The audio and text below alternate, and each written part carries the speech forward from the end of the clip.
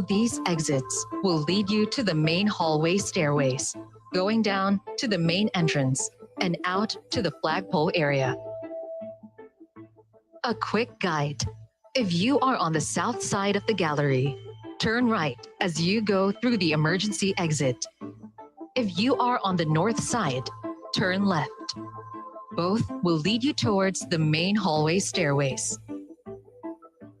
If you are seated at the rostrum, your nearest exits are on the north and south sides, leading directly to the rear entrance lobby and out to the helipad area. Finally, if you are unable to leave the plenary hall, do not panic. Essential safety items, a hard hat, whistle, bottled water, and flashlight are readily available under your table for your immediate use. Thank you for your attention. Your safety is our shared responsibility.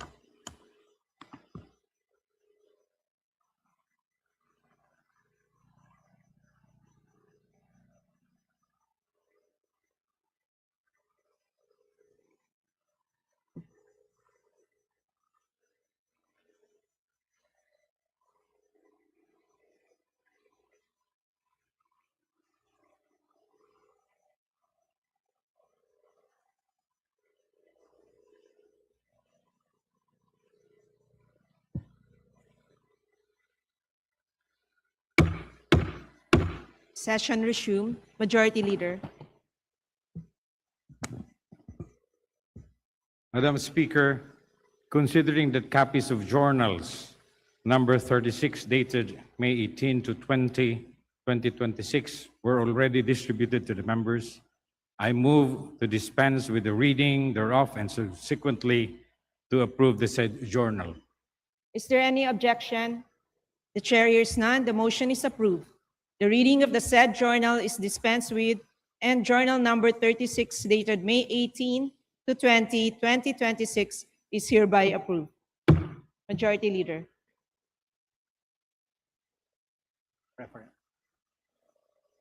Madam Speaker, I move that we proceed with the additional reference of business and request that the Secretary General be directed to read the titles of bills and resolutions on first reading, as well as communications and committee reports.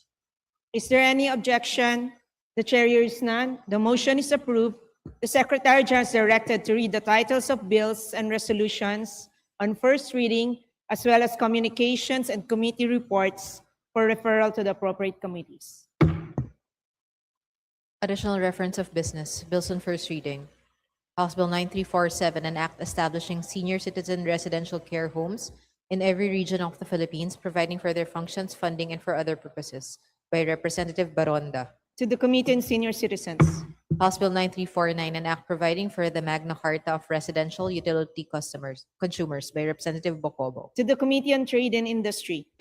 House Bill 9350, an act recognizing the right of patients to designate a healthcare agent through a healthcare proxy, promoting advanced care planning, and providing for supported healthcare decision-making in the healthcare system, by Representative Swansing Bella Vanessa. To the Committee on Health. House Bill numbers 9351, 9354, and 9355, declaring certain roads in Cagayan de Oro City and Iligan City international roads, by Representative Regencia. to the Committee on Public Works and Highways, House Bill numbers 9352, 9353, 9356, and 9357, converting certain roads in Iligan City into a national road and appropriating funds therefore, by Representative Rehencia. to the Committee on Public Works and Highways, House Bill 9359, an act providing for the Magna Carta of Waste Workers, by Representative Mendoza. to the Committee on Labor and Employment, House Bill 9361, an act amending RA 7876, otherwise known as the Senior Citizens Center Act of the Philippines, transferring the lead implementing agency from the DSWD to the National Commission of Senior Citizens, and for other purposes, by Representative Ordanes. to the Committee on Senior Citizens, House Bill 9362, an act granting free postgraduate education to public and private school teachers in state colleges and universities and local universities and colleges, and providing funds therefore, by Representative Acop. to the Committee on Higher and Technical Education, House Bill 9363, an act granting free tertiary agricultural education and other related courses to all dependent children of qualified indigent farmers, providing funds therefore and for other purposes, by Representative Acop. to the Committee on Higher and Technical Education, House Bill 9364, an act establishing the Anti-Stunting Action Plan Council in the Philippines, defining its powers and functions, appropriating funds therefore and for other purposes, by Representative Acop. to the Committee on Health, House Bill 9365, an act establishing a forensic DNA database in the Philippines, appropriating funds therefore and for other purposes, by Representative Acop. to the Committee on Public Order and Safety, House Bill 9366, converting the Northeastern Mindanao State University Marihatag Offsite Campus in Marihatag, Surigao del Sur, to a regular campus of the Northeastern Mindanao State University, to be known as Northeastern Mindanao State University Marihatag Campus, by Representative Momo. to the Committee on Higher and Technical Education, House Bill 9367, an act establishing a Philippine Strategic Petroleum Reserve System to ensure energy security and appropriating funds therefore, by Representatives Villaferte Miguel Luis, Villaferte Vincenzo Renato Luigi, Horibata, and Redon. to the Committee on Energy, House Bill 9368, granting a franchise to the South Cotabato 1 Electric Cooperative Inc. to construct, install, establish, operate, own, manage, and maintain distribution systems for the conveyance of electric power to end users in the city of Coronadal and in the municipalities of Tampakan, Tantangan, Banga, Surala, and Norala in the province of South Cotabato, by Representative Hernandez Ferdinand. to the Committee on Legislative Franchises, House Bill 9369, an act renewing for another 50 years the franchise granted to Philippine Airlines Inc. under PD 1590, entitled an act granting a new franchise to Philippine Airlines Inc. to establish, operate, and maintain air transport services in the Philippines and other countries, and for other purposes, by Representative Salceda. to the Committee on Legislative Franchises, House Bill 9370, an act renewing for another 50 years the franchise granted to Cebu Air Inc., doing business under name and style of Cebu Pacific under RA 7151, entitled an act granting Cebu Air Inc. a franchise to establish, operate, and maintain transport services for the carriage of passengers, mail, goods, and property by air, both domestic and international, with Cebu as its base, by Representative Salceda. to the Committee on Legislative Franchises, House Bill 9371, an act promoting the adoption of plug-in solar energy systems for self-consumption, establishing the safety and regulatory framework therefore, and exempting small-scale systems from permitting requirements, by Representative Tanchay. to the Committee on Energy, House Bill 9372, an act creating the province of the Bangsamoro Special Geographic Area in the Bangsamoro Autonomous Region in Muslim Mindanao, providing for its charter and for other purposes, by Representatives Hernandez Ferdinand, Emano, Adiong, Balindong, Flores, and Arbison Munir Jr. to the Committee on Local Government, House Bill 9373, institutionalizing National Arts Month every February, establishing the National Arts Exhibition Program, promoting Filipino arts and culture, and appropriating funds therefore, by Representative Ko. to the Committee on Basic Education and Culture, House Bill 9374, an act strengthening and mandating the establishment of fisherfolk settlement areas, amending for the purpose Section 108 of RA 8550, otherwise known as the Philippine Fisheries Code of 1998 as amended by RA 10654, by Representative Ko. to the Committee on Aquaculture and Fisheries Resources, House Bill 9375, an act prohibiting the hoarding, resale, or distribution of admission tickets through unauthorized channels at unconscionable prices, providing penalties therefore and for other purposes, by Representative Ko. to the Committee on Trade and Industry, House Bill 9376, granting the Leyte 5 Electric Cooperative Inc. a franchise to construct, install, establish, operate, own, manage, and maintain distribution systems for the conveyance of electric power to the end users in the city of Ormoc and municipalities of Albuera, Cananga, Matagob, Villaba, Palumpon, Tabango, San Isidro, Calubian, Leyte, Merida, and Isabela Province of Leyte, by Representatives De Gooc and De Jesus. to the Committee on Legislative Franchises, House Bill 9378, an act establishing the GovTech Philippines Corporation as a government-owned or controlled corporation, defining its powers and functions as the central digital engineering, product development, and service delivery authority of the government, enhancing the Philippine e-governance and for other purposes, by Representative Benitez Alfredo. to the Committee on Government Enterprises and Privatization, and the Committee on Information and Communications Technology, House Bill 9379, an act strengthening the establishment and operation of all public and private higher education institutions, by Representatives Romualdez Ferdinand Martin, Romualdez Zia Marie, Romualdez Andrew Julian, and Asidre. to the Committee on Higher and Technical Education, House Bill 9380, an act establishing the Palawan Coral Reef and Mangrove Restoration Program, providing funds therefor and for other purposes, by Representative Legazpi. to the Committee on Natural Resources, House Bill 9381, an act institutionalizing the DSWD Sustainable Livelihood Program, by Representative Legazpi. to the Committee on Social Services, House Bill 9383, an act increasing the base exemption for personal income tax, amending for the purpose Section 24 of the National Internal Revenue Code of 1997 as amended, and instituting automatic indexation based on the Consumer Price Index, by Representative Roman. to the Committee on Ways and Means, Resolutions, House Resolution 1037, resolution directing the Committee on Good Government and Public Accountability, jointly with other appropriate committees of the House of Representatives, to conduct an inquiry in aid of legislation to the reported failure of the GSIS to enforce matured and delinquent credit instruments secured by real estate mortgages and other collateral, resulting in potential financial losses, asset impairment, and opportunity costs to the GSIS fund to the prejudice of government employees and the Filipino people, by Representative De Maguila. to the Committee on Rules, House Resolution 1040, resolution expressing profound sympathy and sincere condolences on the demise of Mommy Isabel Chaving Basit Luistro, by Representative Olivares. to the Committee on Rules, House Resolution 1041, resolution directing the appropriate committees of the House of Representatives to conduct an inquiry in aid of legislation into the recurring power outages and the effectiveness of Republic Act Number 9136, otherwise known as the Electric Power Industry Reform Act of 2001, after 25 years of implementation, with the end in view of instituting urgent reforms to lower electricity rates, regulate pass-through charges, and ensure reliable and accountable power service, by Representative Yap Arthur. to the Committee on Rules, House Resolution 1044, resolution directing the Committee on Basic Education and Culture to conduct an inquiry in aid of legislation into the status of SPED and the implementation of inclusive learning resource centers, with the end view of addressing systemic gaps and strengthening inclusive education in the country, by Representative De Lima. to the Committee on Rules, Committee report. Committee report number 336, submitted by the Special Committee on Nuclear Energy and the Committee on Appropriations, and House Bill number 375. to the Committee on Rules. Majority Leader.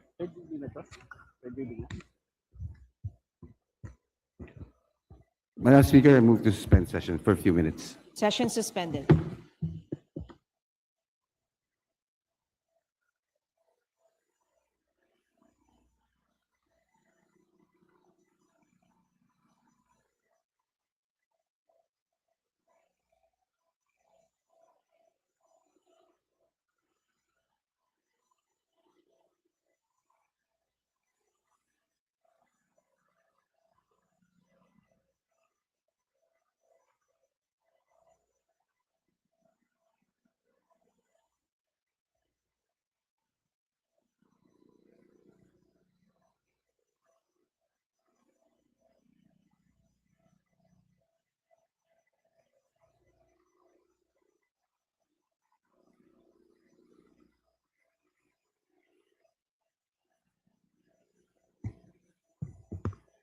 Session resumed. Majority Leader. Madam Speaker, may we request to acknowledge the guests of the Honorable Representative from the 1st District of Zambales, our Deputy Speaker, Representative Jefferson F. Konghun. They are the officials and members of the Philippine Outreach Center, Christian Academy from Subic, Zambales, Ms. Emerita Romero, Sir Aaron Perillo, Mr. Daniel Azuelo, Janine Azuelo, Mary Ann Agacoscos, Michael Cabrillas, Felicitas Ventura, Crystal Gale Pagirigan, Yolanda Agagon, Jeneline Lucito, Adrian Daan, Mary Glenn Parangat, Teresa May Jimenez, Rosana Gaida, Hannah Eliza Miranda, Lira Mira Julian, Darlene Valdez, and Doris Ignacio. To the guests of the Deputy Speaker, Jefferson Konghun.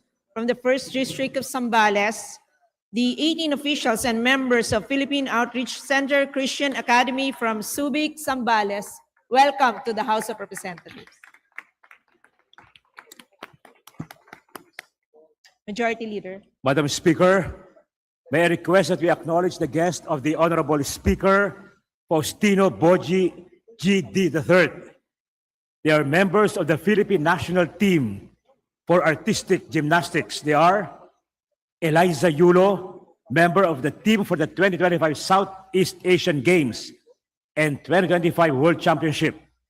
Maxine Bondok, member of the Philippine team to the 2025 Junior Asian Championship, 2025 Junior World Championships, and 2026 Junior Asian Championship.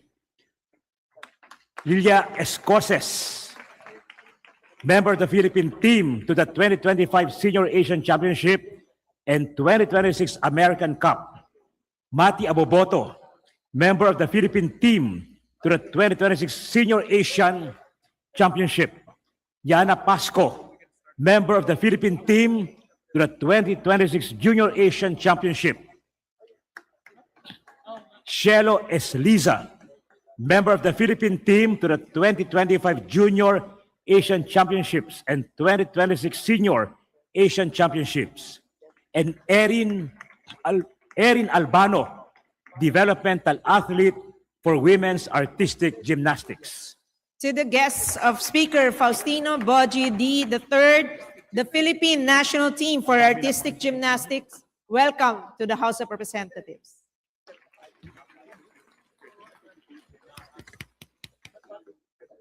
Majority Leader. Madam Speaker, I move to suspend sessions for a few minutes. Session suspended.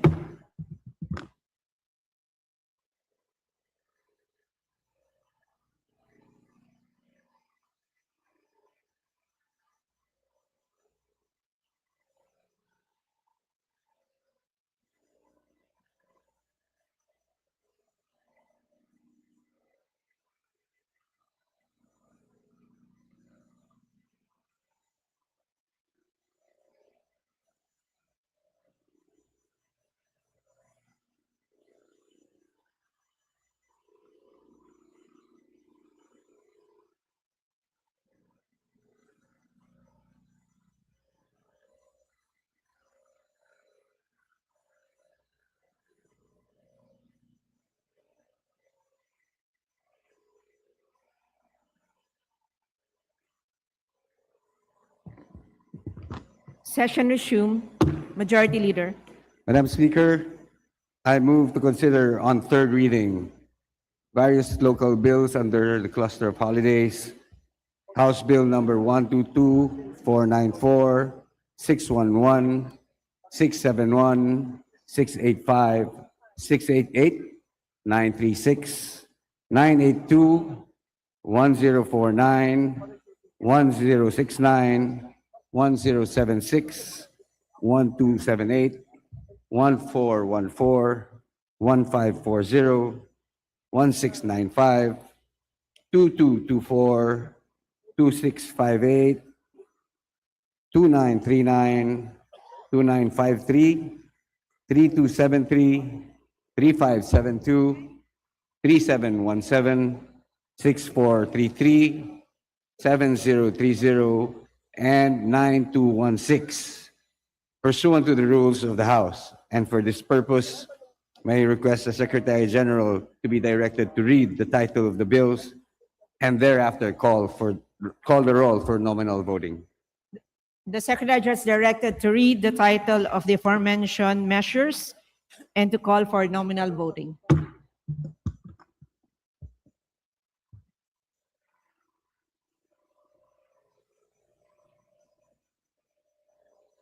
House Bill number 122, an act declaring March 17 of every year as Homonhon Landing Day, a special non-working holiday in the province of Eastern Samar in commemoration of Ferdinand Magellan's landing in Homonhon. House Bill number 494, an act declaring October 5 of every year as Araw ng Del Gallego, a special non-working holiday in the municipality of Del Gallego, Camarines Sur. House Bill number 611, an act amending Republic Act number 10776, entitled An Act Declaring May 8 of every year as Hermosa Day and a special working holiday and no class day in schools in the municipality of Formosa, province of Bataan. House Bill number 671, an act declaring January 23 of every year a special non-working holiday in the municipality of Tanay, province of Rizal. House Bill number 685, an act declaring March 8 of every year as a special non-working holiday in the province of Davao de Oro. House Bill number 688, an act declaring August 1 of every year as a special non-working holiday in the municipality of Compostela, province of Davao de Oro. House Bill number 936, an act declaring July 22 of every year a special non-working holiday in the city of General Santos in commemoration of its Balaan Day celebration. House Bill number 982, an act declaring August 13 of every year a special non-working holiday in the province of Ilocos Norte to commemorate the birth date of master weaver and Ilocano icon Magdalena Gamayo, to be known as Magdalena Gamayo Day. House Bill number 1049, an act declaring March 7 of every year a special non-working holiday in the city of Tagum, amending for the purpose Republic Act number 9193, entitled an act declaring March 7 of every year a special non-working holiday in the city of Tagum, province of Davao del Norte. House Bill number 1069, an act declaring December 15 of every year a special non-working holiday in the municipality of Mulong, province of Cagayan, in commemoration of its founding anniversary. House Bill number 1076, an act declaring August 18 of every year a special non-working holiday in the municipality of Solana, province of Cagayan, in commemoration of its founding anniversary, to be known as Agaw Nak Solana. House Bill number 1278, an act declaring August 6 of every year as a special non-working holiday in the municipality of Pilar, province of Sorsogon, in commemoration of its founding anniversary.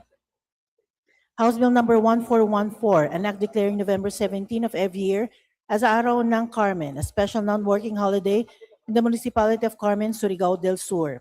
House Bill number 1540, an act declaring December 12 of every year as a special non-working holiday in the municipality of San Juan, Batangas. House Bill number 1695, an act declaring February 11 of every year a special non-working holiday in the municipality of Ibaan, province of Batangas, in celebration of its founding anniversary. House Bill number 2053, an act declaring June 16 of every year as a special non-working holiday in the city of Baybay, province of Leyte, in commemoration of its Charter Day. House Bill number 2224, an act declaring April 21 of every year a special non-working holiday in the city of Calamba, province of Laguna, in commemoration of its cityhood anniversary. House Bill number 2658, an act declaring December 13 of every year a special non-working holiday in the city of General Trias, province of Cavite, to be known as the General Trias City Charter Day. House Bill number 2939, an act declaring June 16 of every year a special non-working holiday in the city of Iligan in commemoration of its Charter Day anniversary, to be known as Adlaw sa Iligan. House Bill number 2953, an act declaring July 27 of every year a special non-working holiday in the municipality of Bacong, province of Negros Oriental, to be known as Leon Kilat Day. House Bill 3273, an act declaring February 1 of every year special non-working holiday in the province of Camarines Norte, repealing for the purpose Republic Act number 9090, entitled an act declaring February 1st of every year as Jose Maria C. Panganiban Day, and a special working public holiday in the province of Camarines Norte. House Bill number 3572, an act declaring June 15 of every year a special non-working holiday in the municipality of Yabong, province of Samar, in commemoration of its Charter Day anniversary. House Bill number 3717, an act declaring October 2 of every year a special non-working holiday in the municipality of Solano, province of Nueva Vizcaya, to be known as Solano Day. House Bill number 6433, an act declaring May 21 of every year a special non-working holiday in the city of Malabon in commemoration of its founding anniversary. House Bill number 7030, an act declaring May 14 of every year a special non-working holiday in the municipality of Tumawini, province of Isabela, in celebration of its patronal fiesta. House Bill 9216, an act declaring September 11 of every year a special non-working holiday in the province of Ilocos Norte in commemoration of the birth anniversary of former President Ferdinand Adrelin Marcos, to be known as President Ferdinand Adrelin Marcos Day. Roll call of members in consideration on third reading of House Bill numbers 122, 494, 611, 671, 685, 688, 936, 982, 1049, 1069, 1076, 1278, 1414, 1540, 1695, 2053, 2224, 2658, 2939, 2953, 3273, 3572, 3717, 6433, 7030, and 9216. Abalos, Abante, Asidre, Ako, Acosta, Adyong, Advincula, Agarao, Agyao, Alano, Alba, Albano, Almario Chino Miguel, Almario Dennis, Almonte, Alvarez Jose, Alvarez Mercedes, Amante, Amatong, Angara, Angeles, Aquino, Aquino Magsaysay, Arbison Munir, Arbison Munir Jr., Arenas, Arrogancia, Asistio, Ataide, Aumentado, Ayon, Bagao, Balindong, Banyas Nograles, Bangkoro, Barba, Barbers, Baronda, Barzaga, Baskuk, Bautista Claude, Bautista Johan Monich, Bautista Lim, Beltran, Benitez Alfredo, Benitez Javier Miguel, Bernos Ching, Bernos JB, Biron, Bocobo, Bolilia, Bondok, Briones, Bulut Begtang, Cagas, Calderon, Calixto, Kawagdan, Cari, Castro, Caiton, Celeste, Sendanya, Ceniza, Chan Jan Franz Norbert Joselito Almario, Chan Junard, Chua, Chuatay, Chungalao, Copilar, Juanco Jaime Eduardo Mark, Juanco Mark, Coliantes, Corvera, Cruz Agatha, Cruz Ricardo, Cruzado, Kua, Dagoo, Dalog, Dayang Hirang, Daza, De Jesus, De Lima, De Venecia, Defensor, De Gamo,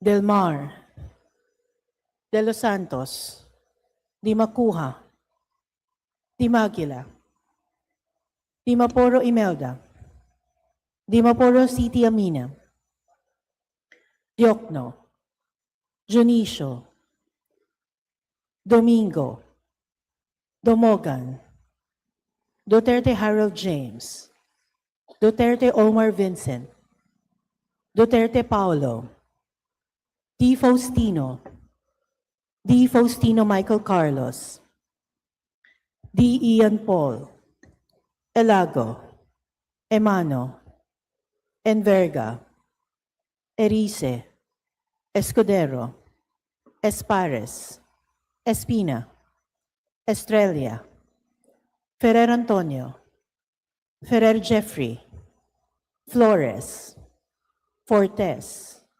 Frasco, Fresnedi, Fuentebella, Galang, Galeos, Garbin, Garcia Albert, Garcia Dante, Garcia Jose Arturo, Garcia Karen Hope, Garcia Maria Angela, Guardiola, Garin, Gatchalian, Gato, Glepa,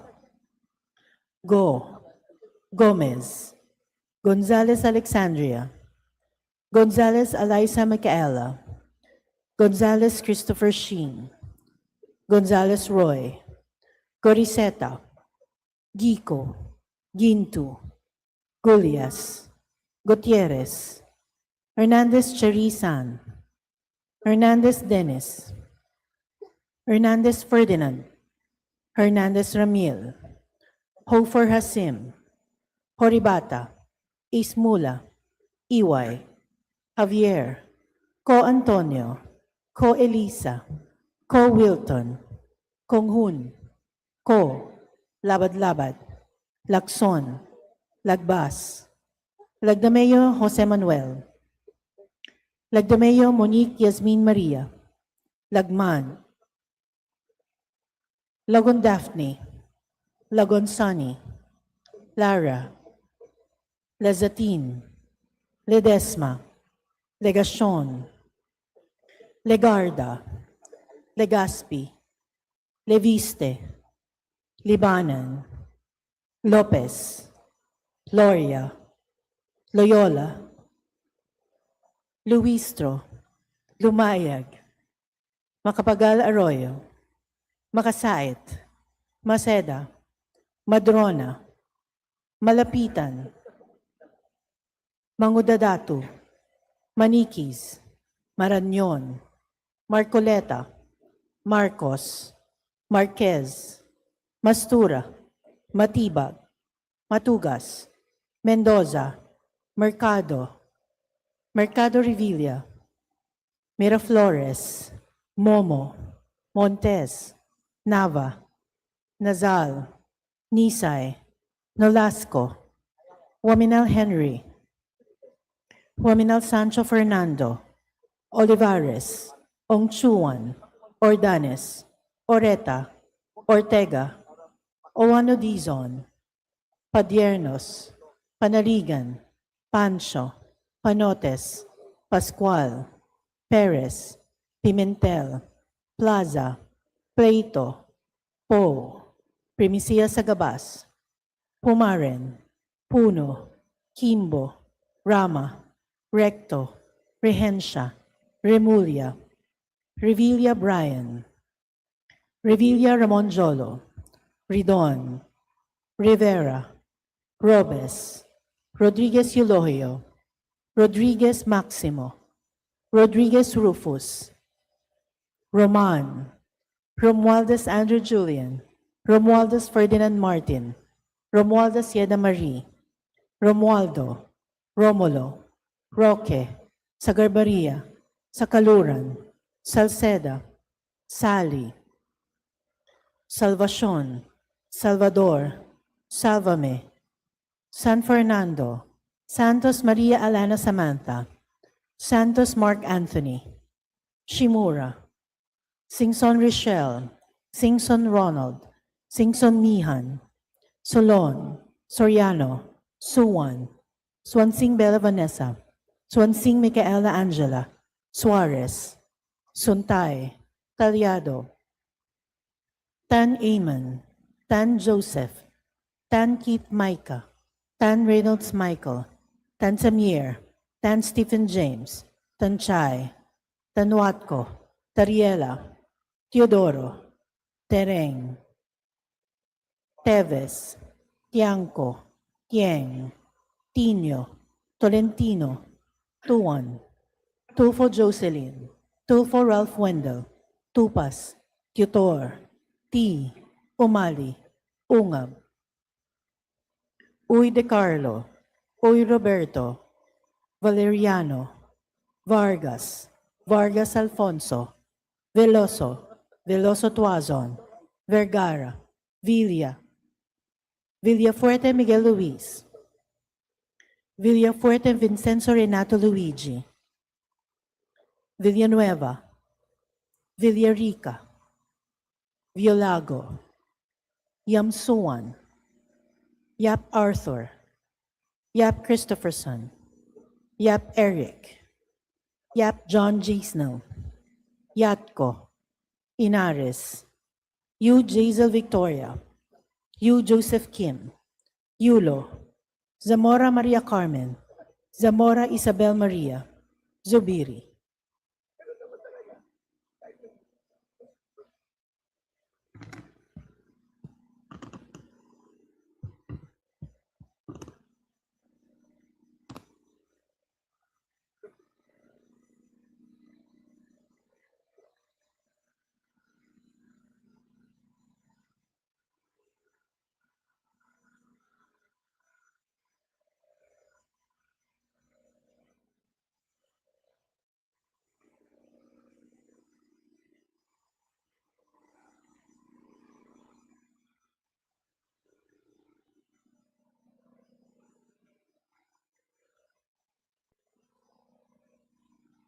Second call of members in consideration on third reading of House Bills number 122, 494, 611, 671, 685, 688, 936, 982, 1049, 1069, 1076, 1278, 1414, 1540, 1695, 2053, 2224, 2658, 2939, 2953, 3273, 3572, 3717, 6433, 7030, and 9216.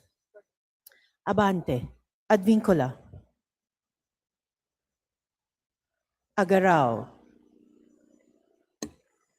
Alano, Almario Chino Miguel, Alvarez Mercedes, Amatong, Ang, Arenas,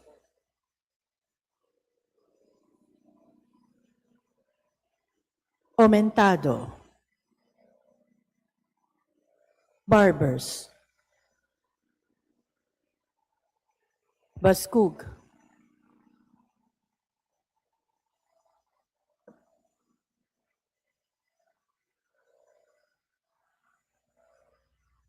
Bautista Johan Monich,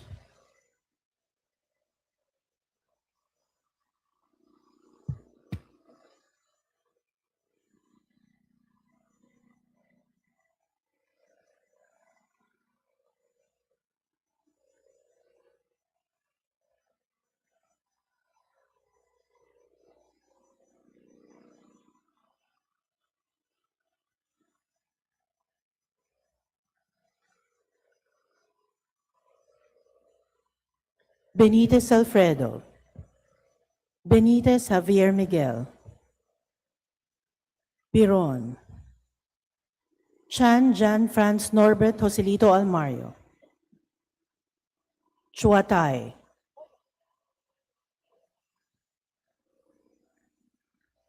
Ko,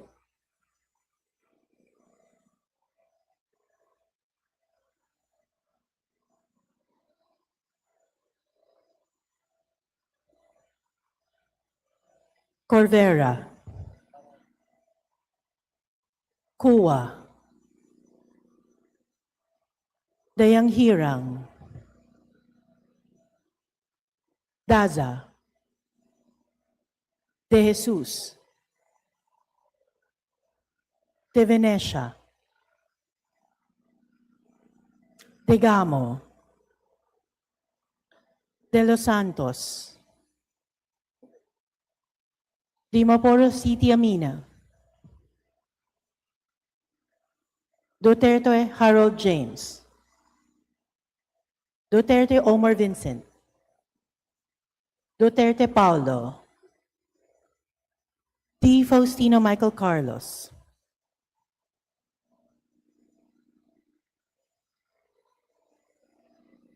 D. Ian Paul, Elago, Ferrer Jeffrey, Garcia Albert, Go, Goriseta, Gulias, Hernandez Cherise Ann, Hernandez Dennis, Hernandez Ferdinand, Horibata, Ismula, Iway, Labad-Labad, Lacson, Lagman, Ledesma,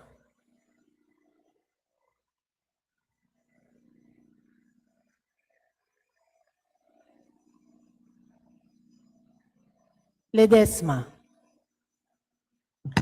Macapagal Arroyo,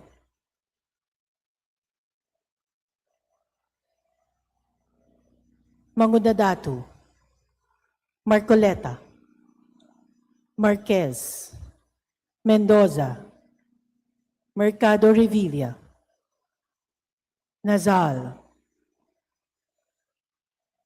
Ongchuan, Padiernos, Pascual, Plaza, Primicia Sagabas, Puno, Kimbo, Rama, Recto, Remulla, Revilla Bryan, Salceda, Sally, Santos Maria Alana Samantha, Shimura, Solon, Swansing Bella Vanessa, Swansing Micaela Angela, Suarez, Taliado, Tan Reynolds Michael, Tan Samir, Tan Stephen James, Tan Watco, Teves, Tino, Tolentino, Tupas, Tutor, T, Ungab, Oy De Carlo, Oy Roberto,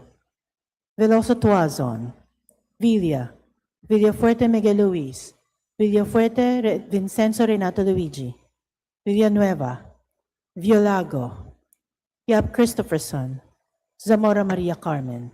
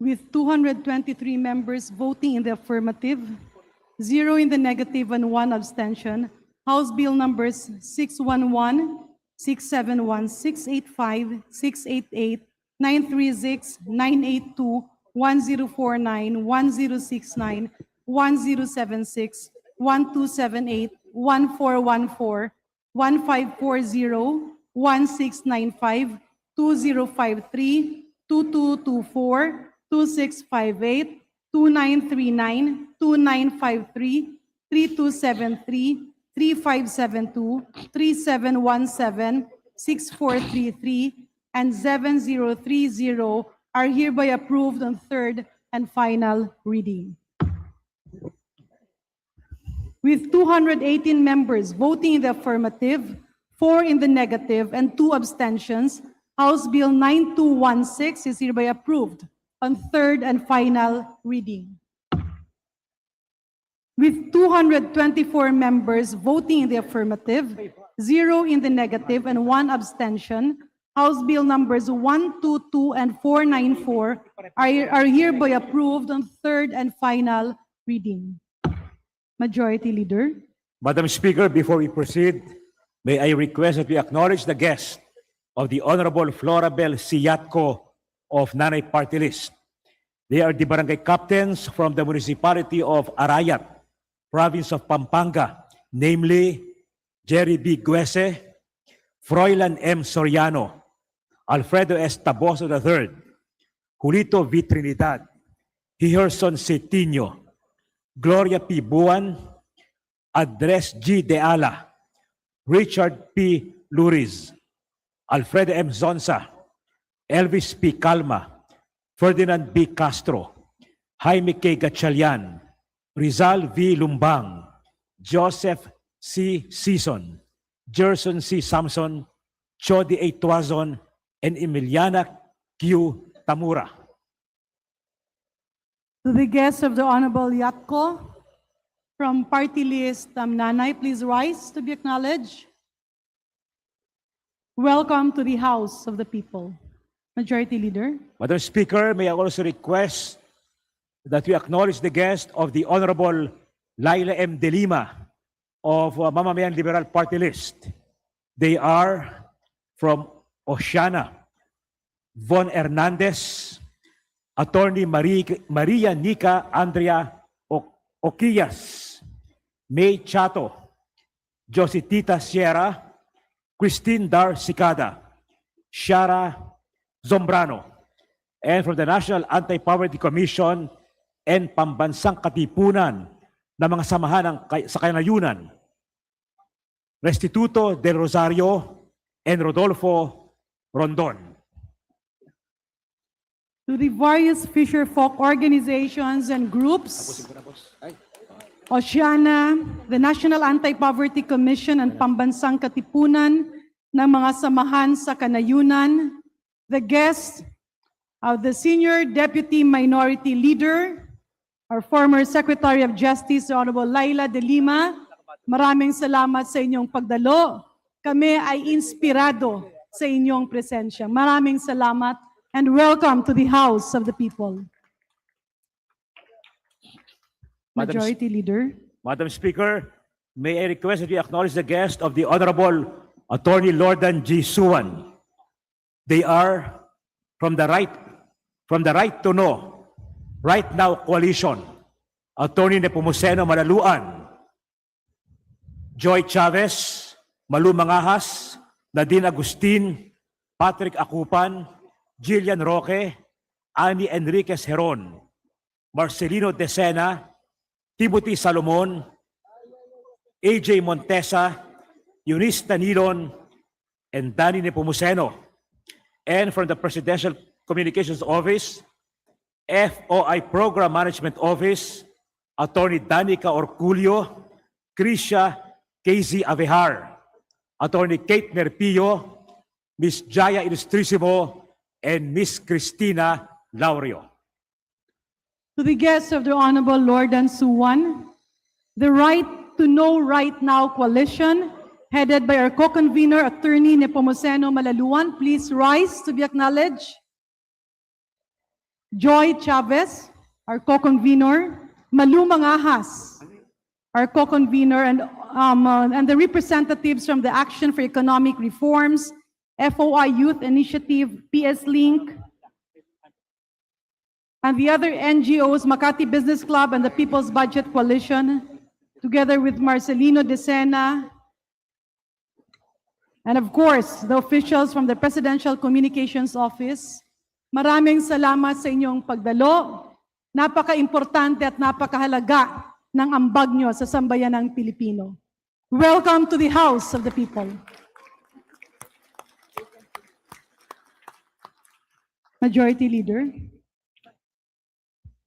Madam Speaker, I move to recognize Representative Reneco for her manifestation. The Honorable Reneco of Party List Kabataan is hereby recognized.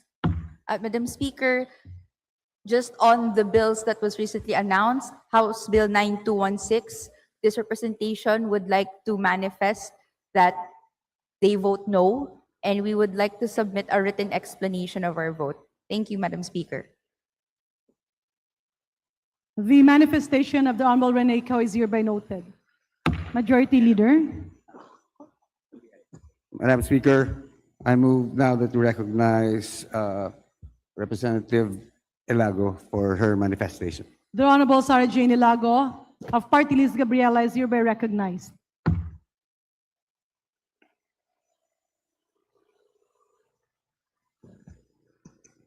Madam Speaker, likewise, this representation from Gabriela Women's Party would like to signify our intent to submit an explanation of the vote no to House Bill number 921.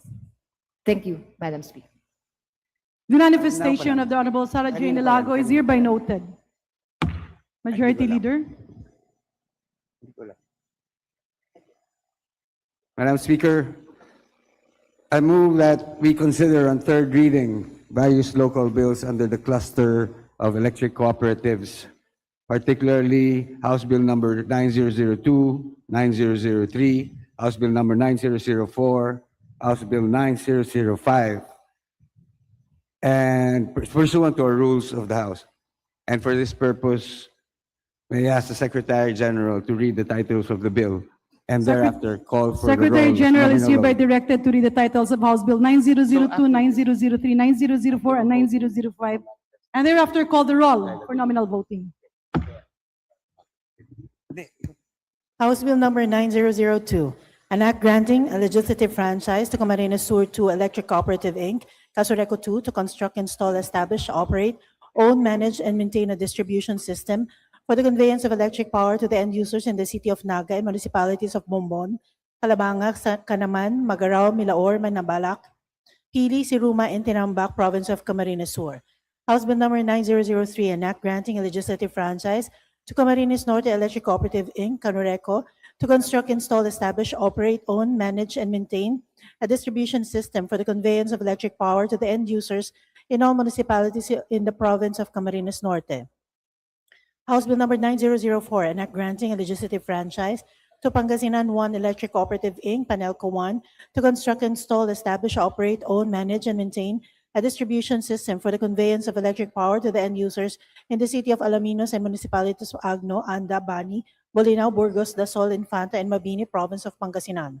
House Bill number 9005, an act granting a legislative franchise to Camarines Sur 1 Electric Cooperative Inc., Casureco 1, to construct, install, establish, operate, own, manage, and maintain a distribution system for the conveyance of electric power to the end users in the municipalities of Libmanan, Cabusao, Sipoco, Tragay, Lupi, Pamplona, Pasacao, San Fernando, Gainza, and Camarigan, province of Camarines Sur. Roll call of members in consideration on third reading of House Bill numbers 9002, 9003, 9004, and 9005. Abalos, Sabante, Asidre, Aco, Pacosta, Adyong, Advincola, Agarao, Agyao, Alano, Alba, Albano, Almario Chino Miguel, Almario Dennis, Almonte, Alvarez Jose, Alvarez Mercedes, Amante, Amatong, Ang Angara, Angeles, Aquino, Aquino Magsaysay, Arbison Munir Jr., Arenas, Arrogancia, Asistio, Ataide, Aumentado, Ayon, Bagao, Balindong, Banyas Nograles, Bangkoro, Barba, Barbers, Baronda, Barzaga, Bascug, Bautista Claude, Bautista Joan Monich, Bautista Lim, Beltran, Benitez Alfredo, Benitez Javier Miguel, Bernos Ching, Bernos JB, Biron, Bocobo, Bolivia, Bondok, Briones, Bullet Begtang, Cagas, Calderon, Calixto, Kawagdan, Cari, Castro, Caiton, Celeste, Sendanya, Senisa, Chan Jan Franz Norbert Osilito Almario, Chan Junard, Chua, Chuatay, Chungalao,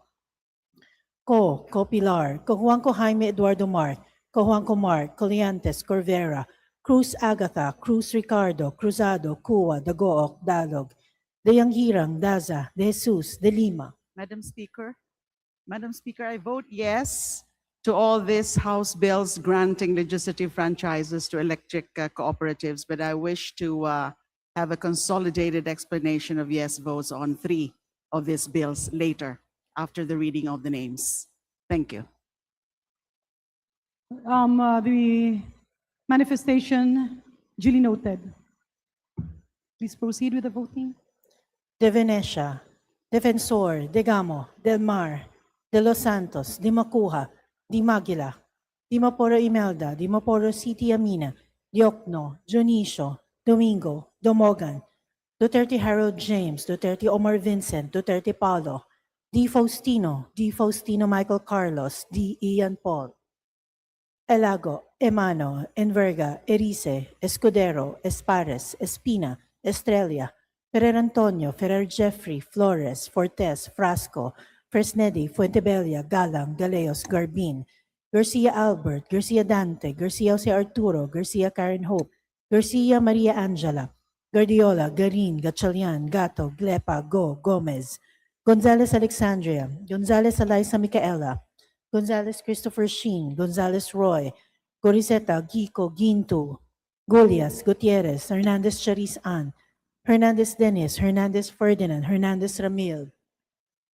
Hofer Hasim, Horibata, Ismula, Iway, Javier, Ko Antonio, Ko Elisa, Ko Wilton, Kong Hun, Ko, Labad-Labad, Lacson, Lagbas, Lagdameo Jose Manuel, Lagdameo Monique Yasmin Maria, Lagman, Lagon Daphne, Lagon Sani, Lara, Lazatin, Ledesma, Legacion, Legarda, Legaspi, Leviste, Libanan, Lopez, Loria, Loyola, Luistro, Lumayag, Macapagal Arroyo, Makasait, Maceda, Madrona, Malapitan, Mangudadatu, Maniquis, Marañon, Marcoleta, Marcos, Marquez, Mastura, Matibag, Matugas, Mendoza, Mercado, Mercado Revilla, Miraflores, Momo, Montez, Nava, Nazal, Nisay, Nolasco, Waminal Henry,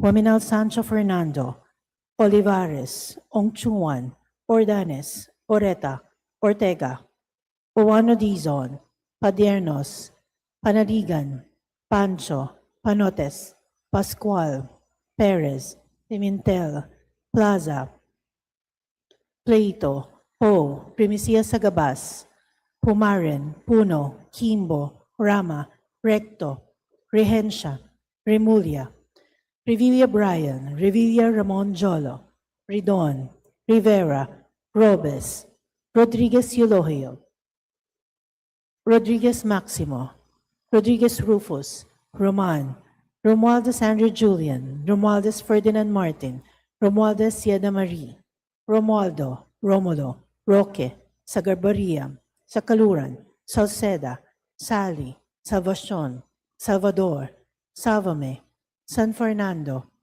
Santos Maria Alana Samantha, Santos Mark Anthony, Shimura, Singson Rochelle, Singson Ronald, Singson Mihan, Solon, Soriano, Suwan, Swansing Bella Vanessa, Swansing Micaela Angela, Suarez, Suntay, Taliado, Tan Amon, Tan Joseph, Tan Keith Micah, Tan Reynolds Michael, Tan Samir, Tan Stephen James, Tan Chay, Tan Watco, Tariela, Teodoro, Tereng, Teves, Tiangco, Tieng, Tino, Tolentino, Tuan, Tulfo Jocelyn, Tulfo Ralph Wendell, Tupas, Tutor, T. Umali, Ungab, Uy De Carlo, Uy Roberto, Valeriano, Vargas, Vargas Alfonso, Veloso, Veloso Tuazon, Vergara, Villa, Villafuerte Miguel Luis, Villafuerte Vincenzo Renato Luigi, Villanueva, Villarica, Violago, Yamsuan, Yap Arthur, Yap Christopherson, Yap Eric, Yap John Gisnam, Yatko, Inares, Hugh Jazel Victoria, Hugh Joseph Kim, Yulo, Zamora Maria Carmen, Zamora Isabel Maria, Zubiri. Madam Speaker, may I be recognized? Well, after the second call for nominal voting. Oh, okay. Thank you. Thank you very much. Secretary General, please proceed with the second round of voting. Second call of members in consideration of House Bill numbers 9002, 9003, 9004, and 9005. Abante, Advincola, Agarao, Alano, Almario Chino Miguel, Alvarez Mercedes, Amatong, Arenas, Aumentado, Barbers, Bascug, Benitez Alfredo, Benitez Javier Miguel, Liron, Chan Jan Franz Norberto Silito Almario, Co, Corvera, Kua, De Yanghirang, Daza, De Jesus, De Venecia, Tegamo, De Los Santos, Dimoporo City Amina, Duterte Harold James, Duterte Omar Vincent, Duterte Paulo, D. Faustino Michael Carlos, D. Ian Paul, Elago, Ferrer Jeffrey, Garcia Albert, Go, Gulias, Hernandez Charisan, Hernandez Dennis, Horibata, Iway, Labad-Labad, Lacson, Lagman, Ledesma, Magudadatu, Marcoleta, Mendoza, Mercado Revilla, Nazal, Ongchuan, Padiernos, Pascual, Plaza, Primicia Sagabas, Puno, Kimbo, Recto, Remulia, Revilla Brian, Salceda, Sally, Santos Maria Alana Samantha, Shimura, Solon, Swansing Vela Vanessa, Swansing Micaela Angela, Suarez, Taliado, Tan Reynolds Michael, Tan Samir, Tan Stephen James, Teves, Tino, Tolentino, Tupas, Tutor, T. Ungab, Uy De Carlo, Uy Roberto, Veloso Tuazon, Villa, Villanueva, Violago, Yap Christopherson, Zamora Maria Carmen.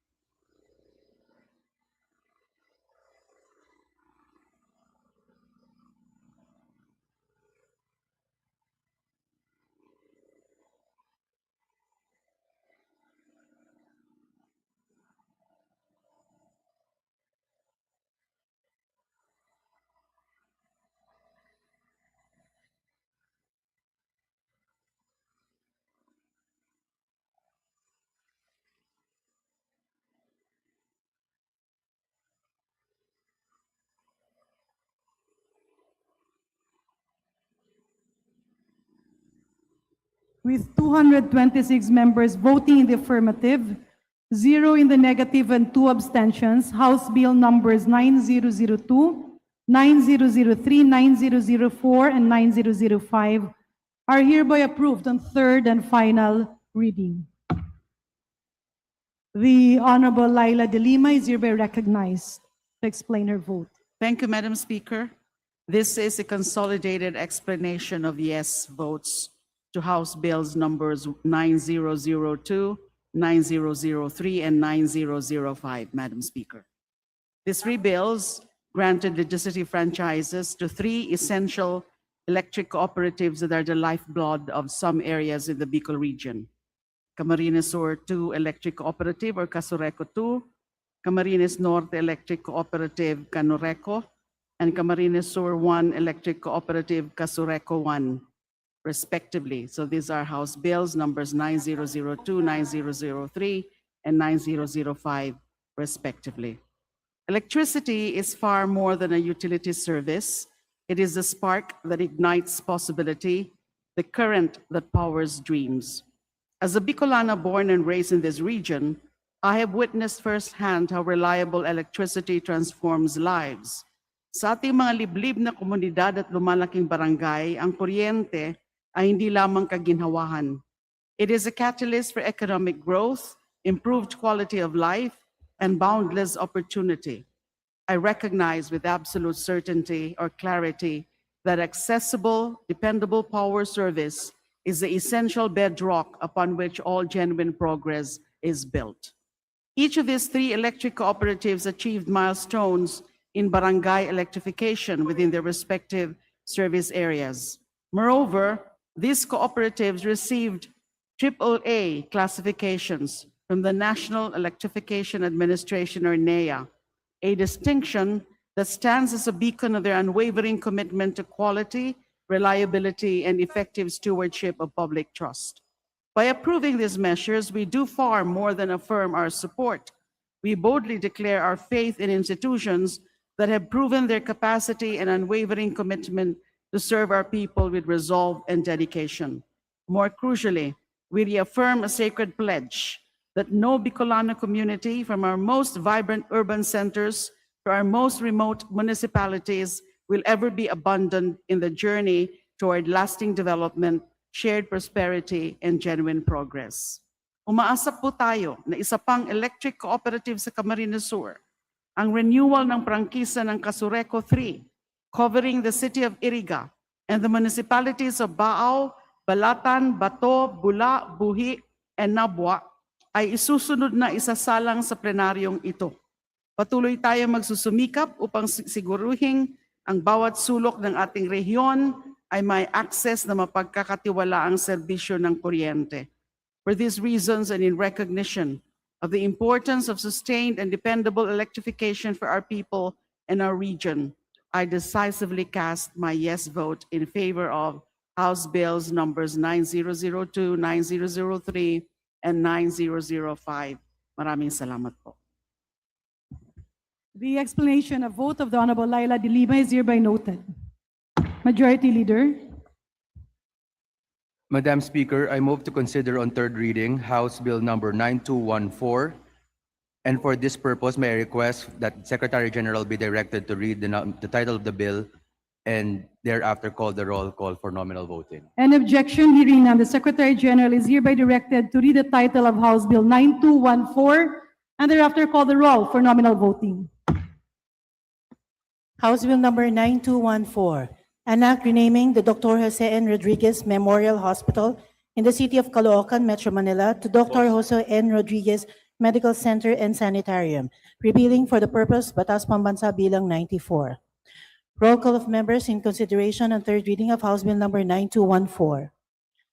Abalos, Sabante, Asidre, Acop, Acosta, Adyong, Advincula, Agaraw, Agyao, Alano, Alba, Albano, Almario Chino Miguel, Almario Dennis, Almonte, Alvarez Jose, Alvarez Mercedes, Amante, Amatong, Angara, Angeles, Aquino, Aquino Magsaysay, Arbison Munir Jr., Arenas, Arrogancia, Asitio, Ataide, Aumentado, Ayon, Bagao, Balindong, Baños Nograles, Bangkoro, Barba, Barbers, Baronda, Barzaga, Bascook, Bautista Claude, Bautista Johan Monich, Bautista Lim, Beltran, Benitez Alfredo, Benitez Javier Miguel, Bernos Ching, Bernos JB, Biron, Bocobo, Bolivia, Bondok, Briones, Bulot Begtang, Cagas, Calderon, Calixto, Kawagdan, Cari, Castro, Caiton, Celeste, Sendanya, Siniza, Chan Jan Franz Norbert Joselito Almario,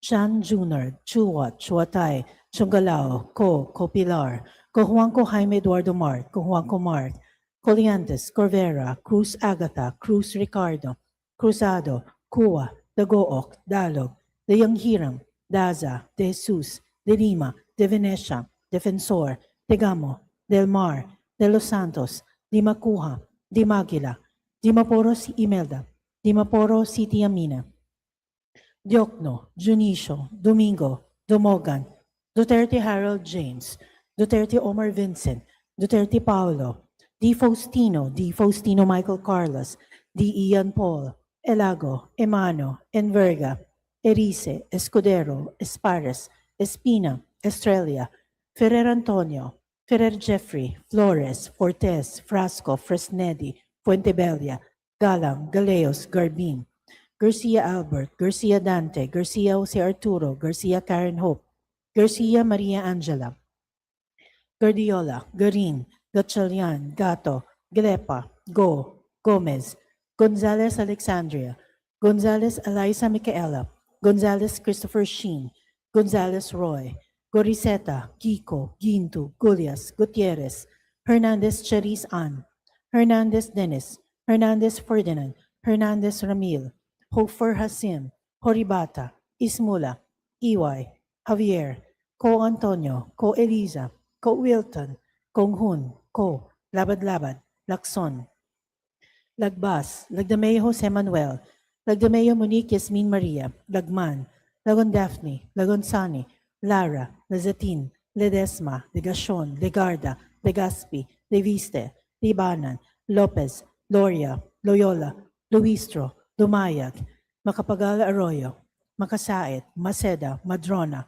Malapitan, Mangudadatu, Manikis, Marñon, Marcoleta, Marcos, Marquez, Mastura, Matibag, Matugas, Mendoza, Mercado, Mercado Revilla, Miraflores, Momo, Montes, Nava, Nazal, Nisay, Nolasco, Juaminal Henry, Juaminal Sancho Fernando, Olivares, Ongchuan, Ordanes, Oreta, Ortega, Owano Dizon, Padiernos, Pananigan, Pancho, Panotes, Pascual, Perez, Pimentel, Plaza, Plato, Po, Primicia Sagabas, Pumarin, Puno, Kimbo, Rama, Recto, Rehencia, Remulia, Revilla Brian, Revilla Ramon Jolo, Redon, Rivera, Robes, Rodriguez Eulogio, Rodriguez Maximo, Rodriguez Rufus, Roman, Romualdez Andrew Julian, Romualdez Ferdinand Martin, Romualdez Siena Marie, Romualdo, Romulo, Roque, Sagarbaria, Sakaluran, Salceda, Sally, Salvacion, Salvador, Salvame,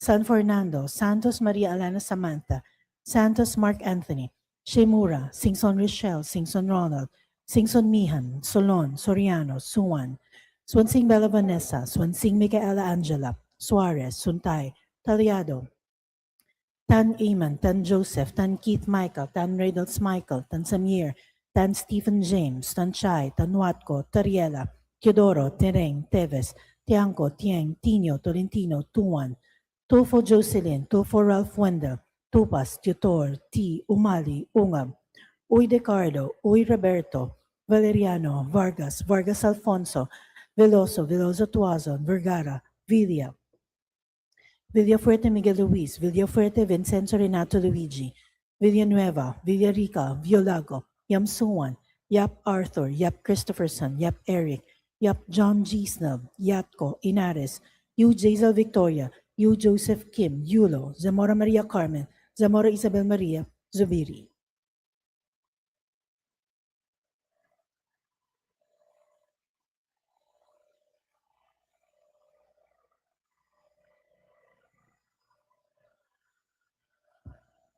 Second call of members in consideration on third reading of House Bill number 9214.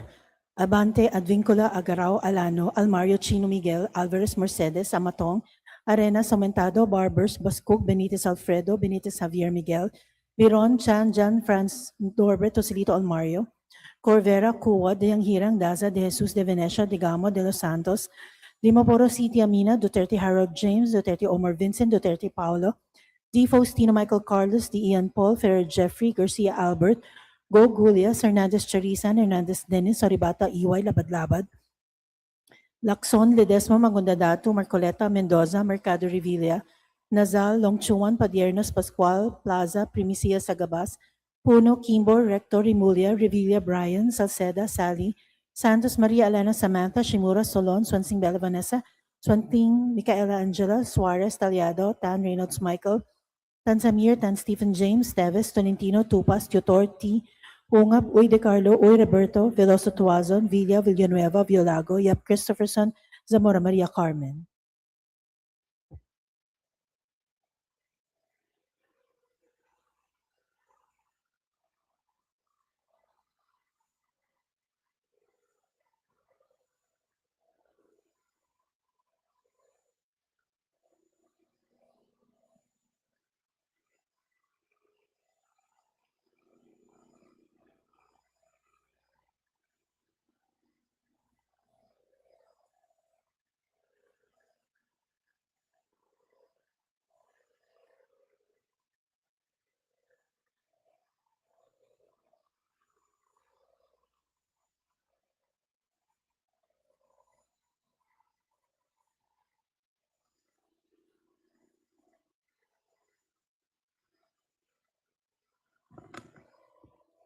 With 229 members voting in the affirmative, 0 in the negative, and 1 abstention, House Bill number 9214 is hereby approved on third and final reading. Majority Leader, Madam Speaker, I move to suspend session for a few minutes. session suspended.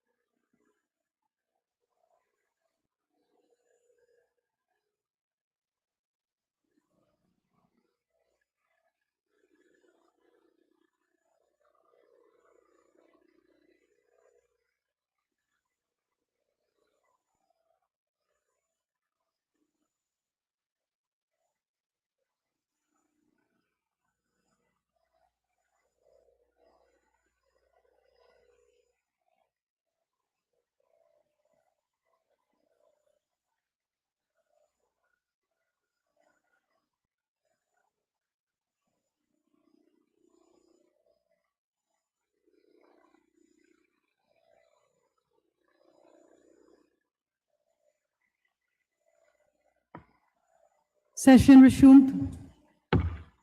Madam Speaker, parliamentary inquiry. What's the parliamentary inquiry of the Honorable Tenyo? Madam Speaker, may I know how, may I ask if this is in relation to Republic Act, to House Bill 9216. This is an act declaring September 11 of every year a special non-working holiday in the province of Ilocos Norte in commemoration of the birth anniversary of former President Ferdinand Edralin Marcos, to be known as President Ferdinand Edralin Marcos Day. May I ask if my vote was recorded as a yes vote?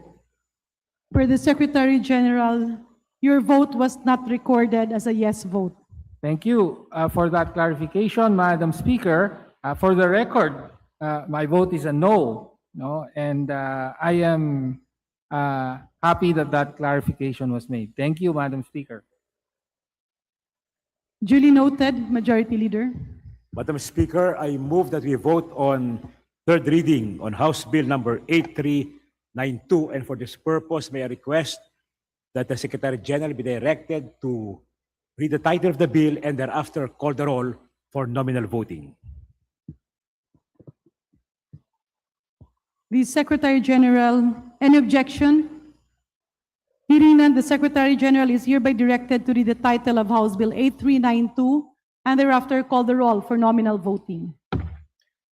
House Bill number 8392, an act declaring National Election Day as a regular non-working holiday, amending for the purpose Section 26, Chapter 7, Book 1 of Executive Order number 292, otherwise known as the Administrative Code of 1987.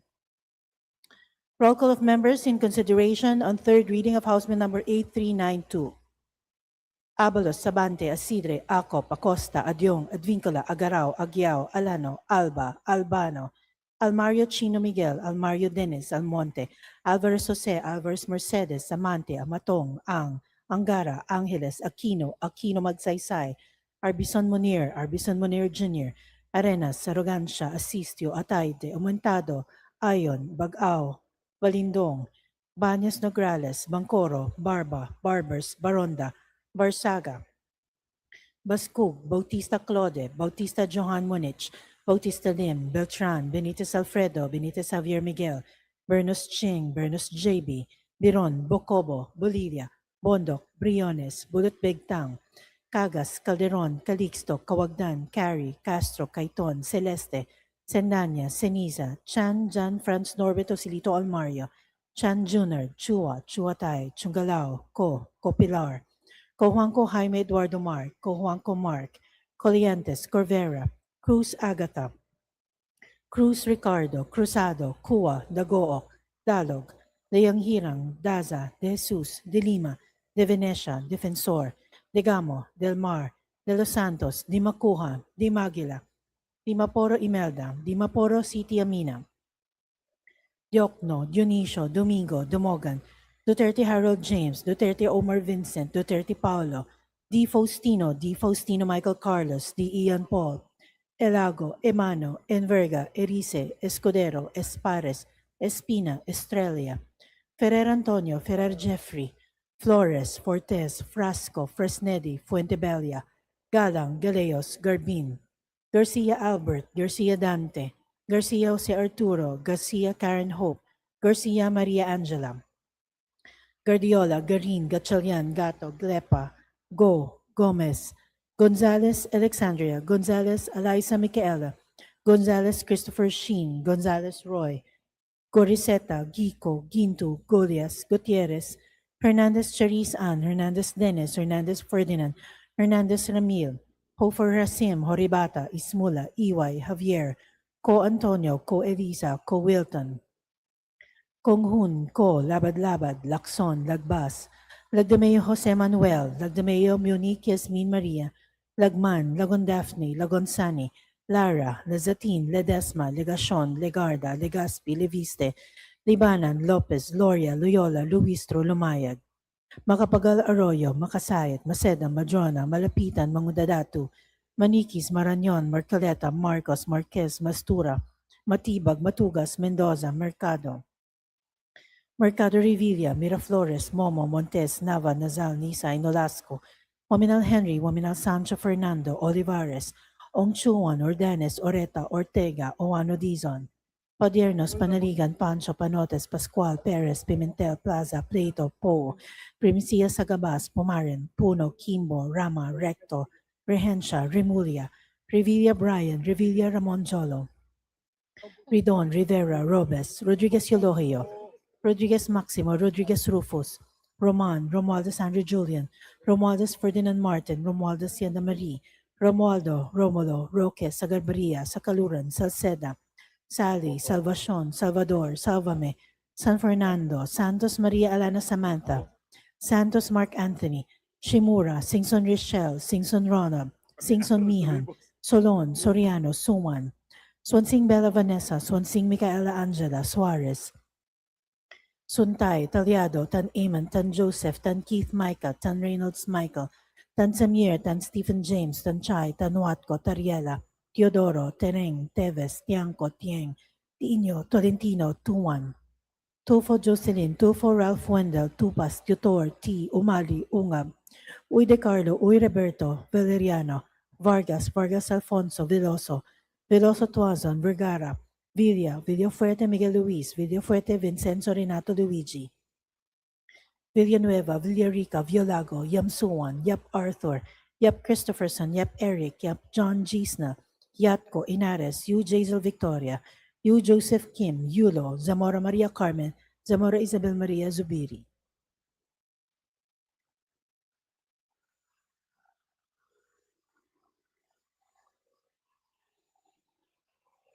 Second call of members in consideration of House Bill number 8392.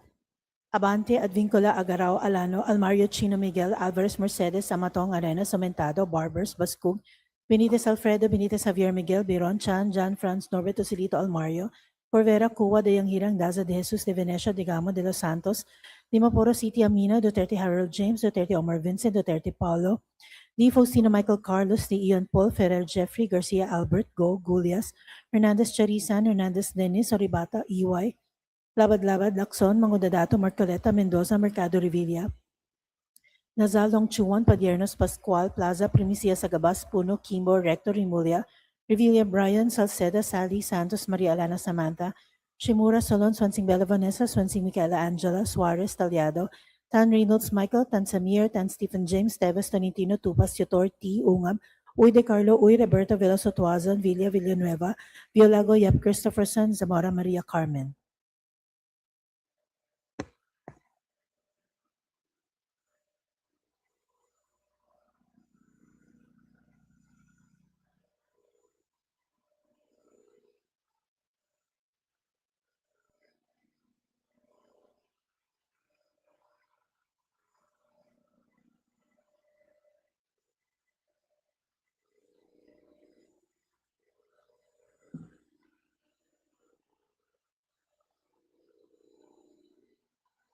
With 233 members voting in the affirmative, 0 in the negative, and 1 abstention, House Bill number 8392 is hereby approved on third and final reading.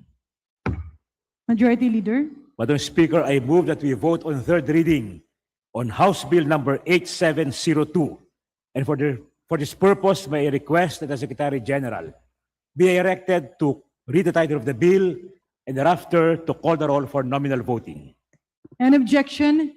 Hearing none, the Secretary General is hereby directed to read the title of House Bill 8702 and thereafter call the roll for nominal voting. House Bill 8702, an act increasing the compulsory retirement age for uniformed personnel of the Philippine National Police from 56 years old to 57 years old, amending for the purpose Section 39 of Republic Act number 6975, otherwise known as the Department of the Interior and Local Government Act of 1990 as amended. Roll call of members in consideration of third reading of House Bill number 8702.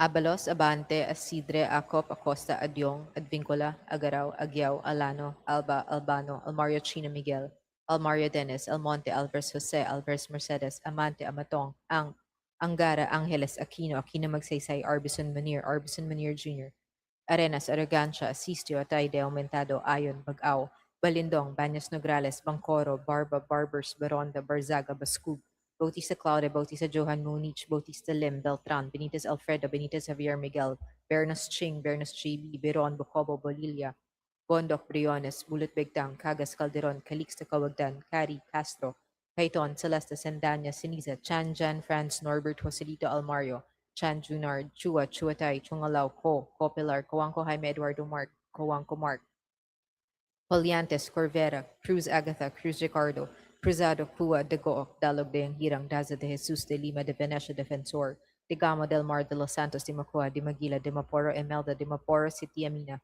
Yokna Janicio, Domingo, de Mogan, Duterte Harold James, Duterte Umar Vincent, Duterte Paulo, D. Faustino Michael Carlos, D. Ian Paul Elago, Emano Enverga, Erisa Escudero, Espares Espina, Estrella Ferrer, Antonio Ferrer, Jeffrey, Flores Fortes, Frasco Fresnedi, Fentebella Galang, Galeos Garbin, Garcia Albert, Garcia Dante, Garcia Jose Arturo, Garcia Karen Hope, Garcia Maria Angela, Guardiola, Garin, Gatchalian, Gato, Glepa, Go, Gomez, Gonzalez, Alexandria, Gonzalez, Eliza Micaela, Gonzalez, Christopher Sheen, Gonzalez, Roy, Goriseta, Guico, Ginto, Gules, Gutierrez, Hernandez, Charis, Ann, Hernandez, Dennis, Hernandez, Ferdinand, Hernandez, Remil, Hofer, Hasim, Horibata, Esmola, EY, Javier, Ko Antonio, Ko Elisa, Ko Wilton, Kong Hun, Ko, Labad, Lacson, Lagbas, Lagdameo, Jose Manuel, Lagdameo, Monique, Min Maria, Lagman, Lagon, Daphne, Lagon, Sunny, Lara, Lizatin, Ledesma, Legacion, Legarda, Legazpi, De Vista, Lebanon, Lopez, Loria, Loyola, Luistro, Lumayag, Macapagal, Arroyo, Makasait, Maceda, Madrona, Malapitan, Mangudadatu, Maniquez, Marañon, Marcoleta, Marcos, Marquez, Mastura, Matibag, Matugas, Mendoza,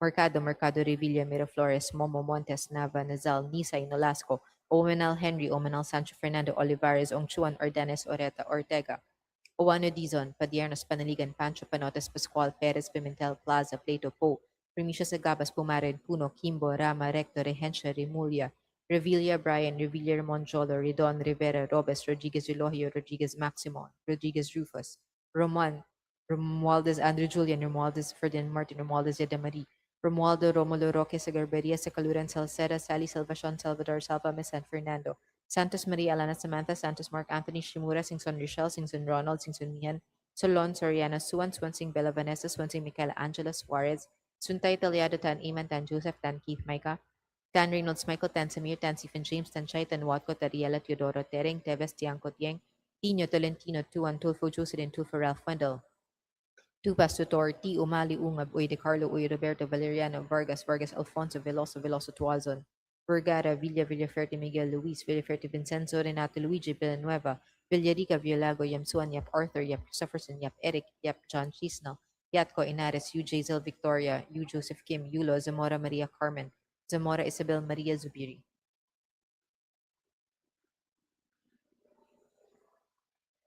Second call in consideration of House Bill number 8702.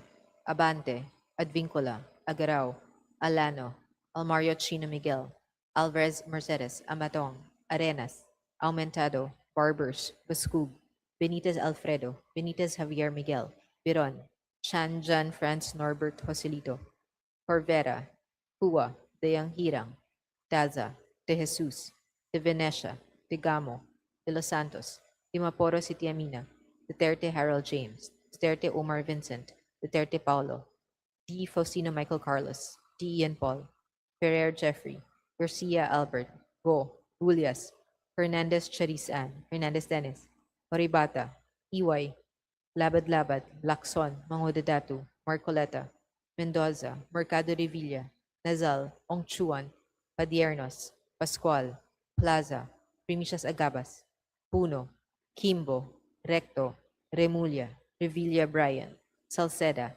Sally, Santos Maria Lana Samantha, Shimura, Solon, Swansing Bella Vanessa, Swansing Micaela Angela, Suarez, Taliado, Tan Reynolds Michael, Tan Samir, Tan Stephen James, Teves, Tolentino, Tupas, Tutor, T. Ungab, Uy de Carlo, Uy Roberto, Veloso Tuazon, Villa, Villanueva, Biolago, Yap Christopherson, Zamora Maria Carmen.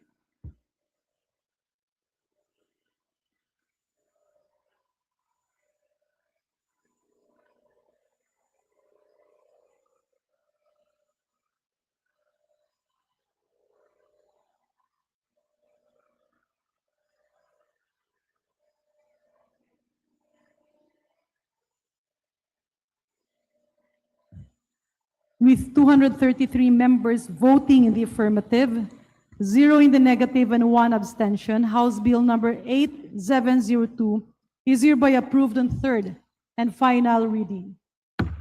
Majority Leader. Madam Speaker, I move to suspend session for a few minutes.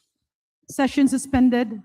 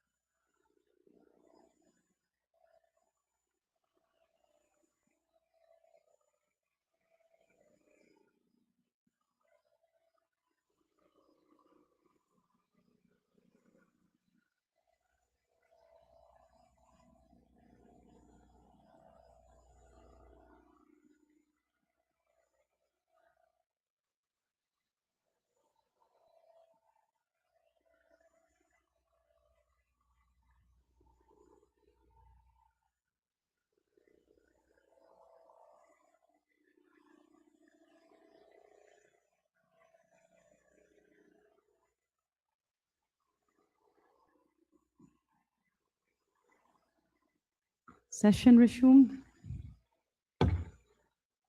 Majority Leader.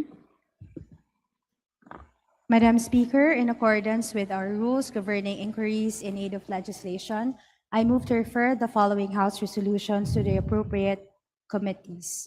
House Resolution 1006 to the Committees on Public Order and Safety and Information and Communications Technology. House Resolution 1008 to the Committee on Health. House Resolution 1009 to the Committees on Public Order and Safety and Information and Communications Technology. House Resolution 1010 to the Committee on Women and Gender Equality. House Resolution 1016 to the Committee on Natural Resources, and House Committee 1021 to the Committee on Public Works and Highways.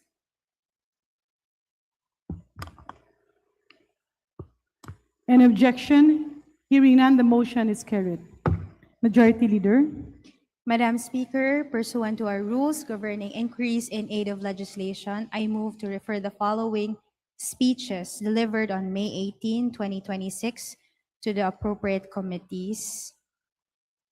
Representative Abante to the Committee on Energy, Representative Dagook to the Committees on Energy and Legislative Franchises, Representative Yap to the Committee on Energy, Representative Elago to the Committee on Aquaculture and Fisheries Resources, Representative Po to the Committee on Aquaculture and Fisheries Resources. Any objection? Hearing none, the motion is approved. Majority Leader. Madam Speaker, I move for the change of referral of the following measures.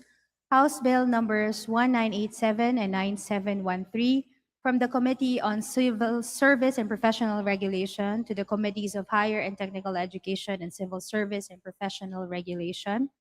House Bill numbers 7804 and 7945 from the Committee on Information and Communications Technology to the Committees on Public Information and Information and Communications Technology. House Bill number 9184 from the Committees on Tourism and Natural Resources to the Committee on Natural Resources. And the privileged speech delivered by Representative Fuentebella on February 9, 2026 from the Committee on Good Government and Public Accountability to the Committee on Agrarian Reform. Any objection?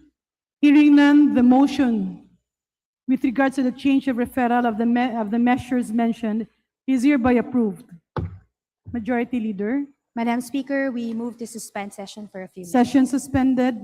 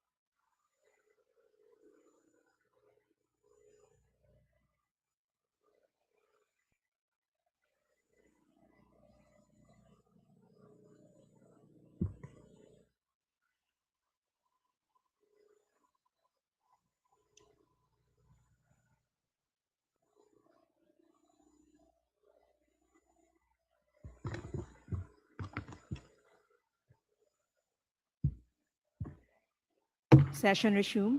Majority Leader. Madam Speaker, under the calendar of business for the day, I move to consider House Bill 9397 as contained in Committee Report number 335, submitted by the Committee on Public Information. And for this purpose, may I request that the Secretary General be directed to read the title of the bill.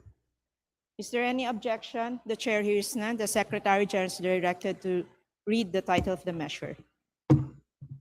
House Bill number 9397, an act upholding the people's constitutional right to access information and promoting full public disclosure of all government transactions involving public interest. Majority Leader. Madam Speaker, I move to open the period of sponsorship and debate, and that the chairman of the Committee on Public Information, the Honorable Lordan Suwan, be recognized to begin sponsorship of the measure. Is there any objection? The chair hears none. The motion is approved, and the Honorable Lordan G. Suwan from the 1st District of Cagayan de Oro is recognized for his sponsorship. Madam Speaker, my esteemed colleagues in the chamber, the House Secretariat, guests of the House of Representatives, and the Filipino people, good day to you all. When I was entrusted stewardship of the Committee on Public Information, I knew beforehand that freedom of information would be at the forefront of our legislative priorities. I note the extensive history of the FOI bill and how it had been in the policy backburner for 3 decades.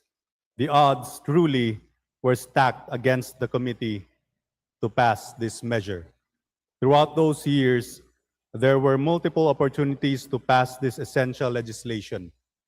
Enumerating each one would only remind us of regret. Had we passed it earlier, could we have prevented the corruption that plagued past and present administrations? Could we have built a more efficient, more responsive bureaucracy?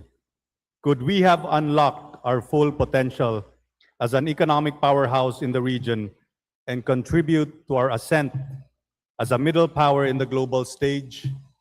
Alas, we can only speculate. Muntikan na, almost. This is how I would describe the legislative history of the FOI bill. From the 8th Congress to the previous Congress, it has always been muntikan na. In the 20th Congress, however, things appear to be very different. There is renewed and sustained momentum to pass the FOI bill, as seen in its inclusion in the President's LEDAC priorities. In this August chamber, the committee made a subtle yet profound shift from freedom of information to the right to information, affirming that access to information is not a mere privilege granted by the government, but a constitutional right guaranteed to every Filipino.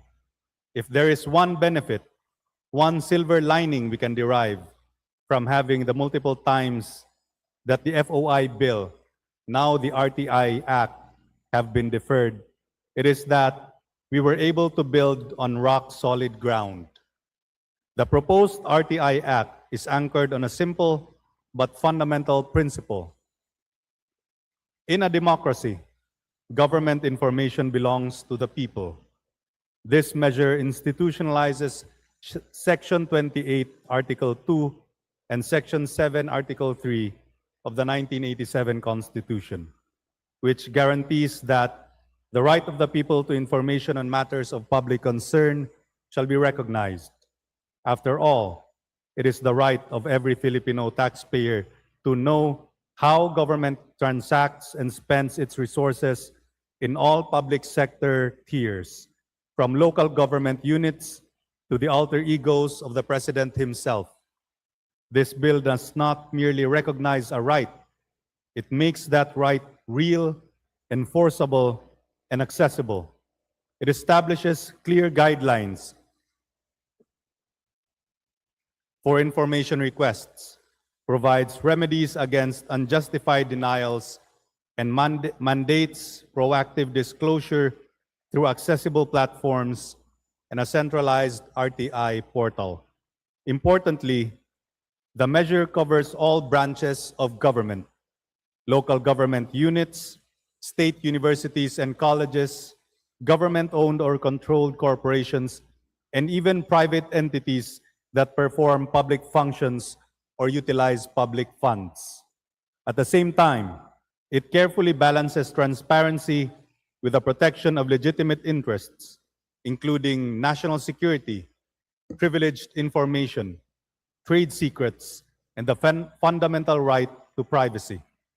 We incorporated the best and most innovative provisions of the many iterations of the FOI bill into the RTI measure, while adding its distinguishing feature, the creation of the RTI Commission. Ladies and gentlemen, my dear colleagues, this representation and the Committee on Public Information are aware of the administration's push to optimize the bureaucracy in order to mitigate red tape and enhance government productivity.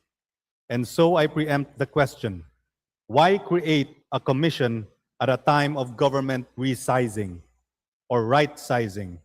Because right-sizing does not automatically mean downsizing. A commission dedicated to transparency and accountability does not add to bureaucratic excess. It curbs it. By making government transactions open to public scrutiny, the RTI Commission becomes a powerful check against abuse by making pertinent details of government transactions transparent and accessible to the general public. Foremost among the reasons to have an RTI Commission is that this body will be in the vanguard of restoring the public's trust in our democratic institutions. In the past few months, government offices have suffered significant reputational damage due to the illicit acts of a select few. We need to rebuild our people's trust by promoting transparency while empowering them to hold their elected leaders accountable. The RTI Commission will ensure that the public is kept informed of government dealings, thereby empowering Filipinos to participate more meaningfully in nation building, scrutinize public spending, and demand accountability and integrity from their public officials. It also guarantees institutional independence and accountability in helping implement the RTI law. The Commission will practically be devoid of external influence in its decision-making, thereby sticking only to its mandate and the provisions of the proposed RTI Act. We note that the executive branch has an existing framework for the implementation of the freedom of information in all its concerned offices. This is operationalized by Executive Order Number 2, Series of 2016. The proposed RTI Act will not only supersede the aforementioned Executive Order, but also universalize RTI implementation across all branches and tiers of government, notably the local government units as well as the legislative and judicial branches. Given the scope and government-wide coverage of the proposed RTI measure, having a commission solely dedicated to upholding the right to information would ensure effective monitoring and enforcement. With quasi-judicial powers, the Commission can enforce disclosure obligations, ensure timely responses, and impose sanctions far stronger than those under existing executive policy. Apart from upholding the constitutional right to information, the RTI Commission will also lead nationwide campaigns to educate the public, including those in government, on their rights and responsibilities under the RTI framework. It will also be in charge of capacity building efforts to equip civil servants with the end goal of fostering a culture of transparency and proactive disclosure within the bureaucracy.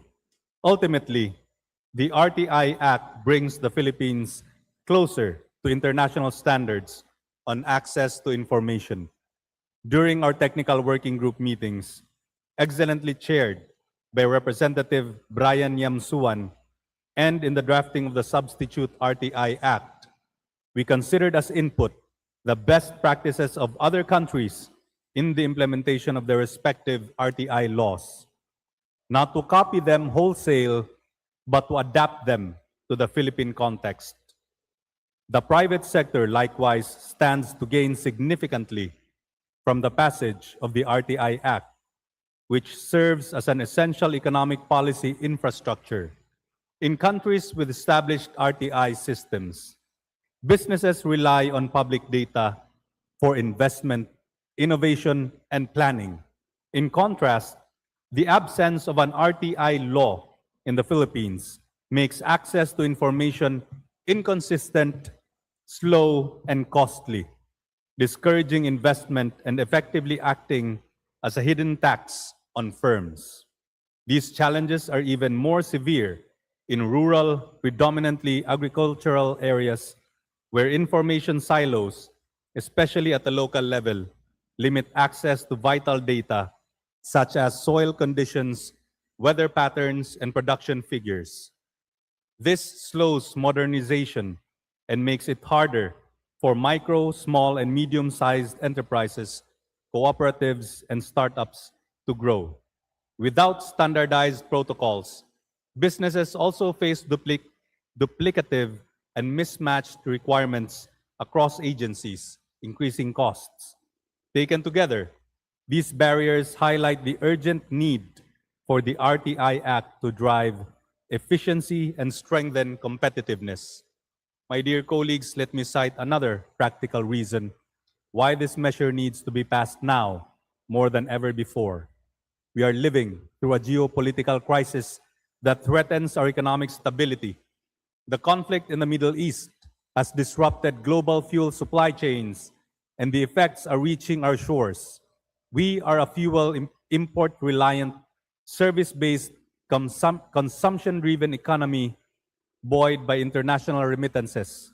In times like these, we need a government that is more efficient, more prudent, and more accountable in managing our finite resources. Having an RTI law will ensure that every public transaction, except those legitimately exempt, is open to public scrutiny. After all, taxes are the lifeblood of the nation. We have to make sure that taxpayers' money is well accounted for and that every move of government, from the local to the national level, should not be wasteful and impulsive, especially as fuel prices soar, inflation persists, and household incomes unfortunately remain stagnant. This measure, my dear colleagues, can serve as a powerful instrument for government to weather the geopolitical storm now confronting our nation. Economically speaking, we find ourselves in the very eye of that storm. By supporting this measure, we give our people another avenue for participatory governance, which in turn makes government less excessive, more transparent, and far more prudent in the conduct of public transactions and the spending of public funds. This measure is not only a buffer against economic uncertainty, but also a powerful anathema to corruption. We cannot undo the scandals of the past, which put our democratic institutions under siege, but we can prevent them from happening again. We cannot afford another crisis of that magnitude while the world around us grows more volatile. My dear colleagues, my friends in the hallowed halls of Congress, I urge you to support the Right to Information Act. It will be one of the institutional buffers that helps us weather the storms ahead. Before I end, let me thank our partners in civil society, in the private sector, and in government sa pagsisikap at sa hindi pagbitiw sa advokasiyang maipasa ang batas na ito. 35 years is a long time to wait for a measure so fundamental to democracy. Madam Speaker, ultimately, we answer to the Filipino people. They have been clamoring for transparency for far too long. The more transparent government is, the less room there is for corruption. And a more transparent government is a more effective government, one better able to serve its people and shield them from economic uncertainty through sound, responsible governance. Maraming salamat po at mabuhay ang sambayan ng Pilipino.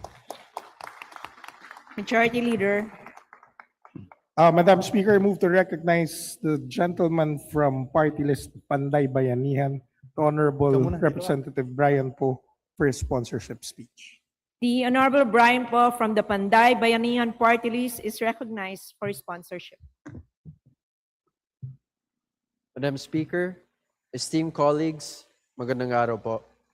As Vice Chair of the Committee on Public Information, as a public servant, but more importantly, as a concerned citizen, I rise today not only in support of the proposed Right to Information Act of 2026, but in affirmation of a principle that lies at the very heart of democracy, that sovereignty resides in the people, and that government exists to serve them openly and honestly and accountably. It is an honor to sponsor this measure, especially since it was the very first bill I filed here in Congress as my commitment towards reform. For more than 3 decades, the Filipino people have waited for a comprehensive law that fully operationalizes the constitutional right to information. Since the first Freedom of Information was filed in 1992, generations of lawmakers, journalists, civil society leaders, academics, reform advocates, and ordinary citizens have carried this cause forward. This crusade was led by then Pangasinan Representative Oscar Orbos, which mandated government officials to provide access to information within 15 days after a request was made.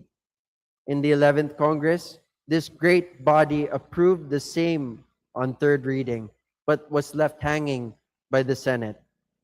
In the 14th Congress, in the wake of the 2008 global financial crisis, this chamber still prioritized and once again passed this measure on third reading. In the 16th Congress, my mother, Senator Grace Poe, led the Senate in unanimously passing its version on third reading, with the lower house this time stalling the passage of the measure. Many have come before us, and many have fought for this measure long before any of us entered public service. As they say, we stand today on the shoulders of giants.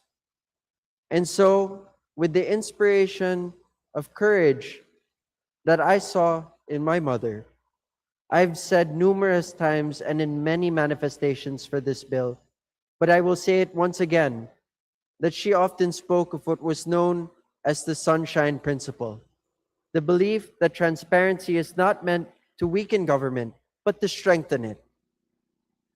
That public scrutiny is not a threat to democracy, but one of its greatest protections.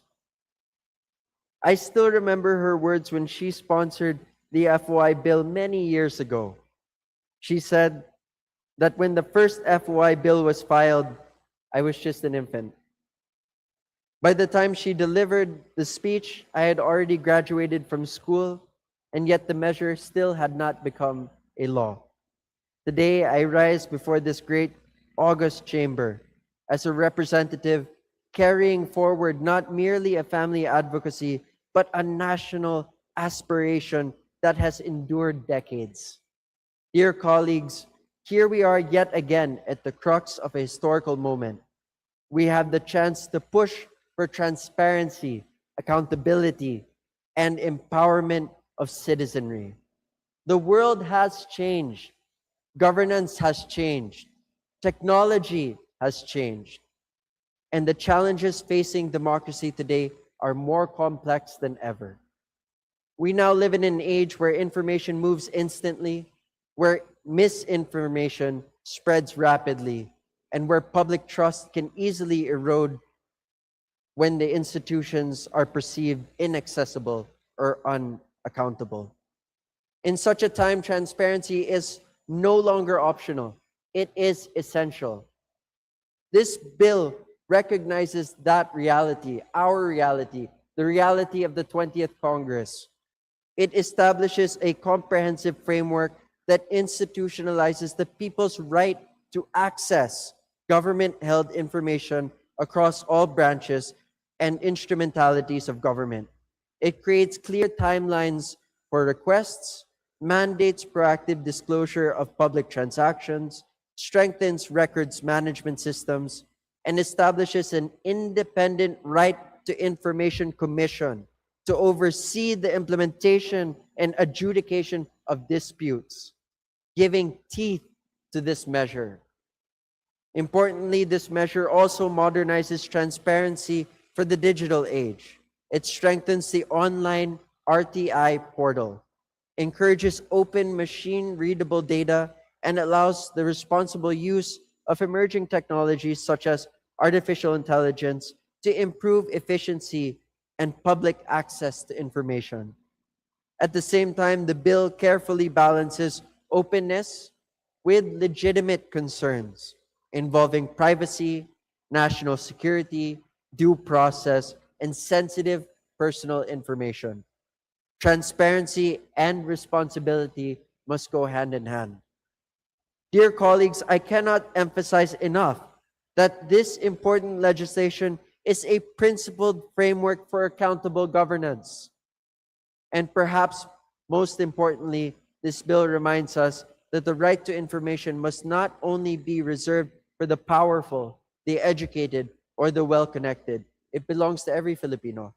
It belongs to the parent trying to understand how funds for schools are spent, to the farmer seeking information on agricultural assistance, to the fisherfolk monitoring environmental projects that affect their livelihood, to the entrepreneur navigating government permits, to the student learning how democracy works, and to every taxpayer who simply wants the assurance that public resources are being used properly and fairly. Transparency empowers citizenship, and an informed citizenry strengthens democracy. I also wish to recognize that this measure carries broad institutional support.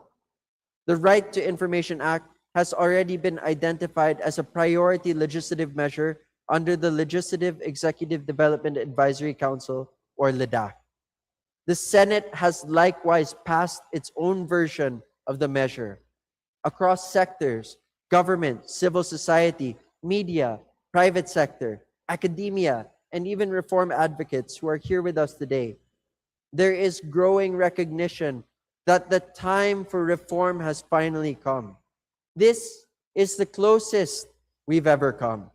And so today, we are presented with an opportunity to deepen the democratic foundations of our country. Ladies and gentlemen, to put it simply, the ball is in our court. But I must remind us all that transparency transcends politics. It is about trust. It is about accountability. It is about dignity in public service. And ultimately, it's about giving every Filipino the confidence that government truly belongs to the people. So, Madam Speaker, esteemed colleagues, after more than 30 years of waiting, let us finally transform access to information from a promise repeatedly deferred into a right fully granted by law. Let us choose openness over obscurity, accountability over silence, and public trust over public doubt. I thank, of course, our committee chair, the committee, the technical working group, and all those who contributed to this. And in consideration of the foregoing, I respectfully urge the swift passage of the Right to Information Act of 2026 in this great chamber, the House of the People. Let us be the Congress that passes the right to information. Maraming salamat po. Majority Leader. Madam Speaker, I move to recognize the gentleman from Party List Act Teachers, the Honorable Antonio L. Tino, for a sponsorship speech. The Honorable Antonio L. Tino from the ACT Teachers Party List is recognized for his sponsorship. Maraming salamat, Madam Speaker. Tumitindig po ako, Madam Speaker at mga kapwa ko mambabatas upang isulong ang kagyat na pagpasa sa House Bill number 9397 o ang Right to Information Act of 2026. Napakahalaga ng panukalang ito sa pagtitiyak na ang kapangyarihan ay nagmumula at nananatili sa sambayanan. Sariwa pa sa aking alaala ang pagpupunyagi natin noong ika-17 Kongreso kung kailan masigasig nating ipinaglaban ang pagsasabatas ng Freedom of Information Act.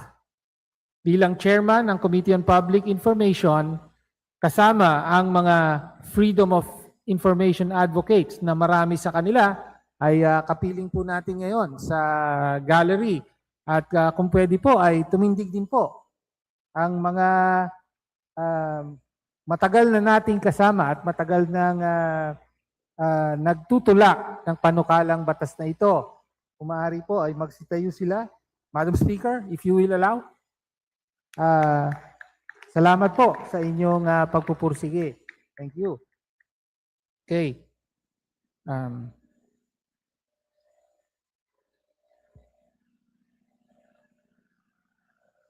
Sa loob ng halos 3 dekada, naging mailap ang impormasyon at ang katotohanan dahil sa kultura ng paglilihim at burokratikong balakid na sadyang inilagay upang hadlangan ang transparency at pagpapanagot sa mga nasa kapangyarihan.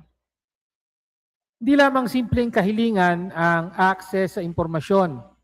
Mabisang sandata ito ng mamamayan laban sa corruption, katiwalian at abuso sa loob ng gobyerno. Sa pamamagitan ng House Bill 9397, binubuwag natin ang kultura ng paglilihim at pinapalitan ito ng prinsipyo ng full public disclosure na nakaugat sa konstitusyon. Tampok sa panukalang ito ang pagtatatag ng isang independent at quasi-judicial na Right to Information Commission. Titiyakin ng komisyon na hindi basta-basta may pagkakait ang mga dokumentong may kinalaman sa interes ng publiko. Inaatasan din ng batas ang lahat ng ahensya ng pamahalaan, kabilang ang mga local government units at GOCCs, na kusang ilathala ang kanilang mga transaksyon, budget, at iba't ibang tipo ng public records na kailangang maisa publiko dahil may epekto sa kapakanan ng mamamayan. Naglatag din tayo ng malinaw na mekanismo para sa online Right to Information Portal upang mapabilis ang pagkuha ng datos sa tulong ng makabagong teknolohiya. Higit sa lahat, nagbibigay ang panukalang ito ng matibay na proteksyon para sa mga whistleblower na may lakas ng loob na maglantad ng mga anomalya at maling gawain sa burokrasya. Wala tayong ilusyon na ang freedom of information at ang panukalang batas na ito ang solusyon sa corruption at abuso ng gobyerno para sa kapakinabangan ng iilan laban sa interes ng mamamayan. Gayunman, panahon na upang basagin ang mahabang panahon ng pagkakait sa karapatan ng mamamayan na malaman kung paano ginagamit ang kaban ng bayan at ang kapangyarihan na nasa kamay ng Estado. Marapat lamang na ipasa ang RTI Act, Right to Information Act of 2026 bilang pagkilala sa soberanong karapatan ng mamamayan, sa soberanya ng mamamayan, at bilang panimulang hakbang tungo sa isang gobyernong tunay na mapananagot at tapat sa publiko. Maraming salamat, Madam Speaker. Majority Leader. Madam Speaker, I move to recognize the gentleman from the 2nd District of Bukidnon, Representative Jonathan Keith Flores, for his interpellation. The Honorable Jonathan Keith Flores from the 2nd District of Bukidnon is recognized for his interpellation. Thank you, Madam Speaker. Madam Speaker, would the good sponsor yield to some clarificatory questions from this representation? Yes, Madam Speaker. Madam Speaker, Mr. Sponsor, Section 5 of the bill says that the commission will be attached to the office of the President. Is that correct, Mr. Sponsor? Yes, Madam Speaker. Madam Speaker, would a commission attached to the office of the President having would include the jurisdiction over, or would their powers include both the Congress and the judiciary? Yes, Madam Speaker. The RTI Commission will have under its jurisdiction all requests for information, even as to Congress and the judiciary. Would this not violate the separation of powers, Mr. Speaker, Madam Speaker? This will not violate the separation of powers, Madam Speaker, because the Constitution itself in Section 7 does not give any exception as to any government instrumentality which may be exempt from the right to information. Madam Speaker, Mr. Sponsor, what about certain instances like privileged communication, which is judicially recognized as privileged? Would that also cover those communications? Madam Speaker, I think that is one of the exceptions. We can find that in Section 32.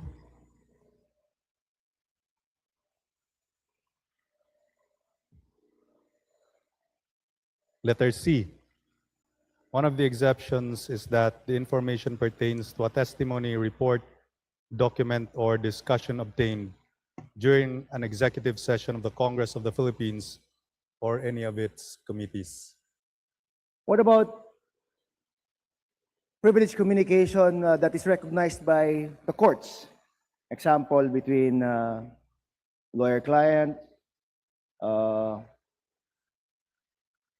spouses, and others, Madam Speaker. Those privileged communications, Madam Speaker, regarding the courts are still privileged and will not be divulged by the Commission. I think that the bill is also sensitive to this issue. And for example, in Section 32, paragraph D, it says here, the information is classified as privileged communications in legal proceedings by law or by the rules of court, including non-disclosable information as recognized under the Rule on Access to Information about the Supreme Court, Court of Appeals Freedom of Information Manual, Rule on Access to Information about the Sandigan Bayan, the Rule on Access to Information about the lower courts, and other pertinent issuances of the Supreme Court on the matter, unless the person entitled to the privilege has waived it, meaning that those kinds of privileged communications are still privileged and they will not be divulged. Now, you mentioned Section 32. Madam Speaker, Mr. Sponsor, Section 32 provides for 9 exceptions. Is that correct? Yes, Madam Speaker. Now, of these 9 exceptions, the exceptions are dependent on the head of agency or the office concerned whether the request falls within or without these exceptions. Is that correct, Madam Speaker? Actually, the general rule is that the agency will disclose. The exceptions are very narrow and very specific. Would this not give the head of agency or the office concerned too much leeway in interpreting what the exceptions are, Madam Speaker, Mr. Sponsor? I do not think there is room for leeway in interpreting exceptions because the enumeration of exceptions is very particular and very specific. So if it does not form part of the exceptions as enumerated here in the bill, then the agency cannot invent their own exceptions. Thank you, Madam Speaker. Thank you, Mr. Sponsor. Thank you. Majority Leader. Madam Speaker, I move to recognize the lady from Party List ML, the Honorable Laila M. De Lima, for her manifestation. The Honorable Laila M. De Lima from the ML Party List is recognized for her manifestation.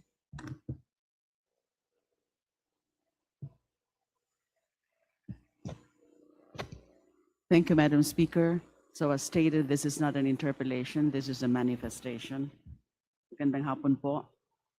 I rise today to express my full support for House Bill number 9397, the Right to Information or RTI Act of 2026.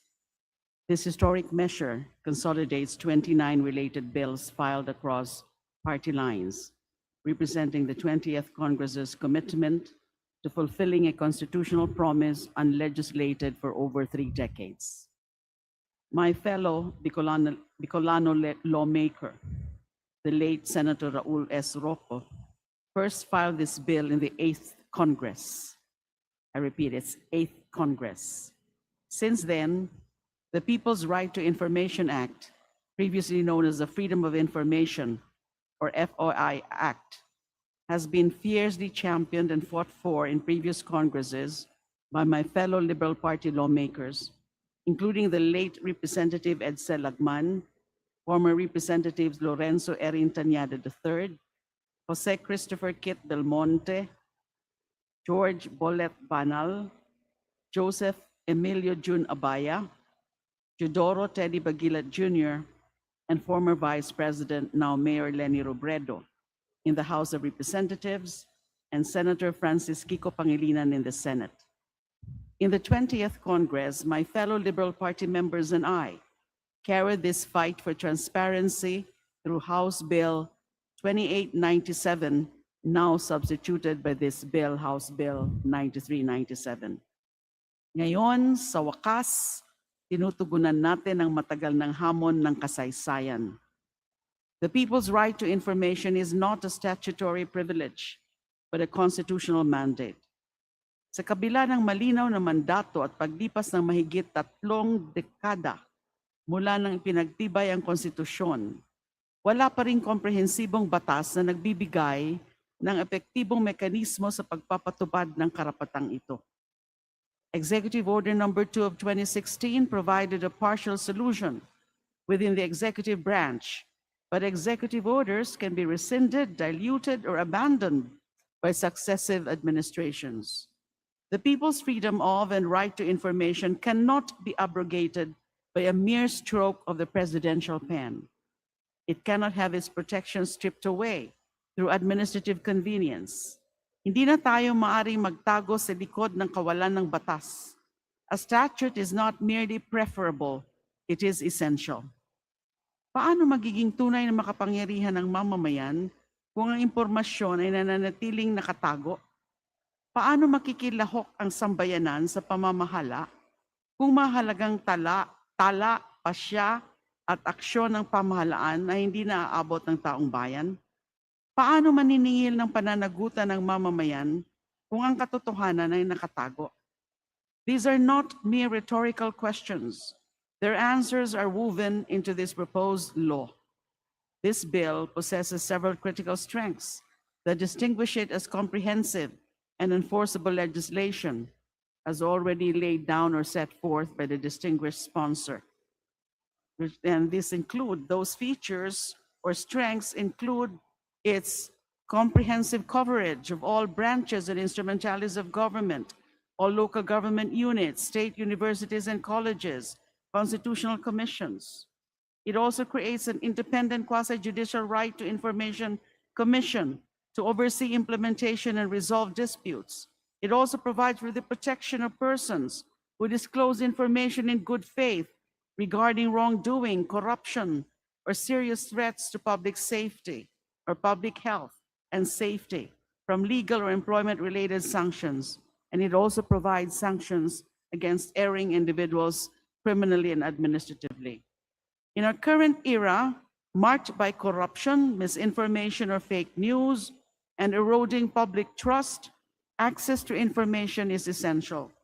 Democracy thrives not in secrecy, but in openness.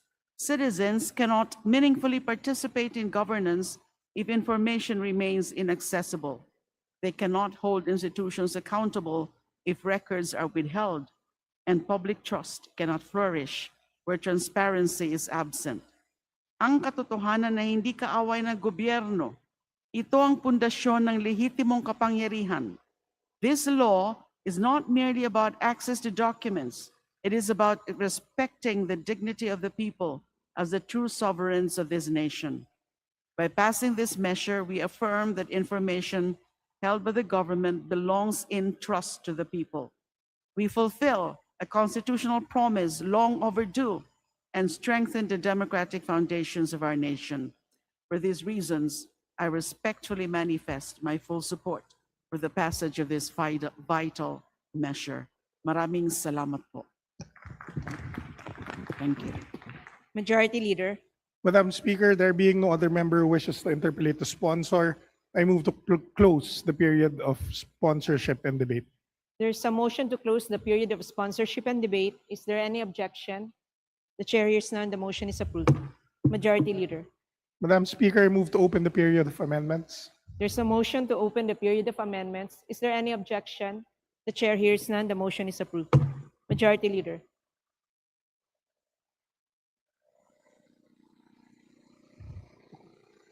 Madam Speaker, I move to withdraw my motion to open the period of amendments.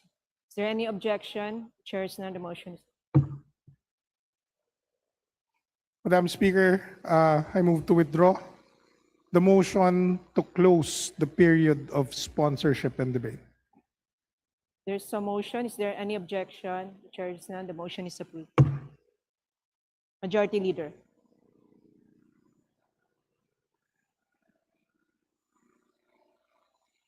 Madam Speaker, I move to open the period of sponsorship and debate. There's a motion to open the period of sponsorship and debate. Is there any objection? The chair hears none. The motion is approved. Madam Speaker, I move to recognize the Honorable Alba for his interpellation.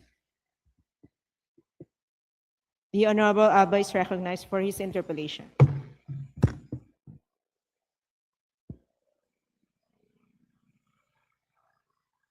Madam Speaker, would the gentleman from, again, the Oro yield to just 2 questions? Yes, Madam Speaker. Madam Speaker, distinguished sponsor, we believe that the right to freedom of information is very important to ensure that we are able to protect democracy and the access to information of the general public. My first question is, can we guarantee that this right to information, or do we have enough safeguard in the proposed measure to prevent abuse, misuse, and the possible weaponization of information? Yes, Madam Speaker. We have exceptions to the information that may be disclosed. And although these exceptions are exhaustive, they are the safeguards that we need in order to make sure that this right to information is not abused. Second, Madam Speaker, this is not a perfect world. And as I have said, the potential for misuse, abuse, and weaponization is really very much possible, especially in this age of artificial intelligence. Madam Speaker, may I know, or may the good sponsor, can we be assured that the proposed measure provides remedies in the event that there is potential misuse, abuse, and possibly weaponization of information. Madam Speaker, may I ask the honorable interpellator to expound as to who is the one who is abusing that, who is the abuser here? Yes. The ones requesting the information? Yes, Madam Speaker. We know that once information is accessed by a certain individual, we don't have the control on how such information will be processed and delivered back to the public. So the only question is that if and when that particular event will happen, do we have enough? I mean, those who can be affected by this disclosure, do we have enough remedy to address such misuse or abuse? Does the proposed measure provide for remedies? Madam Speaker, I think that the only situation in which such abuse may happen is when SALNs will be exposed and sensitive information will be revealed to the general public and might be misused. But that is not a concern, in my opinion, because we are going to redact these details. So they will not be revealed to the requester of the information, and so no such possible abuse may happen. And also, there is the RTI Commission, which of course will create further policies as to make sure that no such abuse may happen. Thank you, Madam Speaker. Thank you, good sponsor.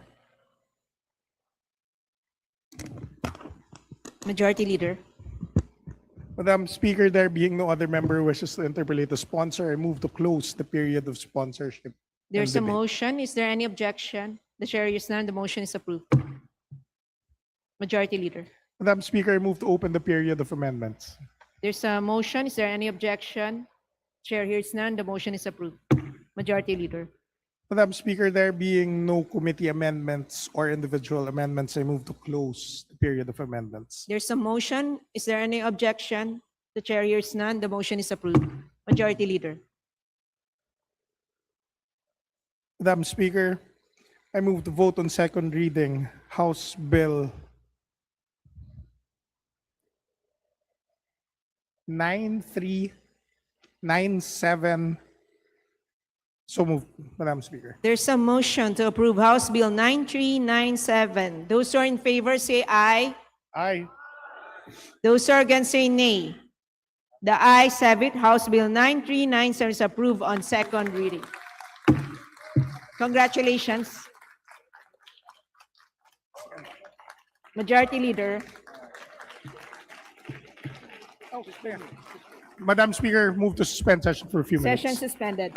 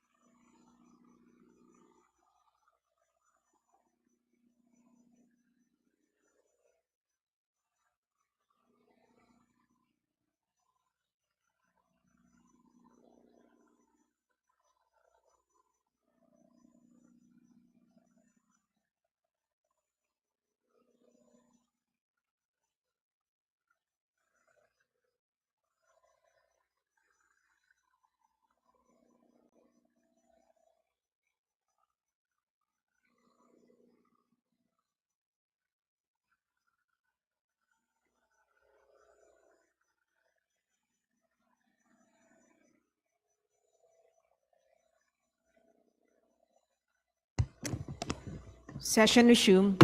Majority Leader. Madam Speaker, before I proceed with the consideration for second reading on the other matters, may I move to suspend consideration of House Bill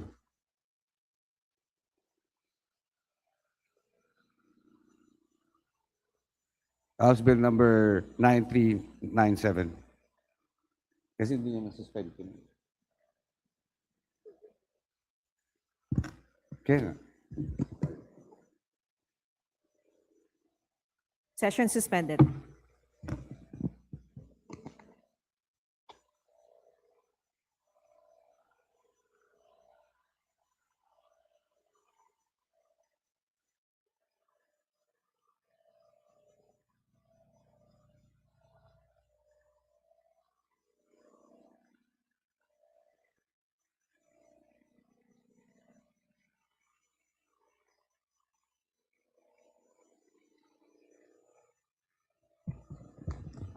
Session resumed.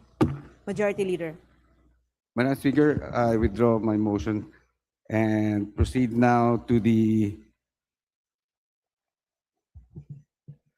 under the calendar of business of the day. I move to consider House Bill number 9358 and 9377. O, isa lang. 9358. And for this purpose, may I request that the Secretary General be directed to read the title of the bill. There's a motion. Is there any objection? The chair hears none. The Secretary General is directed to read the title of the measure.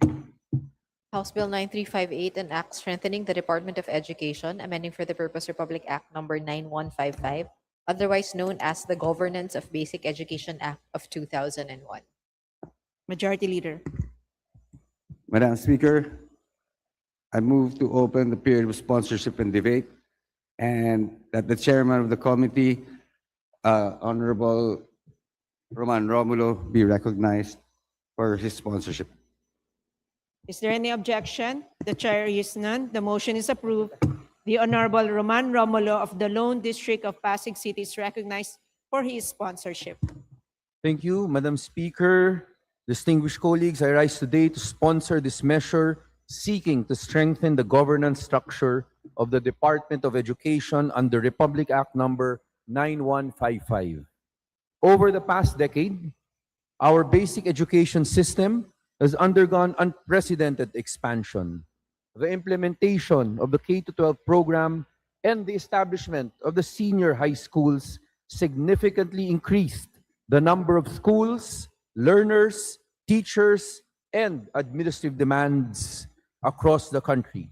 While these reforms expanded access to education, they also exposed structural limitations in the current governance framework of the Department of Education. Today, many regional offices and schools division offices are burdened with increasingly complex responsibility over vast geographic areas and rapidly growing student populations. In many provinces and cities, a single division office is expected to supervise hundreds of schools spread across geographically isolated and disadvantaged communities. This setup inevitably affects the efficiency of supervision, delivery of services, implementation of policies, and responsiveness to local educational needs. This bill seeks to address these realities by strengthening the administrative and governance capacities of the Department of Education at regional, division, and district levels. First, the measure empowers DepEd regional offices to not only implement national policies, but also to contextualize these policies according to the specific needs and conditions of their respective regions. It recognizes that educational governance cannot adopt a purely one-size-fits-all approach, especially in a country as geographically and culturally diverse as the Philippines. By enabling regional offices to provide clearer direction setting and stronger technical support to school divisions offices, we promote more responsive, coherent, and effective implementation of the national education programs. Second, the bill grants flexibility to establish more than one schools division office within a province, city, municipality, or cluster thereof, subject to the assessment and approval of the Secretary of Education. This is a practical and necessary reform. As learner population grows and administrative workloads expand, governance structures must likewise evolve to ensure that schools receive adequate supervision, support, and operational assistance. The measure likewise strengthens school district governance by allowing the rationalization and establishment of additional school districts where necessary, ensuring that field-level supervision remains efficient and accessible. Importantly, this bill also updates the law to reflect the current governance structure of the Bangsamoro Autonomous Region in Muslim Mindanao pursuant to Republic Act number 11054. It formally recognized the authority of the Minister of Basic, Higher, and Technical Education of BARM and allows the Department of Education to extend technical assistance and training support to schools and learning centers within the region whenever necessary. At its core, the measure is about bringing educational governance closer to our schools, our teachers, and our learners. It recognizes that effective education reform requires not only sound policies from the central office, but also capable and empowered regional and local governance structures that can respond to realities on the ground. By strengthening the institutional capacity of DepEd at all levels, we improve policy implementation, administrative efficiency, accountability, and ultimately the quality of education delivered to every Filipino learner. In view of the foregoing, approval of this measure is earnestly sought. Thank you, Madam Speaker, esteemed colleagues. Majority Leader.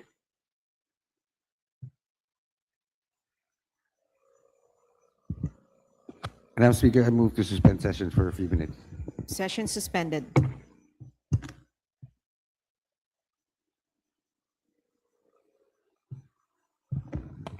Session resumed. Majority Leader.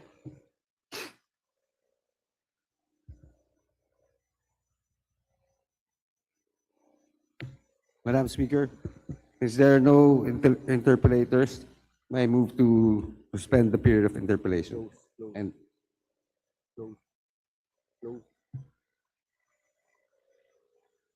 sorry, can I say that again? Madam Speaker, there being no other members who wishes to interpolate the sponsor, I move to close the period of sponsorship and debate. There's a motion. Is there any objection? The chair hears none. The motion is approved. Madam Speaker, I move to open the period of amendments. There's a motion. Is there any objection? The chair hears none. The motion is approved.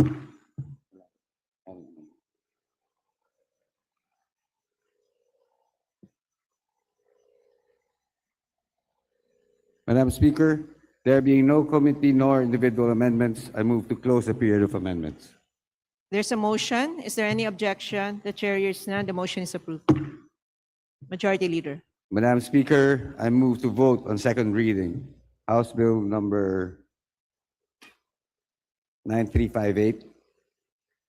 There's a motion to approve House Bill 9358. Those are in favor, say aye. Aye. Those are against, say nay. The ayes have it. House Bill 9358 is approved on second reading. Thank you, Madam Congratulations. Speaker. Thank you, esteemed colleagues. Majority Leader. Madam Speaker, I move to recognize the guests of Jose Manuel Alba, the guests from the local government unit of Malitbog, Bukidnon, namely Honorable Sachin Pamela Tupas, Councilor, Ms. Amalin Amorin, Tourism Officer, and Ms. Marian Tabalbag Casino, spouse of Mayor Gary Casino. To the guests of the Honorable Jose Manuel F. Alba from the 1st District of Bukidnon, from the local government unit of Malitbog, Bukidnon, welcome to the House of Representatives.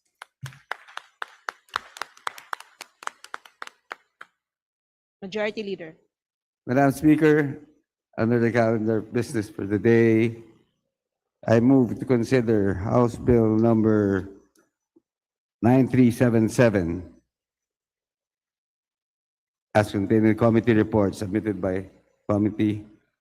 Is there And- any And for this objection? purpose, may I request that the Secretary General be directed to read the title of the bill.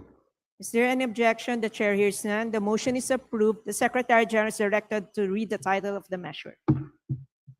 House Bill 9377, an act strengthening civic education by integrating the study of the Constitution into the curriculum of basic education and institutionalizing the observance of Constitution Day in school. Majority Leader.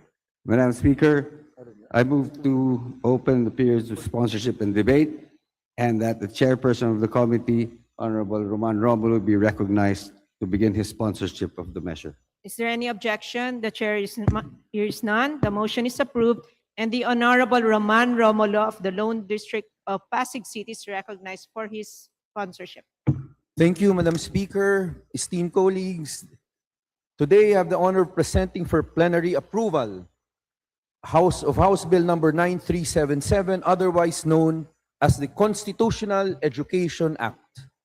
At the heart of every strong democracy is an informed and engaged citizenry. Our Constitution is not merely a legal document reserved for lawyers, judges, or public officials. It is the fundamental covenant between the state and the Filipino people.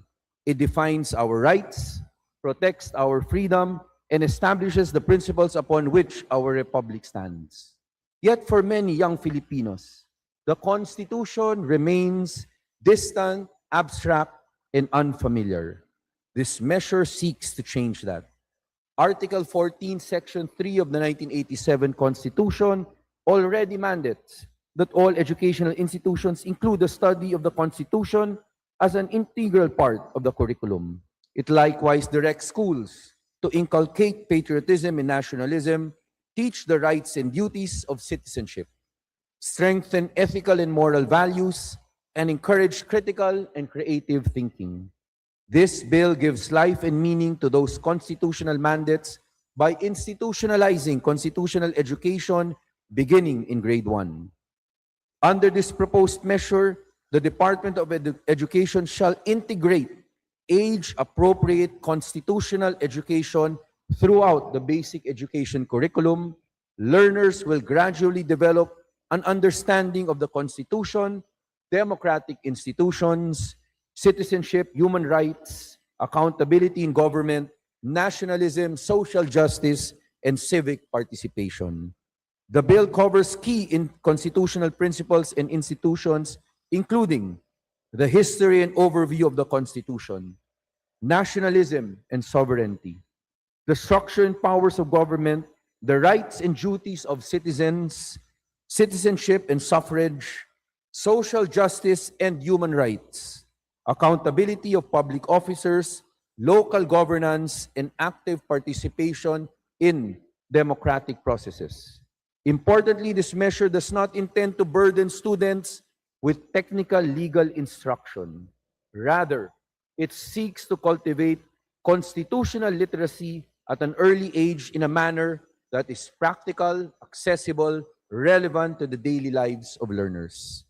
At a time when misinformation spreads rapidly and democratic institutions face increasing challenges worldwide, it is imperative that we equip the youth not only with academic knowledge, but also with a deep understanding of democratic values, civic responsibility, and the rule of law. This bill also institutionalizes the observance of Constitution Day every Feb 2 through civic and student-led activities such as forums, debates, and student elections that encourage participatory democracy and meaningful civic engagement. Moreover, recognizing that effective constitutional education requires capable educators, the measure directs the Department of Education in coordination with the Supreme Court, the Integrated Bar of the Philippines, and the legal education institutions to develop training and certificate programs for teachers. It likewise opens opportunities for members of the legal profession to contribute to civic education through volunteer education and public service. Madam Speaker, constitutional education is nation building. People who understand their constitution are better prepared to defend democracy, uphold human rights, demand accountability, and responsibly exercise the powers entrusted to them as citizens of a free republic. If we want future generations to value democratic institutions, then we must begin by teaching them the Constitution not only as a document, but as a living expression of our collective ideals and aspirations as a people. This measure invests in informed citizenship, responsible leadership, and a stronger democracy.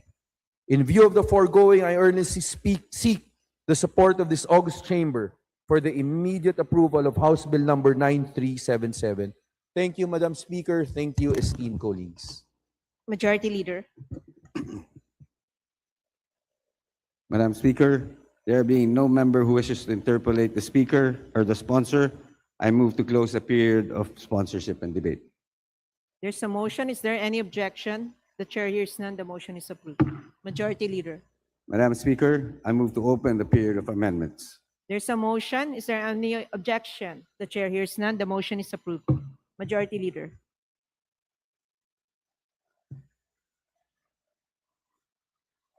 Madam Speaker, there being no committee nor individual amendments, I move to close the period of amendments.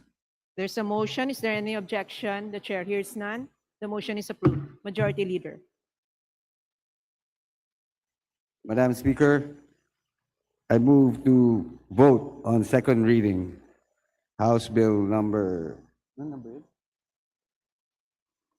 Dito. Sorry. Sa kabila. 9377. House Bill number 9377. There's a motion to vote on House Bill 9377. Those who are in favor say aye. Those who are against say nay. The ayes have it. House Bill 9377 is approved on second reading. Thank you, Madam Congratulations. Speaker. Thank you, esteemed colleagues. Majority Leader. Ay, ayan na eh. Madam Speaker, under the calendar of business of the day, I move to consider the following House resolutions. House Resolution number 1035 under Committee Report 314. And for that purpose, may I ask the Secretary General to read the title of the resolution. The Secretary is directed to read the resolution. House Resolution 1035, resolution congratulating and commending Filipina Olympian Elrene Ann Q. Ando for winning the bronze medal in the women's 63-kilogram clean and jerk event, the 2025 International Weightlifting Federation World Championships held in Ford, Norway from October 2 to 11, 2025. Majority Leader. Madam Speaker, I move to adopt House Resolution number 1035 under Committee Report 314. Those who are in favor say aye. Those who are against say nay. The ayes have it. House Resolution 1035 is hereby adopted. Majority Leader. Madam Speaker, I move to consider House Resolution number 1036 under Committee Report 315. And may I ask the Secretary General to read the title of the resolution. Is there any objection? The chair hears none. The Secretary General is directed to read the title of the resolution. House Resolution 1036, resolution congratulating and commending Filipina World Pool Champion Cheska Centeno for winning the 2025 Predator World Pool Association Women's 10-Ball World Championship held in Bali, Indonesia from October 8 to 12, 2025. Majority Leader. Madam Speaker, I move to adopt House Resolution number 1036 under Committee Report 315. Those in favor say aye. Those are against say nay. The ayes have it. House Resolution 1036 is hereby adopted. Majority Leader. Madam Speaker, I move to consider House Resolution number 1043 under Committee Report 325, and for that purpose, may I ask the Secretary General to read the title of the resolution. The Secretary General is directed to read the title of the resolution. House Resolution 1043, resolution congratulating and commending the members of Aurora Gaming Philippines for winning the Mobile Legends Bang Bang Mobile 7 World Championship held in Jakarta, Indonesia from January 3 to 25, 2026. Majority Leader. Madam Speaker, I move to adopt House Resolution number 1036 under Committee Report 315. There's a motion to adopt House Oh, sorry. Resolution 1043. 1043 under Those Committee who are in Report favor say 325. aye. Those who are against say nay. The ayes have it. House Resolution 1043 is hereby adopted. Majority Leader. Madam Speaker, I move to consider House Resolution number 1042 under Committee Report 324, and for that purpose, may I ask the Secretary General to read the title of the resolution. Is there any objection? The chair hears none. The Secretary General is directed to read the resolution. House Resolution 1042, resolution urging the Philippine Statistics Authority to develop a specialized economic survey framework to capture informal cross-border barter trade and multi-currency household income and expenditure patterns in the Bangsamoro Autonomous Region and Muslim Mindanao provinces, identified under Executive Order Number 64, Series of 2018, including similar areas such as Jose Abad Santos in Davao Occidental and Governor Generoso in Davao Oriental, to address the statistical blind spot affecting the economic visibility of barter and border communities in Sulu, Tawi-Tawi, and other affected localities. Majority Leader. Madam Speaker, I move to adopt House Resolution number 1042. Those who are in favor say aye. Aye. Those who are against say nay. The ayes have it. House Resolution 1042 is hereby adopted. Majority Leader. Madam Speaker, move to suspend session for a few minutes. Session suspended.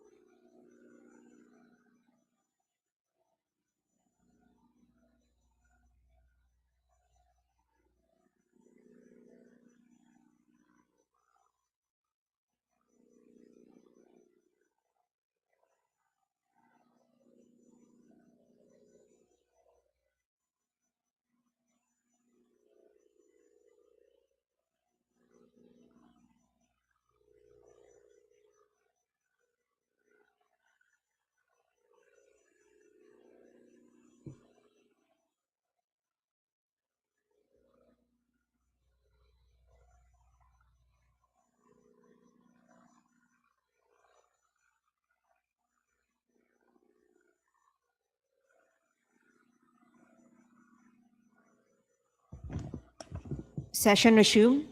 Majority Leader. Madam Speaker, I move to consider bills under the calendar of business for Thursday and Friday.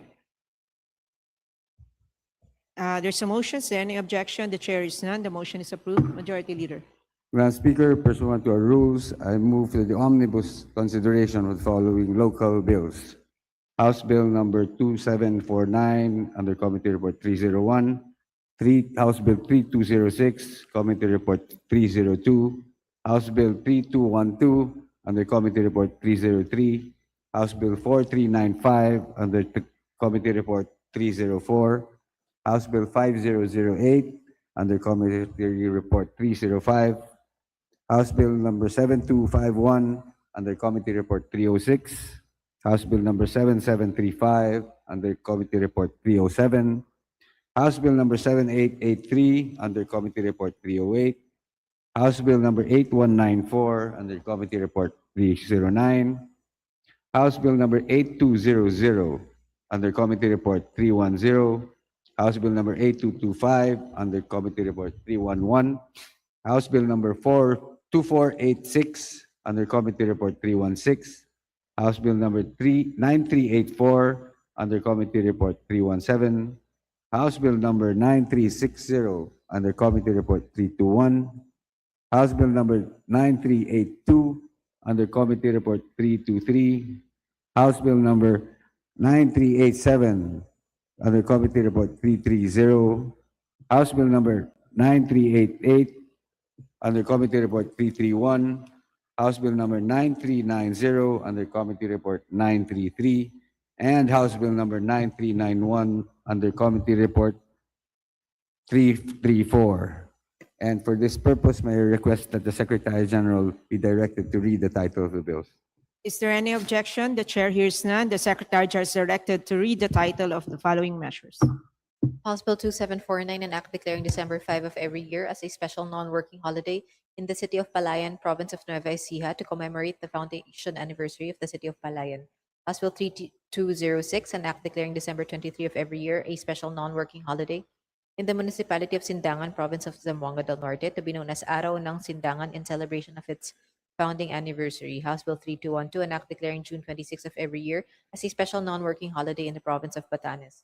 House Bill 4395, an act declaring the 13th day of August of every year a special non-working holiday in the municipality of Norzagaray, province of Bulacan, in celebration of the Kasay Festival and for other purposes. House Bill 5008, an act declaring August 5 of every year as a special non-working holiday in Calbayog City to commemorate the birth anniversary of the late Senate President Jose Dira Avellino, to be known as Jose Dira Avellino Day. House Bill 7251, an act declaring May 12 of every year as a special non-working public holiday in Cagayan de Oro City to be known as Cagayan de Oro Liberation Day. House Bill 7735, an act declaring November 11 of every year a special non-working holiday in the province of Marinduque in celebration of the Feast of Mahal na Ina ng Biglang Awa. House Bill 7883, an act declaring March 27 of every year a special non-working holiday in the city of Las Piñas to be known as Las Piñas City Charter Day. House Bill 8194, an act declaring December 11 of every year as a special non-working holiday in the municipality of San Jose, Batangas.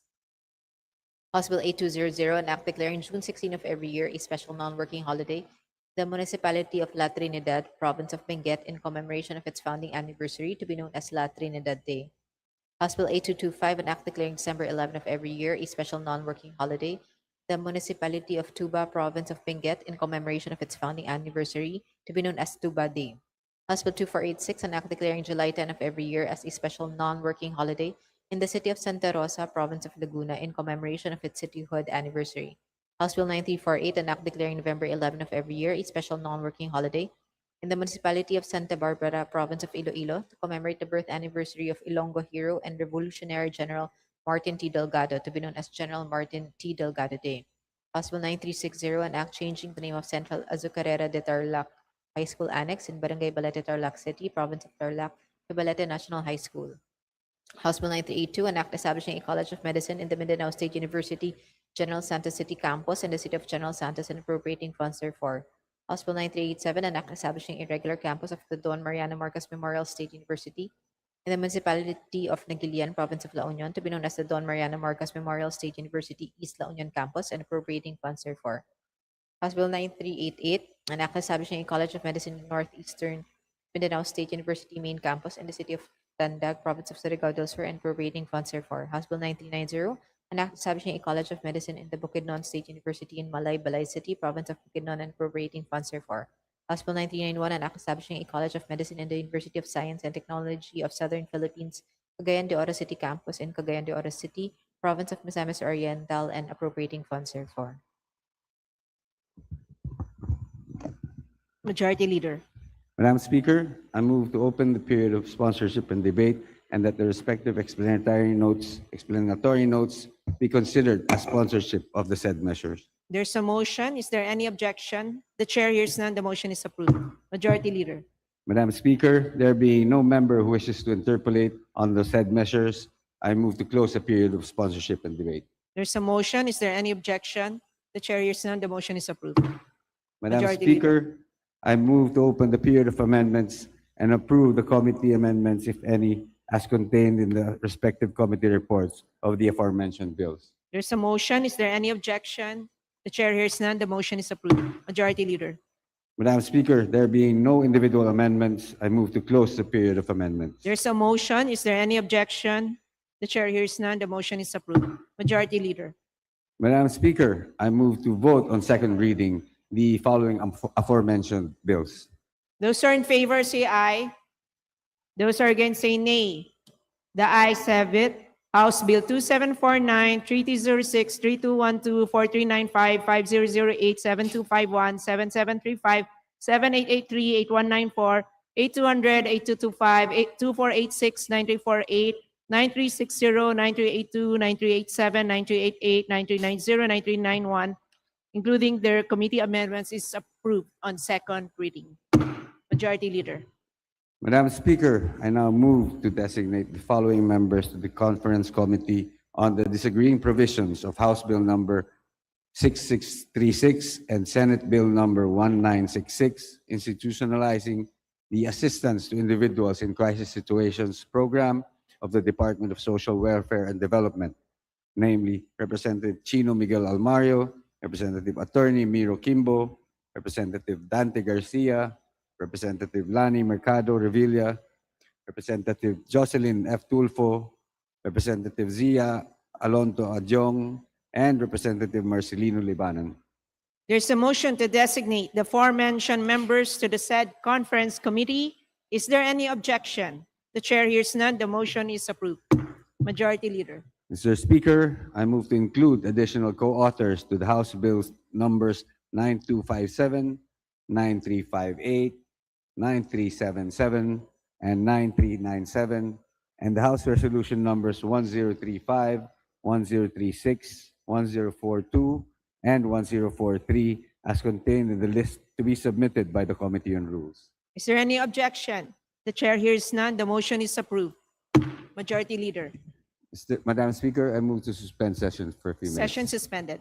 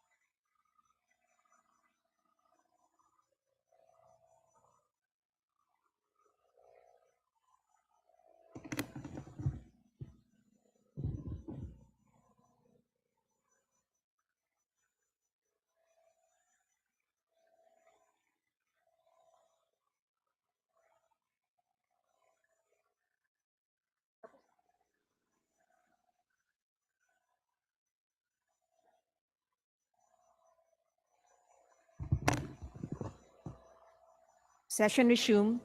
Majority Leader. Madam Speaker, I move to consider on third reading House Bill number 9000, printed of copies of which were distributed to the members and pursuant to the rules of the House. And for this purpose, may I request that the Secretary General be directed to read the title of the bill and thereafter call the roll for nominal voting. There's a motion. Is there any objection? The chair hears none. The Secretary is directed to read the title of the measure and call the roll for nominal voting. House Bill number 9000, an act granting the Times Broadcasting Network Corporation a franchise to construct, install, establish, operate, and maintain radio and television broadcasting stations in the Philippines. Roll call of members in consideration on third reading of House Bill number 9000. Habalo Sabante Asidre, Ako, Pacosa, Adyong, Advincula, Agaraw, Aguiao, Alano, Alba, Albano, Almario Chino Miguel, Almario Dennis, Almonte Alvarez Jose, Alvarez Mercedes, Amante Amatong, ang Angara Angeles Aquino, Aquino Magsaysay, Arbison Manera, Arbison Manera Jr., Arena Sagorgansya, Asistio Atayde, Aumentado, Ayon, Bagao, Balindong, Banyas Nograles, Bangkoro, Barbara Barbers, Baronda, Barzaga, Bascog, Bautista Claude, Bautista Johan Munich, Bautista Lim, Beltran, Benitez Alfredo, Benitez Javier Miguel, Bernos Ching, Bernos JP, Biron Bucoba, Bolilia, Bodok, Briones, Bulit Bectang, Gagas, Calderon, Calixto, Kawagdan, Carrie Castro, Caiton, Celeste, Sandanya, Siniza, Chan, Jan, Franz, Norberto, Silito, Almario, Chan, Junard, Chua, Chuatay, Chungalaw, Coco Pilar, Cohanco, Jaime, Eduardo Mar, Cohanco Mar, Coliantes, Corvera, Cruz Agata, Cruz Ricardo, Cruzado, Cuba, Dagok, Dalag, de Hirang, Daza, de Jesus, de Lima, de Venecia, Defensor de Gama, del Mar, de Los Santos, de Macod, de Magila, Dimaporo Imelda, Dimaporo City Amina, Diokno Dionisio Domingo Damogan, Duterte Harold James, Duterte Omar Vincent, Duterte Paulo, Di Faustino Michael Carlos, D. Ian Paul, Delago Emano, Enverga Erisa, Escudero Cespares, Espina Estrella, Ferrer Antonio, Ferrer Jeffrey, Flores Fortes, Frasco Fresnete, Fendibale Galang, Galeos Garbin, Garcia Albert, Garcia Dante, Garcia Jose Arturo, Garcia Karen Hope, Garcia Maria Angela, Guardiola Garin, Gatchalian Gato, Glepa, Go Gomez, Gonzalez Alexandria, Gonzalez Eliza Micaela, Gonzalez Christopher Sheen, Gonzalez Roy, Coriseta Gico Ginto Gulias Gutierrez, Hernandez Charisan, Hernandez Dennis, Hernandez Ferdinand, Hernandez Ramil, Alfarasim, Maribata, Ismula Iwa, Javier, Co Antonio, Co Elisa, Co Wilton, Kong Hun, Co Labad Lacson, Lagbas, Lagdameo, Jose Manuel, Lagdameo, Manigas Min Maria, Lagman, Lagon Daphne, Lagon Sani, Lara Razdin, Ledesma, Legacion, Legarda, Legaspi, Livisa, Libanon, Lopez, Gloria, Leola, Luistro, Namayag, Makapagal, Arroyo, Makasayat, Maceda, Madrona, Malapitan, Mangodadato, Manikis, Maranyon, Marcoleta, Marcos, Marquez, Mastura, Matibag, Matugas Mendoza, Mercado, Mercado Revilla, Miraflores, Momo Montes, Nava, Nizal, Nisay, Nolasco, Mamel Henry, Mamel Sancho Fernando, Olivares Songchuan Ordanes, Soreto Ortega, Juano Dizon, Padiernos, Panaligan Pancho, Panotes, Pascual, Perez, Pimentel, Plaza, Plato, Po, Primicia Sagabas, Pumarin, Puno, Kimbo, Rama, Rector, Rehencia, Ringmuli, Revilla Brian, Revilla Monjolo, Ridon Rivera, Robes, Rodriguez Elohoyo, Rodriguez Maximo, Rodriguez Rufus, Roman, Romualdez Sandro Julian, Romualdez Ferdinand Martin, Romualdez Yada Marie, Romualdo Romulo Roques Garbarisa Calorno Salceda Sally, Salvacion Salvador Salvame, Salas Fernando, Santos Maria Alana Samantha, Santos Mark Anthony, Shimura, Singson Rochelle, Singson Ronald, Singson Mihan, Solon Soriano, Suwan, Swansing Bella Vanessa, Swansing Michaela Angela, Suarez, Sontay, Taliado, Tan Eamon, Tan Joseph, Tan Keith Micah, Tan Reynolds Michael, Tan Samir, Tan Stephen James, Tan Chay, Tan Rodco, Tariel, Teodoro, Tereng Teves, Tiangco, Tieng, Tino, Talentino, Tuan, Tofo Jocelyn, Tofo Ralph Wendell, Topas Tutor, Tio Mali Ungab, Uy Ricardo, Uy Roberto, Valeriano Vargas, Vargas Alfonso, Veloso, Veloso Tuazon, Regada Vida, Villafreta Miguel Luis, Villafreta Vincenzo, Renato Luigi, Villanueva, Villarico, Violago, Yamson, Yap Arthur, Yap Christopherson, Yap Eric, Yap John Gisnell, Yatco Inares, Yu Jaisal Victoria, Yu Joseph Kim, Yulo, Zamora Maria Carmen, Zamora Isabel Maria Zubiri. Second call of members in consideration on third reading of House Bill number 9000. Abante Advincula Agaro Alano Alvarez Mercedes, Amatong Arena, Sumentado Barbers, Bascog Benitez Alfredo, Benitez Javier Miguel, Biron Corvera, Cuba de Hirang, Daza de Jesus de Venecia, de Gamo de los Santos, de Mapor City Amina, Duterte Harold James, Duterte Omar Vincent, Duterte Paulo, Di Faustino Michael Carlos, Ian Paul, Ferrer Jeffrey, Garcia Albert, Go Gulias, Hernandez Charisan, Hernandez Dennis, Arbata Iway Lacson, Mangodadato, Mercado Revilla, Nazal Longchuan, Padiernos, Pascual Plaza, Primicia Sagabas, Puno, Kimbo, Rector, Imulga, Revilla, Brian, Salceda, Sally Santos, Mariana, Samantha, Chimura, Solon, Swansing, Bella Vanessa, Swansing, Michaela Angela, Suarez, Delgado, Tan Reynolds, Michael, Tan Samir, Tan Stephen James, Teves, Tolentino, Tupas, Tutor, T. Ungab, Uy Ricardo, Uy Roberto, Veloso Tuazon, Villa, Villanueva, Villago, Yap Christopherson, Zamora Maria Carmen.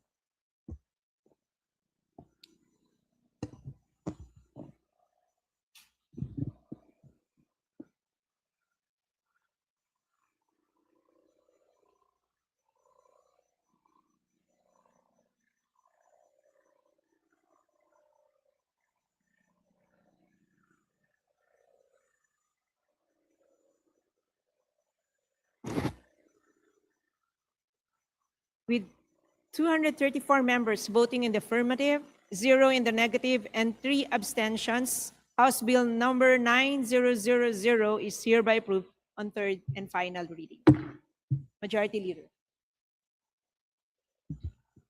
Madam Speaker, I move to immediately transmit to the Senate House Bill number 9000 we have just approved on third reading. There's a motion. No. Session suspended. Mamaya.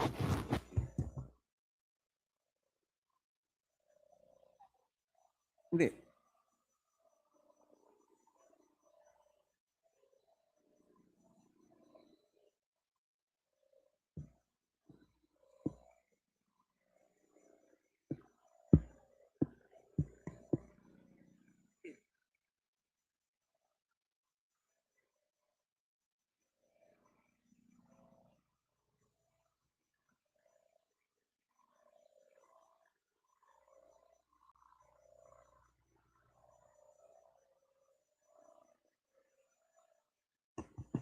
Session resumed. Majority Leader. Madam Speaker, I withdraw that motion and I move to consider on third reading House Bill number 9001, which printed copies was distributed to members pursuant to our rules. And for this purpose, may I request the Secretary General to read the title of the bill Is there, and thereafter call for nominal voting. is there any objection? The chair hears none. The motion is approved. The Secretary General is directed to read the title of the measure and therefore call for the roll of nominal vote. House Bill number 9001, an act granting the Cagayan de Oro Media Corporation a franchise to construct, install, establish, operate, and maintain radio and television stations in the Philippines. Roll call of members in consideration on third reading of House Bill number 9001. Abalos, Sabante, Asidre, Acop, Costa, Adyong, Advincula, Agaraw, Agyao, Alano, Alba, Albano, Almario, Chino, Miguel, Almario, Dennis, Almonte, Alvarez, Jose, Alvarez, Mercedes, Samante, Amatong, Angara, Angeles, Aquino, Aquino, Magsaysay, Arbison Munir Jr., Arena, Sarugancia, Sisio, Atay, de Aumentado, Ayon, Bagaw, Balindong, Banyas, Nograles, Mocoro, Barba, Barbers, Baronda, Basarga, Bascug, Bautista Claude, Bautista Johan Monich, Bautista Lim, Beltran, Benitez Alfredo, Benitez Javier Miguel, Bernus Ching, Bernus JB, Piron Bucopo, Bolilia, Bondo, Briones, Bulid Baigtang, Cagas, Calderon, Calixto, Cawagdan, Carrie, Castro, Caiton, Celeste, Sindaño, Siniza, Chan, Jan, Franz, Norberto, Silito, Almario, Chan, Junar, Chua, Chuatay, Chongalao, Coco, Pilar, Cojuanco, Jaime, Eduardo Mark, Cojuanco Mark, Juliantes, Corvera, Cruz, Argata, Cruz, Ricardo, Cruzado, Cuadago, Dalag, Bianghirang, Daza, De Jesus, De Lima, De Venecia, Defensor, De Gama, Del Mar, De Los Santos, De Macua, De Maguila, De Mapor, Imada, De Mapor, City Amina, De Ocno, Dionisio, Domingo, Domogan, Duterte, Howard James, Duterte, Omar Vincent, Duterte, Paulo, Di Faustino, Michael Carlos, Di Ian Paul, De Lago, Emano, Enverga, Risa, Escudero, Espares, Espina, Estrella,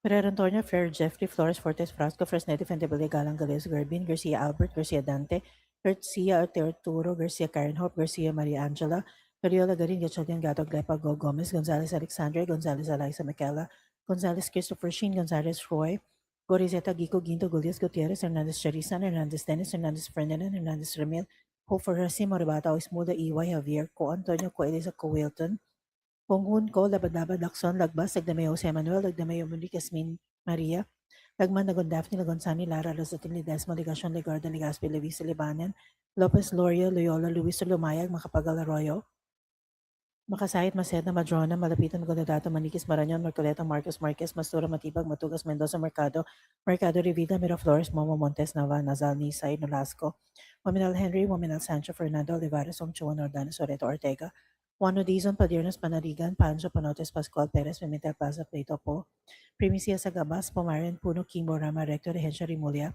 Revilla, Brian, Revilla, Monjolo, Ridon, Rivera, Robes, Rodriguez, Eloy, Rodriguez, Maximo, Rodriguez, Rufus, Roman, Romualdez, Andrew, Julian, Romualdez, Ferdinand, Martin, Romualdez, Yeda Marie, Romualdo, Romulo, Roque, Sagarbanes, Calderon, Salcedo, Salis, Salvacion, Salvador, Salvames, San Fernando, Santos, Maria Alana, Samantha, Santos, Mark Anthony, Shimura, Singson, Rochelle, Singson, Ronald, Singson, Mihan, Solon, Soriano, Suwan, Swansing, Bella Vanessa, Swansing, Michaela, Angela, Suarez, Sonta Italiado, Tan Iman, Tan Joseph, Tan Keith, Micah, Tan Reynolds, Michael, Tan Samir, Tan Stephen James, Tan Chaitan, Wato, Tariela, Tudora, Tereng, Teves, Tiangco, Tiang, Tino, Tolentino, Tuman, Tufo, Jocelyn, Tufo, Ralph Wendell, Tupos, Yotorti, Umali, Ungab, Ricardo, Uri, Roberto, Valeriano, Vargas, Alfonso, Veloso, Tuason, Vergara, Villa, Villafrete, Miguel Luis, Villafrete, Vincenzo, Renato, Luigi, Villanueva, Villarica, Violago, Yam Suan, Yap Arthur, Yap Christopherson, Yap Eric, Yap John Gisnal, Yatco Inares, Yu Jaisal Victoria, Yu Joseph King, Yulo, Zamora Maria Carmen, Zamora Isabel Maria Zubiri. Second call of members in consideration on third reading of House Bill number 9001. Abante Advíncula, Garo Alano, Alvarez Mercedes, Amatong Areno, Cementado, Barbers, Bosco Benitez, Alfredo Benitez, Javier Miguel, Biron, Gorvera, Cuwa de Yang Daza de Jesus de Venecia de Gamo de los Santos, Timoporo City, Amina, Duterte, Harold James, Duterte, Omar Vincent, Duterte, Paolo, Di Faustino, Michael Carlos, Ian Paul, Ferrer Jeffrey Garcia Albert, Go Godius, Hernandez Charis, Ann, Hernandez Dennis, Soribata, EY Lacson, Magandadato, Mercado Revilla, Nazal, Ongchuan Padiernos, Pascual Plaza, Primicia, Sagabas, Puno, Kimbo, Rector, Imulia, Revilla, Brian, Soseda, Sally, Santos, Mariana, Samantha, Chimura Solon, Swansing, Bella Vanessa, Swansing, Michelangela, Suarez, Daliado, Tan Reynolds, Michael, Tan Samir, Tan Stephen James, Davis Tolentino, Tupas, Utorti, Ungab, Luis Ricardo, Roberto, Veloso, Tuazon, Villa, Villanueva, Ilago, Yep, Christopherson, Zamora, Maria Carmen.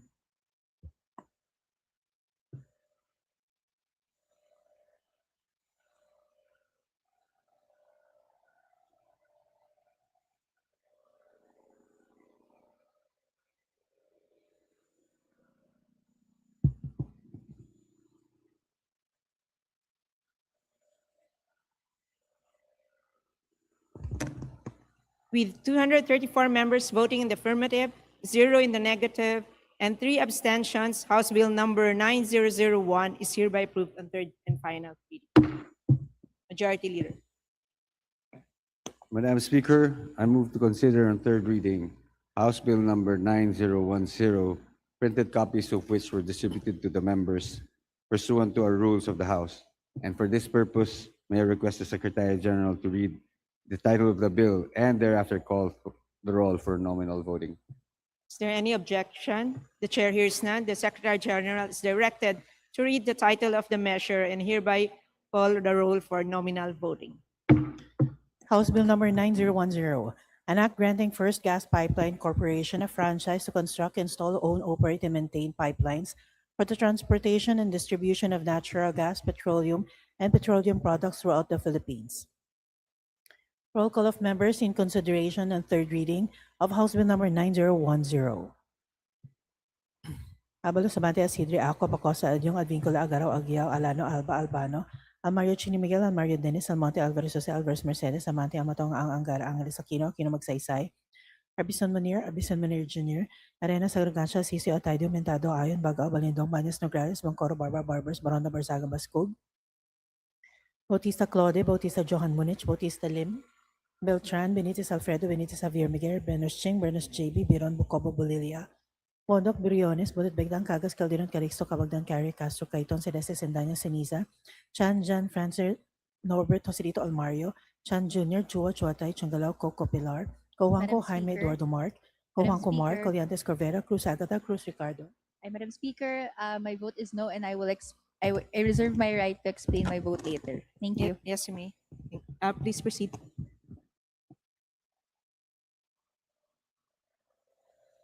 Pilar Cojuanco Jaime Eduardo Mark, Cojuanco Mark, Coliantes Corvera, Cruz Agata, Cruz Ricardo, Cruzado Cuadagok, Dalag de Hirang, Daza de Jesus de Lima de Venecia, Defensor de Gama del Mar de los Santos, de Macoa de Maguila, Dimaporo Imelda, Dimaporo City Amina, Diokno Junicia Domingo Omogan, Duterte Harold James, Duterte Omar Vincent, Duterte Paulo, Di Faustino Michael Carlos, Di Ian Paul, Dalago.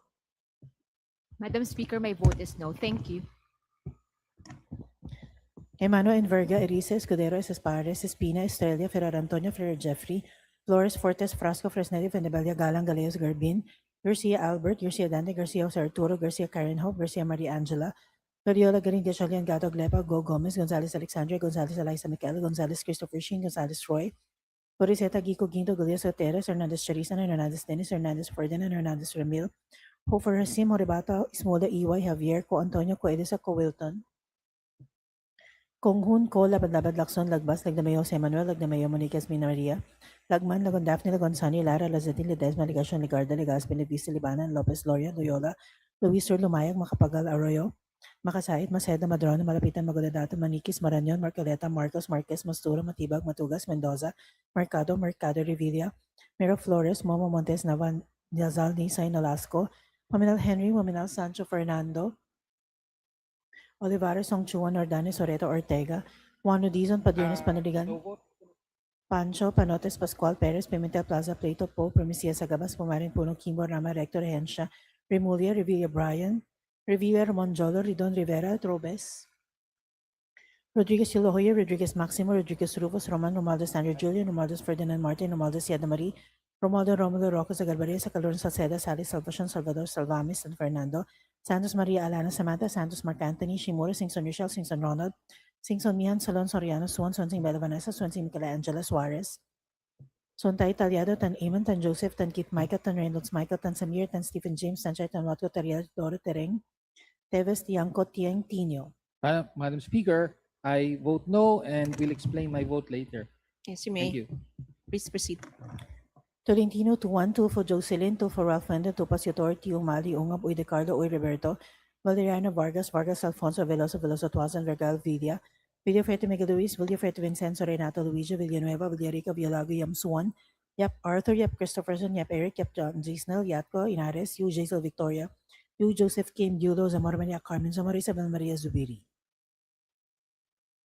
Second call of members in consideration and third reading of House Bill number 9010.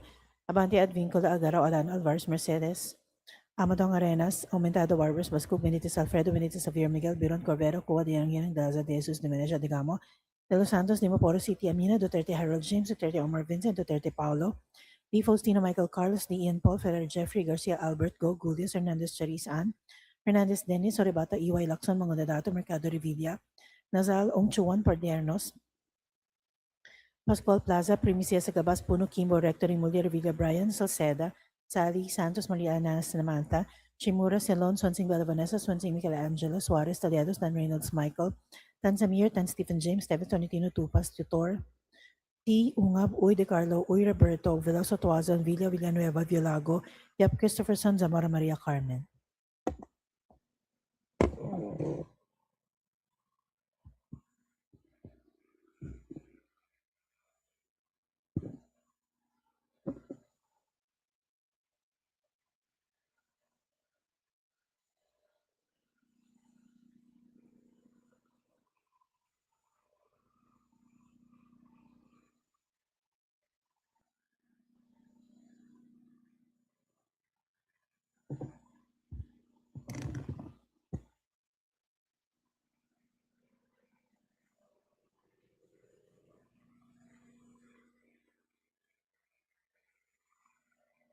With 224 members voting in the affirmative, 3 in the negative, and 10 abstentions, House Bill number 9010 is hereby approved on third and final reading.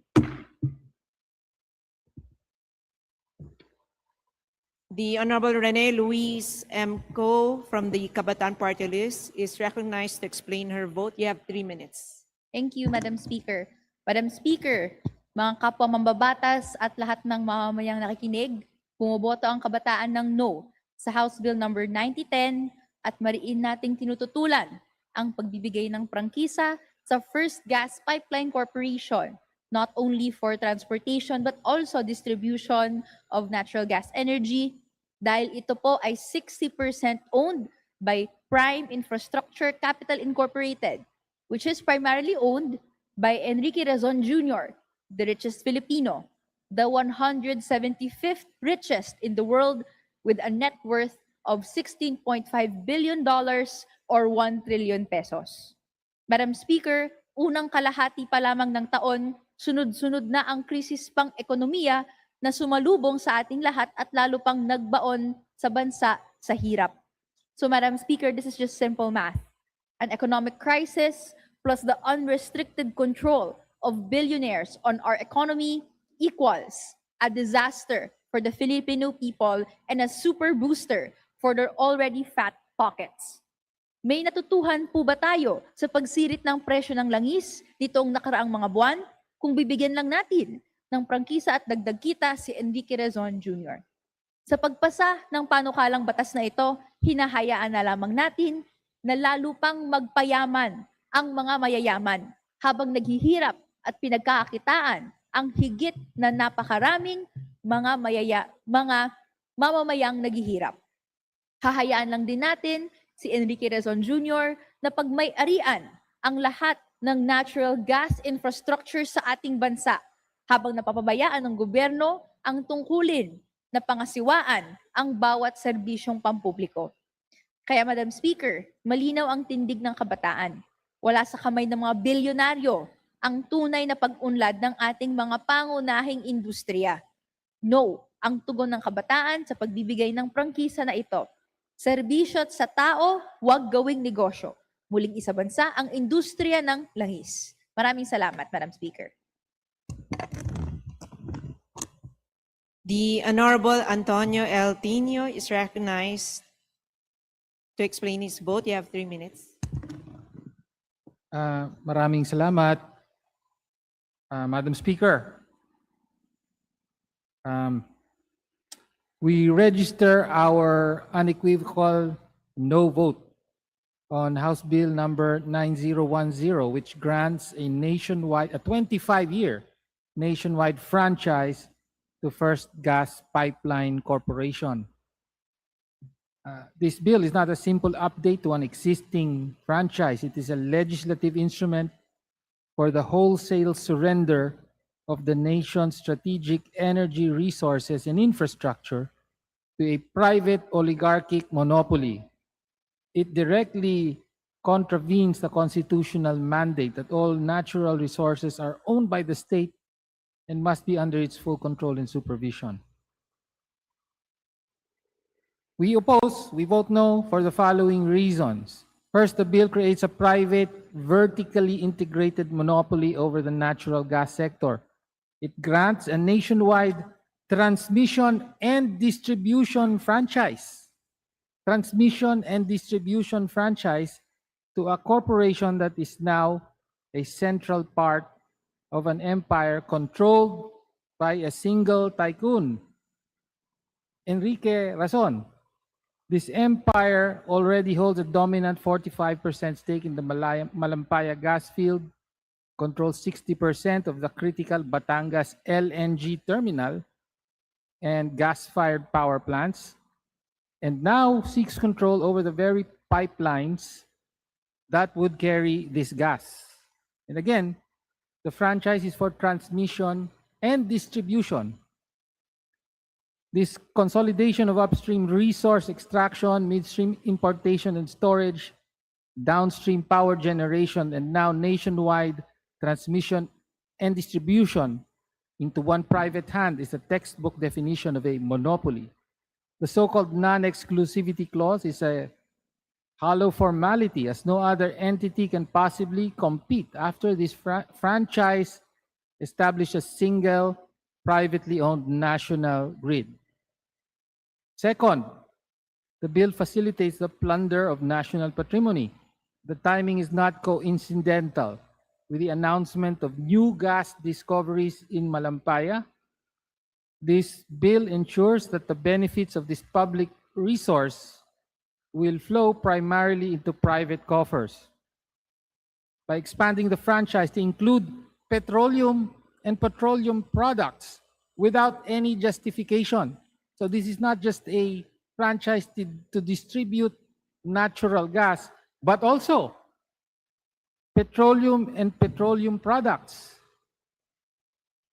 The bill strongly suggests preparatory moves to also control and profit from potential oil finds in Malampaya or from any future joint exploration in the West Philippine Sea. Advanced po mag-isip ito. This is a preemptive grab on the nation's remaining energy wealth. Third, the bill will exacerbate the energy crisis and burden the Filipino people. A private monopoly controlling a national transmission network and distribution network has the power to set unaffordable tariffs, dictate terms to power generators, and prioritize export or pure profit over domestic needs. This will lead to higher electricity prices, stifle national industrialization, and deepen energy insecurity. It institutionalizes the crisis of the privatized power sector. Fourth, the bill raises serious questions of corporate maneuvering and legislative good faith. The transfer of the franchise from the parent holding company to its subsidiary coincides with major recent changes in corporate ownership and control. This Congress is being asked to grant a a valuable public franchise without full transparency on who the ultimate beneficial owners are. Please wrap up. Yes. Let me also mention the infrastructural carbon lock-in. This franchise authorizes a nationwide pipeline system that creates a carbon lock-in effect. The massive capital investment required for such infrastructure ensures that the country will remain tied to fossil gas, particularly to very expensive imported LNG for the next 25 to 50 years to ensure corporate profitability. This effectively crowds out the development of genuine, decentralized, and community-based renewable energy sources like solar and wind, as the national grid becomes structurally dependent on the oligarch-controlled gas network. For these reasons, Madam Chair, we vote no. Thank you. Majority Leader. Madam Speaker, I move to immediately transmit to the Senate all bills that we have just approved on third reading. There's a motion. Is there any objection? The chair hears none. The motion is approved. Majority Leader. Madam Speaker, I move to suspend session for a few minutes. Session suspended.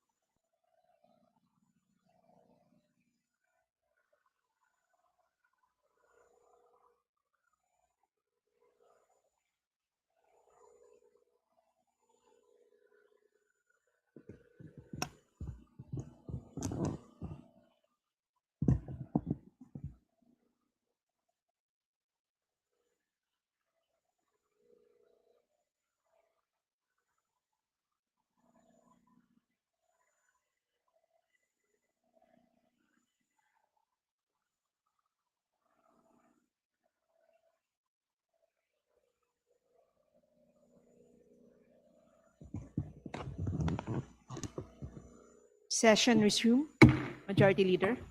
Madam Speaker, under the calendar of business for the day, I move to consider House Bill 9257 as contained in Committee Report 300 submitted by the Special Committee on Basis Conversion. And for this purpose, may I request that the Secretary General be directed to read the title of the bill. Is there any objection? The chair hears none. The motion is approved. The Secretary General is directed to read the title of the measure.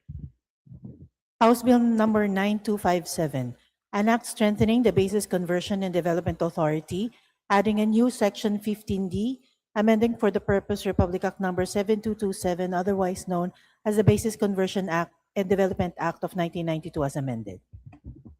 Majority Leader.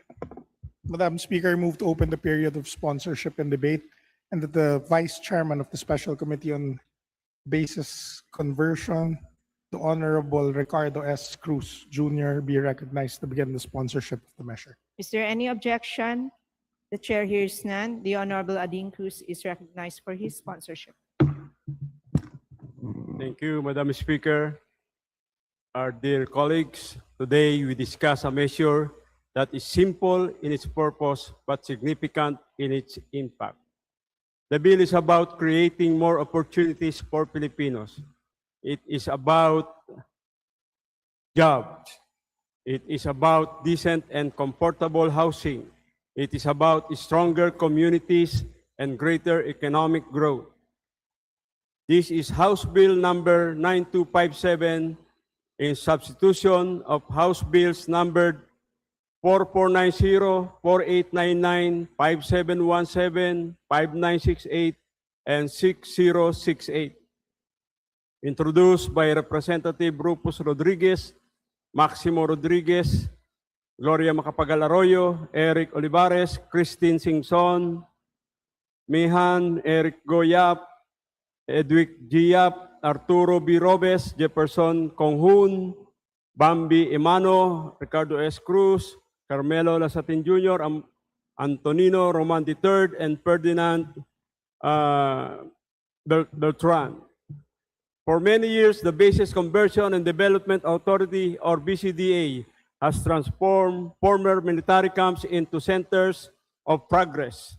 We have seen this in Bonifacio Global City, Newport City, Clark Freeport Zone, Camp John Hay, and now New Clark City. Lands that once had limited use have become places where business grow, investment come in, and jobs are created. But while these places have grown, one challenge remains.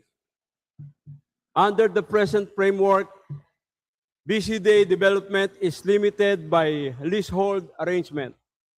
This means many workers in our economic zones still live far from where they work because affordable and permanent housing options remain limited. And this is exactly what Bill seeks to improve. The bill allows a limited and carefully planned freehold arrangement for residential areas in BCDA zones. In simple terms, this means more opportunities for Filipinos to own homes closer to where they work. Because let us be honest, ang gusto ng Pilipino ay hindi habang buhay na umuupa. Ang gusto natin ay sariling bahay. This bill supports that dream. Imagine a worker spending less time commuting and more time with family. Imagine communities where people can live near jobs, schools, transport, and business. Imagine stronger local economies because people are not only working in these areas but truly building lives there. That is the promise of this measure. The concern raised in the veto during the 19th Congress were heard and all addressed. The bill now dearly recognizes the role of the DENR in land surveys, validation, and titling. It respects existing institutions and follows proper government processes. The bill also addresses concern on one-fund policy. It now expressly provides that Revenues shall go to the National Treasury. And importantly, provision that raised concern in the previous version, such as the increase of authorized capital, have already been removed. In short, pinakinggan natin ang bito, inayos natin ang bill. Madam Speaker, colleagues, this measure is not about selling land for the sake of selling land. This is about building communities. This is about giving workers and families a better chance and stability. This is about creating growth that people can actually feel. Kapag mas malapit ang tahanan sa trabaho, mas magaan ang buhay. When families are stronger, communities become stronger. And when communities become stronger, our economy becomes stronger. For these reasons, I express my full support for this measure and respectfully ask for the support of our colleagues in this chamber. Maraming salamat po, Madam Speaker. Majority Leader. Madam Speaker, I move to recognize the gentleman from Party List Act Teachers, the Honorable Antonio L. Tino, for his interpellation. Session suspended.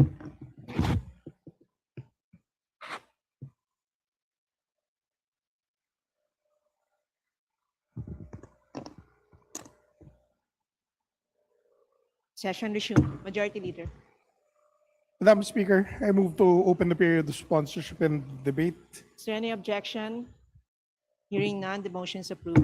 Majority Leader. Madam Speaker, I move to recognize the gentleman from Party List Act Teachers, the Honorable Antonio L. Tino, for his interpellation. The Honorable Antonio Tino of the Act Teachers Party List is recognized for his interpellation. Thank you, Madam Speaker. Ginoong sponsor, ilang katanungan lang po kung maaari. Yes po, Madam Speaker. Salamat po. Congressman Tino. Opo. Well, sa title sabi nga, an act strengthening the Bases Conversion and Development Authority, adding a new section 15D and amending the BCDA Act of 1982. Pero ano yung strengthening na narito? Section 15D po ang dinadagdag. Declaration of alienable and disposable lands of the Conversion Authority. Okay. So una muna, para malinaw po, ano po ba yung mga lupain na sinasaklaw o sasaklawin kung maging batas ito? Nandito rin naman po. So, kasama po dyan, of course, tama po ba, ginoong sponsor, yung mga lupain ng Clark Special Economic Zone, including New Clark City and Clark Freeport Zone. Tama po? Tama po. Opo. So yung dating, well yan na nga, Clark. Dating Clark Air Base, yan, no? Poro Point Freeport Zone. Yan, ito po ay nasa La Union. Tama po? Tama po. So yung, of course, yung Clark, masaklaw yan, napakalaki niyan. Pampanga and Tarlac. Tama po ba? Ang lupa po, eksakto po, ay 3,678 hectares po. Okay.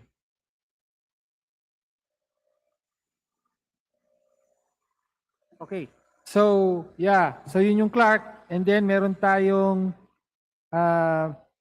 Poro Point. And then, meron tayong John Hay Reservation. So, ito naman yung nasa Baguio, of course. And then, Bataan Technology Park within the Morong Special Economic Zone. Okay. Dahil nabanggit na po ng sponsor, pwede na nga po bang matanong, kasi sabi po rito, 10% of the total land area within the following economic and free port zones and reservations under the Conversion Authority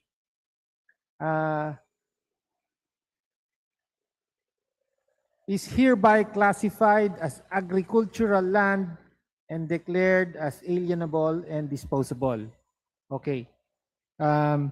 Punta na muna natin yung saan ba, anong mga lupa ang pinag-uusapan natin at gaano kalaki. ang magiging coverage nito. So di isa-isahin na po natin yung sa Clark po. Gaano kalaki po yung lupain na involved. Actually, kung mababanggit nyo na, ano yung 10%? Para alam natin. At doon, madiderive na rin natin kung gaano kalaki yung total land area. So sa Clark po, ilang hektarya po yung dinideklarang alienable and disposable? Madam Speaker, ang sa Clark po ay 3,500 hectares po. 3,500 hectares sa Clark. Tapos sa 4 Point naman po, 4 Point Freeport Zone. Sa 4 Point ay 23 more or less hectares. 23 hectares. Okay. And then sa John Hay Reservation, ito, maraming nakakaalam din dito. Siyempre, sa Baguio ito, no? Madam Speaker, sa Camp John Hay po ay around 30 hectares. Around 30 hectares. And then finally, sa Bataan Technology Park, within the Morong Special Economic Zone, Madam Speaker, around 36 hectares. around 36 hectares. Okay. So ang talagang pinakamalaki po, of course, ay itong sa Clark, 3,500 hectares po. No? So, ano ba ang pwedeng reference dito? If I remember correctly, yung UP Diliman campus is, I think, something like 500 hectares. Parang ganon. No? So, roughly, if I'm correct, parang times 7 noon yung pinag-uusapan natin na laki ng lupa na covered ng batas na ito.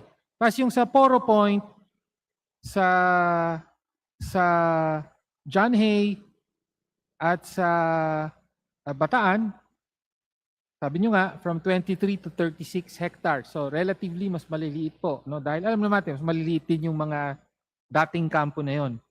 Okay. So yun na po, Madam Speaker, para mas alam natin gaano kalaki yung lupain na covered dito. Tapos ang pinaka-esensya po ng amendment na to is that line. No, this is that 10%, such areas of land, yung nabanggit natin, will now be declared as agricultural land. Diba? So, hereby classified as agricultural land and declared as alienable and disposable. No?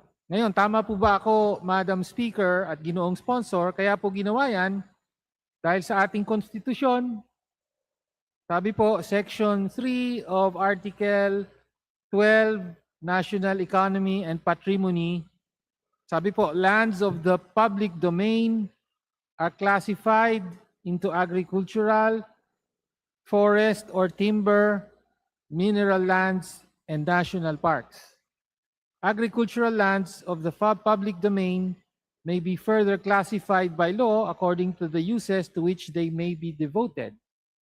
Then alienable lands of the public domain shall be limited to agricultural land. So sa mga lupain po na pag-aari ng estado,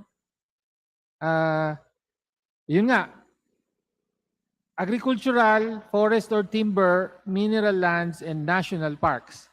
Yun po ang mga tipo ng lupain na nasa public domain, pag-aari ng estado. Agricultural lands lang po ang alienable. Alienable, okay, sabi po rito the BCDA lands, 10% of the BCDA lands hereby classified as agricultural land and declared as alienable and disposable. So, kaya po siya dinideklarang agricultural land ay para maging alienable. Tama po? Tama po. Tama.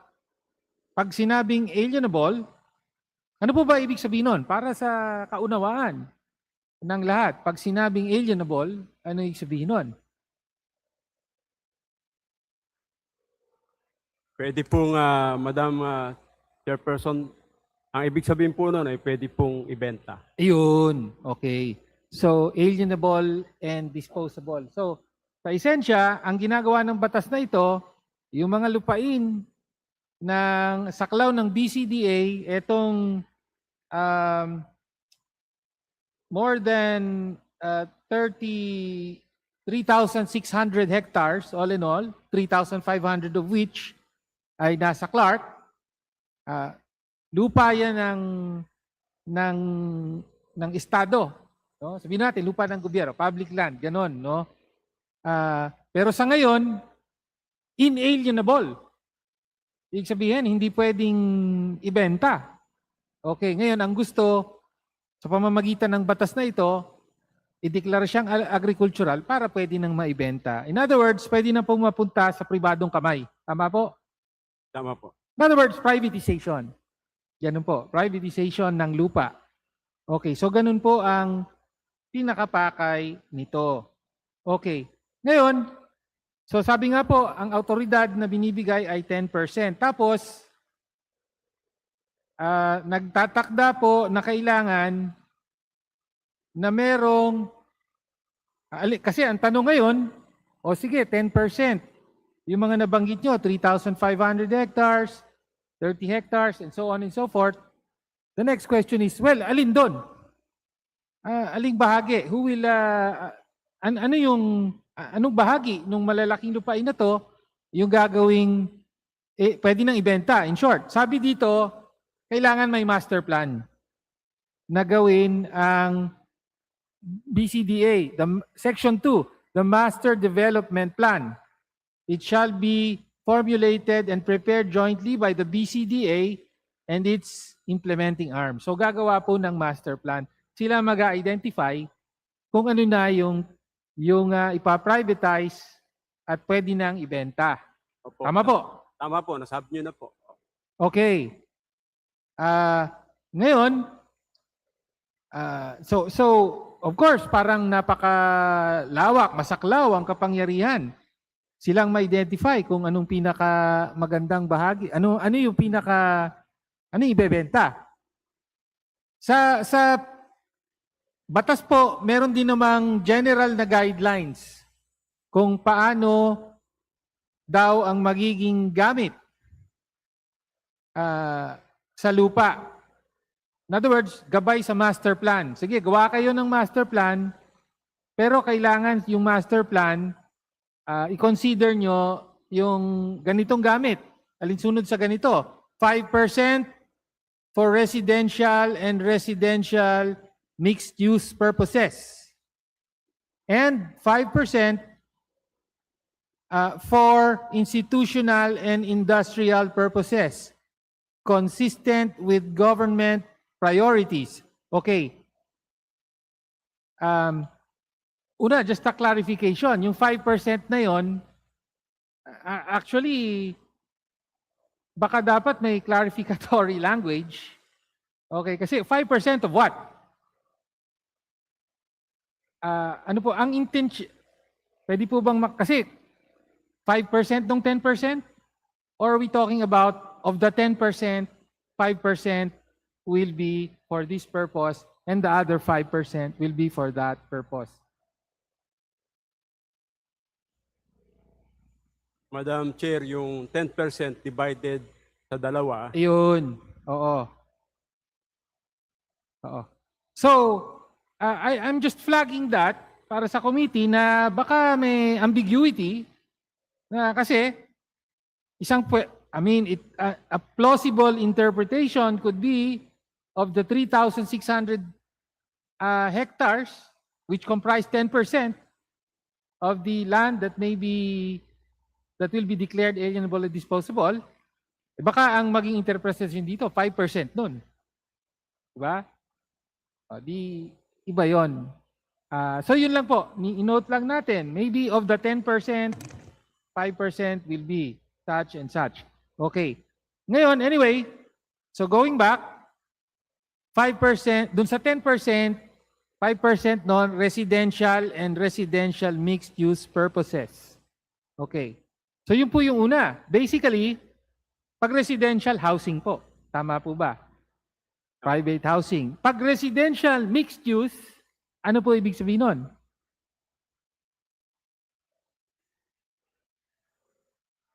Okay. Support commercial po, Madam Chair. Bawa, mga groceries. Okay, so mixed use. So pwedeng meron ding mga shopping, mga shops, businesses. Tama po ba? Tama po, Okay. Madam Chair. And the like, residential mixed use. Okay. Ang tanong lang po natin, pag pag sinabing residential, of course, sa atin ang residential para kanino? 'Yun ang importanteng tanong, 'di ba? Para kanino? Also given that there is a massive, napakalaki po ng housing backlog sa Pilipinas. Alam po natin 'yan. Ilan nga ang kabuuan? Something like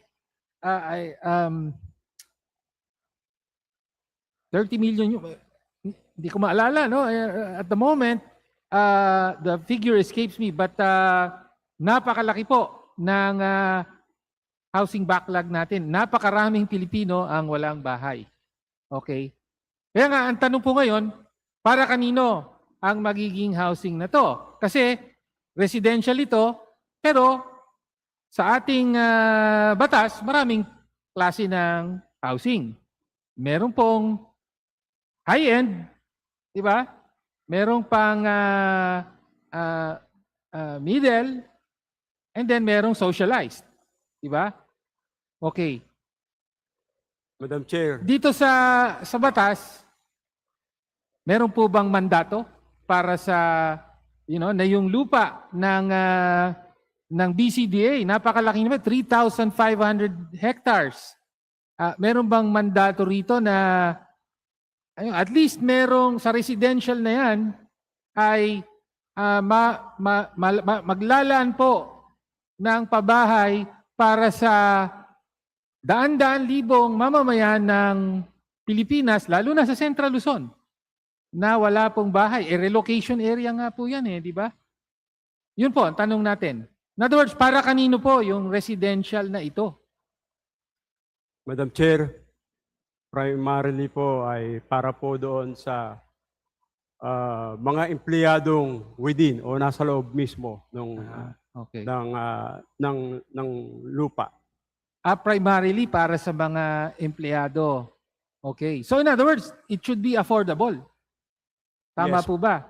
Tama po, Okay. Madam Chair. Hindi, kasi po, bago po tayo sumalang dito, Madam Speaker, nabanggit po ng ating magiting na sponsor na siya ang kinatawan ng Taguig Pateros. Tama po ba? Tama po. At nabanggit niyo po yung BGC. Di po ba?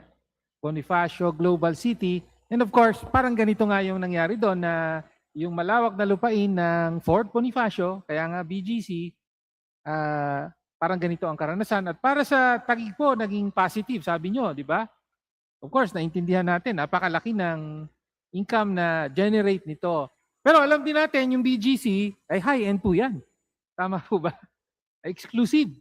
Parang, kumbaga, kabilang sa pinakamahal yata, yung mga condo and so on, dyan sa BGC. So, ang tanong lang po natin, baka naman ganun din po mangyari dito sa mga lupain na ito, no, na habang daan-daan libo, milyon po ang mga kababayan natin na walang disenteng pabahay, ay ang lupa ng gobyerno na ito ay syempre maximization of income yan di syempre baka maraming BGC ang malikha rito. Paano yan? Yes po, Madam Chair. Yan po ang sinusolusyonan natin dito para maka-avail o maka-afford yung ating po mga maraming kababayan dito po sa sinasabing lupang ito. Okay. Well, yun po ang hindi explicit. Wala pong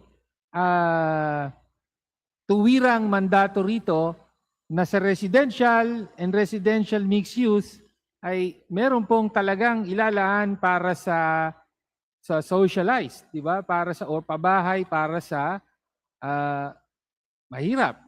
Kahit yung nabanggit nyo, yung manggagawa. Ganun po. mga empleyado ng BCDA. Hindi po express, pero pwede pong ilagay sa Okay. master plan. Okay. Pwedeng ilagay sa master plan. Pero pwede pong, hindi po ba pwede rin na ilagay na sa batas para tiyakin na sa master plan ay nandun? Kumbaga, may mandato na ang Kongreso na maglaan kayo dyan ng para sa Siguro po, magpo-propose na lang po tayo sa gagawin nating IRR. okay. Anyway, ninonote po natin yon. So, wala pong malinaw na mandato na, in other words, ang tanong natin, para kanino po ba ito? No? Ngayon, ang malinaw na wala na talaga rito ay yung sa paggamit ng lupa, residential and residential mixed purpose, and then for institutional and industrial purposes, consistent with government priorities. Okay. Iklaro lang po muna natin. Mag-move muna tayo dito sa pangalawa. Yung other 5% is for institutional and industrial purposes consistent with government priorities. Industrial, parang medyo malino na po yun, no? Na for yung mga manufacturing and so on and so forth. Okay. Yung institutional, ano po ang ibig sabihin nun? Institutional purposes. Yun po yung mga schools, mga hospital, ganun. Hospital, government institution. Yun po Okay. yun. But not for government. Tama po ba? Not for government. Kasi ang lupa na to sa gobyerno na eh. So, pag sinabing institutional, we're talking about private institutions. Pwede rin po, tulad ng Bangko Sentral, government. Okay. So, in other words, ibebenta ito ng gobyerno pero pwede niyang, paano po yun? How does that work? Ibebenta sa ibang ahensya ng gobyerno, ganun po. Pwede po, government to government. Government to Madam Chair. government. So, Apo. pwede rin. Okay. Well, curious lang po ako kasi ngayon nasa balita po yung Pax Silica. Di ba? Yung meron dumating pa nga dito na recently USEC ng Under Secretary of State ng United States of America.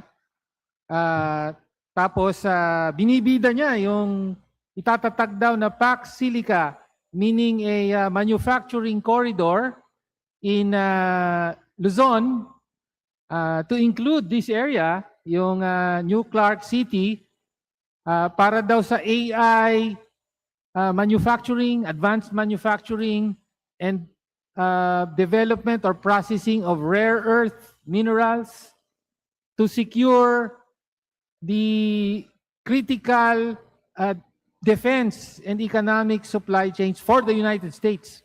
At naging controversial pa nga to dahil mukhang nag-demand yung US na sa itatayo daw nila na economic zone, tawag nila doon, economic security zone, ang hinihingi nila, exempted daw sa batas ng Pilipinas. They wanted, the term used in media is diplomatic immunity, no? But basically, parang sinasabi nila, dito sa Pax Silica na ito, hindi iiral ang batas ng Pilipinas. So, ang tanong ko po ay, kasama po yan doon sa pwedeng gamit pag sinabi nating institutional purposes. Tama po ba?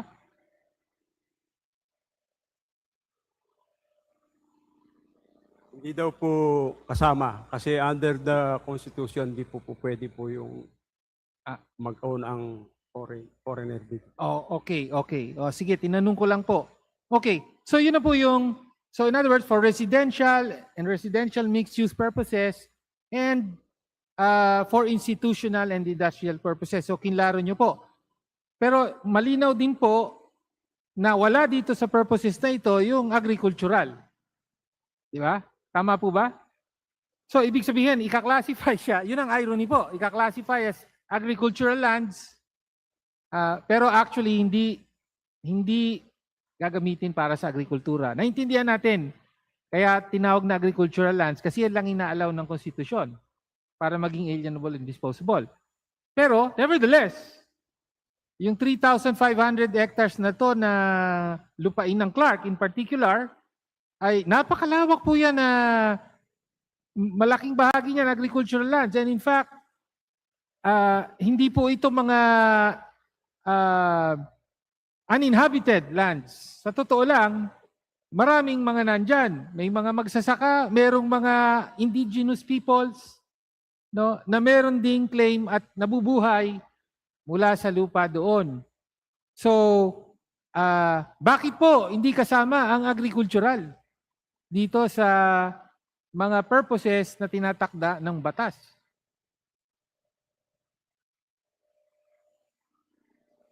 Madam Chair, kasi po ito po ay special economic zone for development.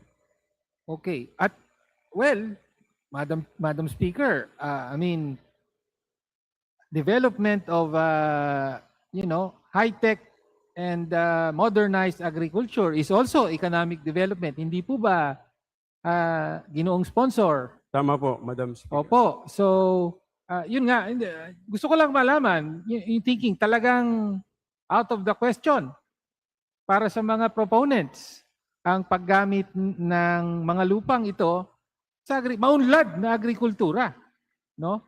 Kasi nga may mga magsasaka doon, no? At may mga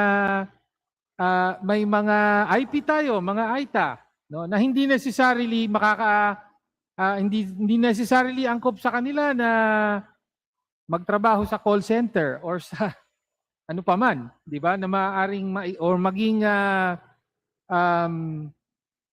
service worker sa mga mixed-use establishments, no? Halimbawa sa Jollibee or whatever, kung ano man ang nandyan. So yun po, this is still largely an agricultural area after all, Mr. Speaker, Madam Speaker at ginoong sponsor. So bakit po in-exclude yung agrikultura? At at mas mahalaga, ano mangyayari sa mga magsasaka? Both yung kasama na doon yung mga indigenous people na para sa kanila ancestral domain nila yan.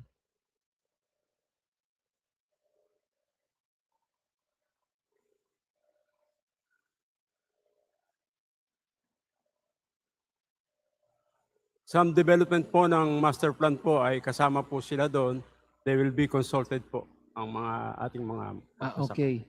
So, nako, Madam Speaker, alam na natin yan, they will be consulted.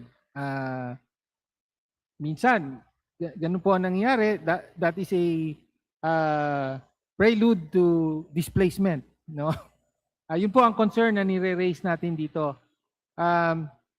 Tapos, sige po, iniintindi natin yung mga provision at ang nais gawin. So, 10% ay ipaprivatize for residential as well as for industrial and institutional use.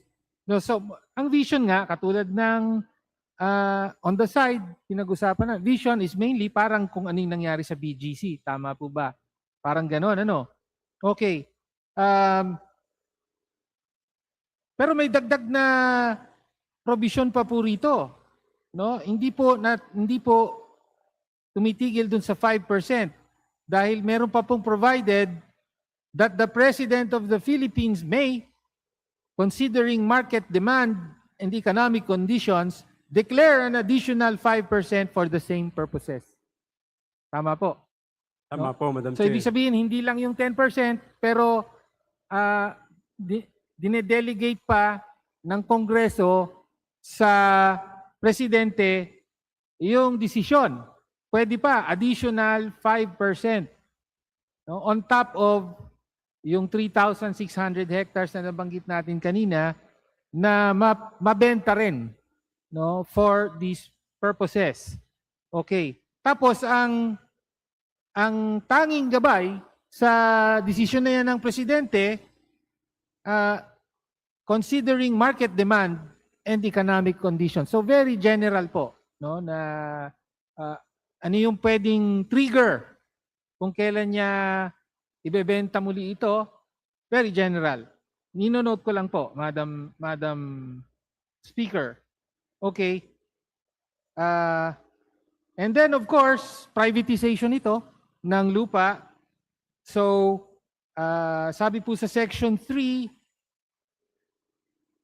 proceeds from the sale and disposition under this act shall be remitted to the Bureau of the Treasury and shall accrue to the general fund. Okay. Meron po bang estimate ang BCDA? Magkano po ang potensyal na pwedeng kitain ng BCDA at ng National Treasury, sa pag-inimplement, pag napasa ang batas na ito? Siguro naman po gumawa ng mga pag-aaral ang mga proponents. Madam Speaker, ang estimate po ay 1.8 trillion for 30 years. 35 years. 1.8 trillion estimate for 35 years. Over 35 years. Pero we're talking about the sale, a one-time sale. Ano po ang hindi ko po ma-appreciate yung figure. Why over 35 years? By phase po, Madam Speaker. By phase. By phase. Ibig sabihin, uutay-utayin, ganun po ba ang pagbenta ng lupa? Depende po sa master plan po. Kaya nga, depende sa master plan. So mukhang, I don't think that yung master plan ba na yun is covers 35 years. Ganun po ba? Hindi naman yata, ano? Baka yan, baka yan yung, I'm just trying to make sense of the figure, Madam Speaker. Baka yan yung projected income that will be generated or wealth that will be generated from privatizing this, pero hindi lahat yun ay pupunta sa gobyerno. Baka ganun siguro. Hindi po ba? Lahat po yun mapupunta. Lahat mapupunta sa gobyerno over 35 years. Okay? Hindi, pakipaliwanag lang po. Why would there be, kasi sale of land to eh. So, paano mangyayari na over 35 years kikita? Di ba, pag nabenta mo na, nabenta mo na. Paano yun? Madam Chair, depende po yan, Madam Speaker, depende po yan sa demand ng market po. Okay. Sige po. Okay. So, yun na lang po, Madam Speaker. Humingi lang po ako ng mga kalinawan sa hinihiling or sa gagawin ng kung sakaling may sa batas ito, sa esensya ay privatisasyon ng malalawak na lupain ng BCDA, lalong-lalo na itong nasa Clark. No? Pero kasama rin ng iba pa. At ang mga concern nga po natin ay malaking privatization. In the past, nakita natin kung paanong talagang ang pangunahing nakinabang rito ay ang mga malalaking real estate developer. No? At na-raise natin ang concern, sino ang makikinabang? Paano naman yung mga milyong-milyong Pilipino, lalo na yung nasa Central Luzon, na walang disenteng pabahay, may maaasahan ba sila rito? Hindi po malinaw yon, no? At paano naman yung mga magsasaka at mga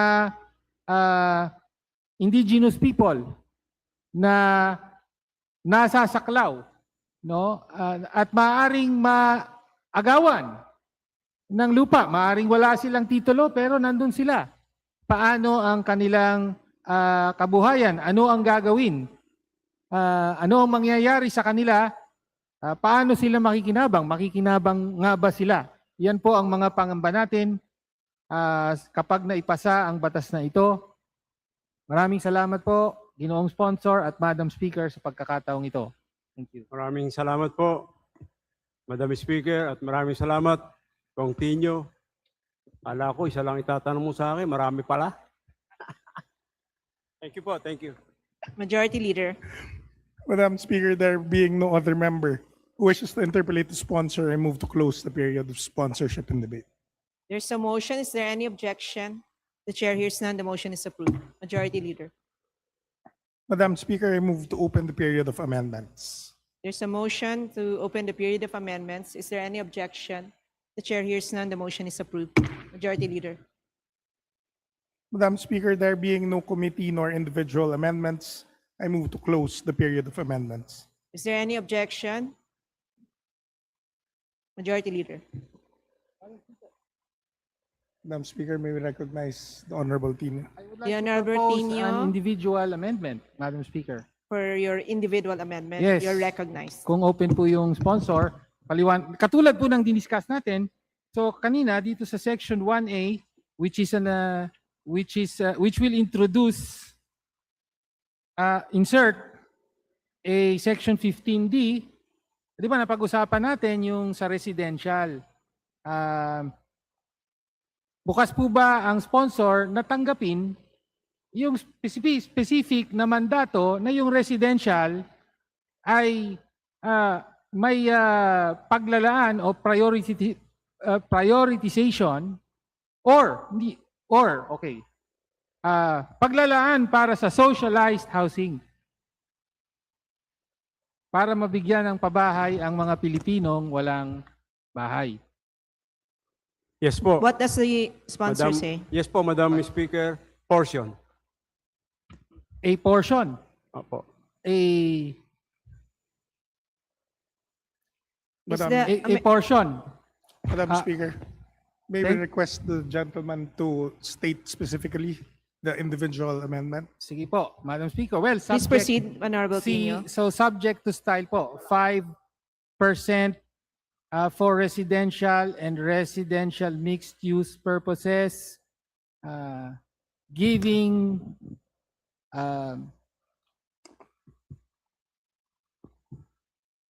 substantially set aside for socialized housing.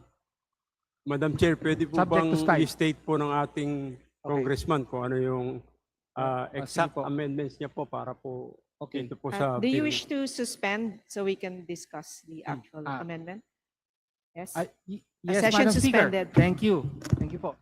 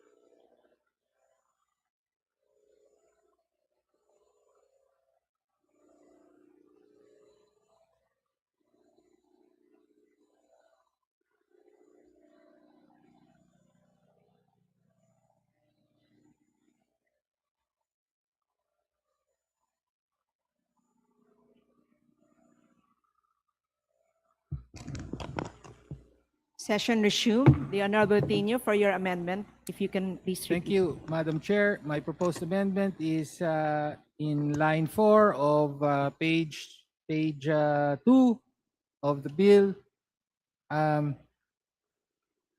5% for residential and residential mixed-use purposes, primarily for socialized housing. What does the, Madam Chair. the sponsor say? I accept, What does the House say? Madam Chair. Madam Speaker, I move to accept to approve the amendment. as There's a proposed. motion to approve the said amendment. Is there any objection? The chair is none. The amendment's approved. Majority Leader. Thank you, Madam Speaker. That's Thank all. Thank you to the sponsor. Madam Speaker, there being no other members who wish to give individual amendments, I move to close the period of amendments. There's a motion. Is there any objection? The chair is none. The motion is approved. Majority Leader. Madam Speaker, I move to vote on second reading House Bill 9257. Those who are in favor say aye. Aye. Those who are against say nay. The ayes have it. House Bill 9257 is approved on second reading. Congratulations. Thank you, Madam Speaker. Majority Leader. Thank you, sir. Madam Speaker, move to suspend. Session suspended.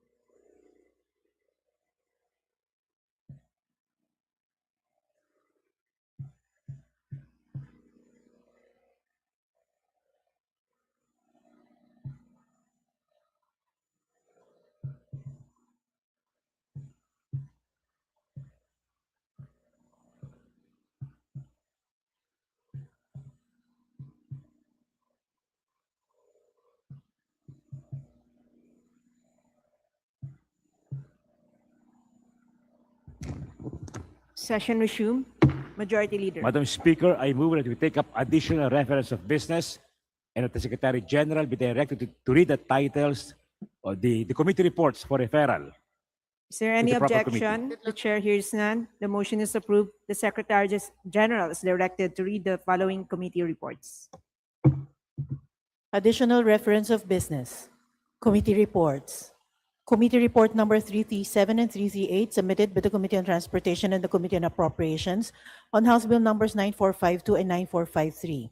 Committee report numbers 339 and 347 submitted by the Special Committee on Creative Industries on House Resolution numbers 872, 546, 547, 781, 785, 871, 891, 588, and 951. Committee report number 348 submitted by the Committee on Public Order and Safety and the Committee on Appropriations on House Bill number 9461. Committee report number 349 submitted by the Committee on Overseas Workers Affairs on House Bill number 9462. Committee report number 350 and 351 submitted by the Committee on Higher and Technical Education and the Committee on Appropriations on House Bill numbers 9463 and 9464. Committee report number 352 submitted by the Committee on Public Information and the Committee on Information and Communications Technology on House Bill number 9465. To the Committee on Rules. Additional reference of business. Committee report. Committee report number 353 submitted by the Committee on Basic Education and Culture and the Committee on Appropriations on House Bill number 9466. To the Committee on Rules. Majority Leader. Madam Speaker, under the calendar of business, I move that we take up on second reading House Bill number 9461 under Committee Report number 348. And for this purpose, may I request that the Secretary General be directed to read the title of the bill. Is there any objection? The chair hears none. The Secretary General is directed to read the title of the measure.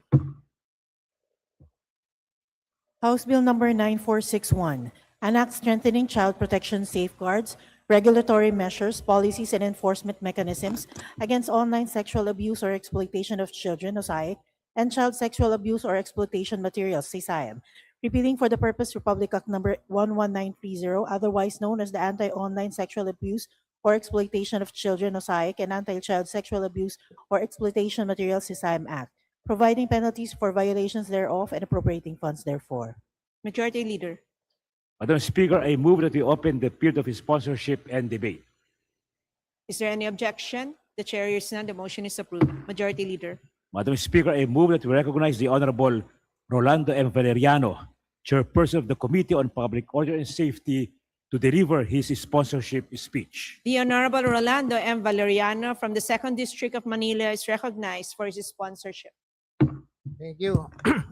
Madam Speaker, my dear colleagues, it is my honor and privilege to sponsor the committee report on House Bill number 9461, otherwise known as the Child Online Safety and Protection Act of 2026. The Philippines has long been identified as one of the global epicenters of online sexual abuse or exploitation of children, or OSAIC, and child sexual abuse or exploitation materials, CSAM, due to the alarming number of victims and facilitators operating in the country.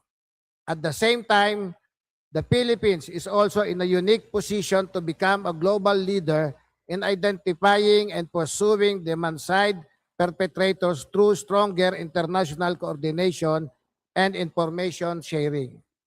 According to the International Justice Mission's Scale of Harm study, nearly 500,000 Filipino children were trafficked in 2022 alone to produce child sexual exploitation materials, equivalent to 1 in every 100 Filipino children.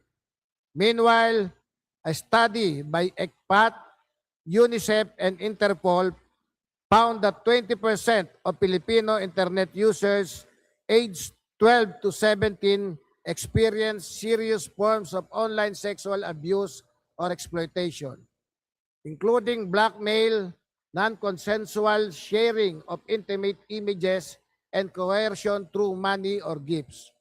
Data from the National Center for Missing and Exploited Children further showed that in 2024, the Philippines ranked second worldwide in cyber tip line reports.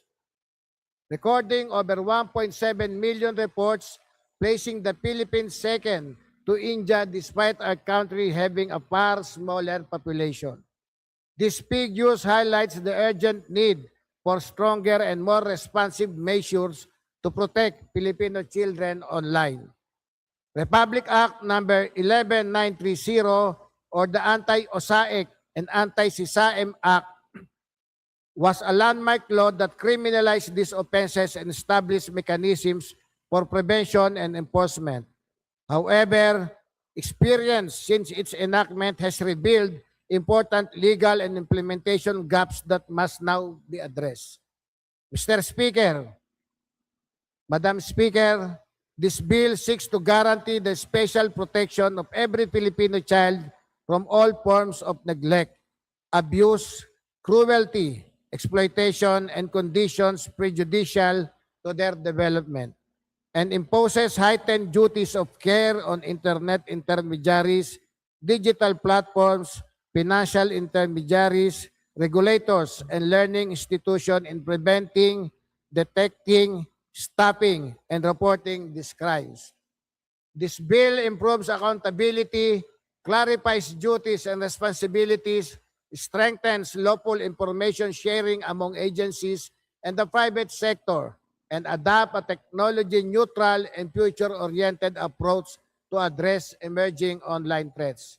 Ultimately, the bill seeks to create a stronger and more coordinated national framework that protects children, improves investigations and prosecutions, strengthen victim protection, and ensure that offenders and facilitators are held accountable. Because of the urgent need to strengthen our country's response against online sexual abuse and exploitation of children, I urge our colleagues to support the approval of this LEDAC priority measure. Thank you, Madam Speaker. Majority Leader. Madam Speaker, I move that we recognize the Honorable Belia Vanessa B. Swansing to deliver her sponsorship speech. The Honorable Bella Vanessa B. Swansing from the 2nd District of Sultan Kudarat is recognized for her sponsorship. Thank you, Madam Speaker. Madam Speaker, distinguished colleagues, magandang gabi po sa ating lahat. On behalf of the House Committee on Public Order and Safety, and as chairperson of the Technical Working Group of the Amendments of Republic Act number 11930, or the Anti-Online Sexual Abuse and Exploitation of Children, and Anti-Child Sexual Abuse or Exploitation Materials Act, or the Anti-OSAIC and SISAM Act of 2022, it is my great honor to sponsor House Bill number 9461. The measure we put forward for consideration of this chamber today is a product of 40 hours of official meetings between national government agency and civil society partners, law enforcement agencies, field practitioners, immediate rescue team members, non-government organization and advocacy leaders, and organizations of victim survivors, and countless hours of discussions in between. Provisions introduced by this measure to exhaust all potential possible means of protecting our children against insidious abusers are the result of the steadfast and persistent efforts of our government and non-government partners, all of whom have seen far too many children fall into the evil of abuse and exploitation, and have dedicated their lives' work to making sure that we do our part to save others from falling from the same fate. Through the trust of this chamber, it has been the honor of our life to work closely with them for such vital piece of legislation for both this current generation of youth and the next, and now to present for consideration what they hope this government does in its duty to protect our nation's children. There's a reason why this collective pursuit against sexual abuse and exploitation of children has to be addressed by law and addressed immediately. 1 in 5 Filipino children between the ages of 12 and 17 has experienced online sexual abuse. That is the figure determined jointly by the United Nations, the UNICEF, the Interpol, and the NCPAT. And this is a number that policymakers around the world see when they think of Filipino children. Sexual abuse and exploitative materials depicting Filipino children have been sold for a going rate of 150 pesos, $3 American. Internet Watch Foundation's report in 2026 identified 8,000 child sexual abuse images and videos generated by artificial intelligence alone. An average child endures prolonged abuse for 2 years before rescue, with some victims as young as a few months old. 0 to 4% of victims report what abuse they endured, because only around 3% of children know how to report the helplines. These are the issues House Bill number 9461 then pursues to address. Once passed into law, House Bill number 9461 will establish mechanisms, structures, and procedures that will ensure that this government addresses the key stages of our national campaign against sexual abuse and exploitation of children, especially given the myriad of challenges that have arisen in the advent of artificial intelligence. From the reporting of offenses and crimes, to the investigation, identification, and detection of victims and perpetrators, to the prosecution of offenders in all stages of crime committed, to the aftercare of victims, and for all those who are working in the front lines to make sure that our victims are rescued and cared for. And finally, and most importantly, the prevention of these abuses and crimes through strong partnerships with local communities and stakeholders, so that these communities are made aware on how these abuses take place and why, and what they can do to stop them. This measure augments the already existing definition of crimes under RA number 11930 to specifically consider acts that are enabled through artificial intelligence and other technological and machine learning tools. For example, under this current bill, a child whose face and likeness is depicted in the form of synthetic media without their consent may now file a complaint, or the parents or any individual acting on behalf of that child. A child defined under this bill is not just those who fall under the age of 18, but also those who are unable to fully care for themselves because of pre-existing physical, mental, intellectual, or sensory disabilities or conditions.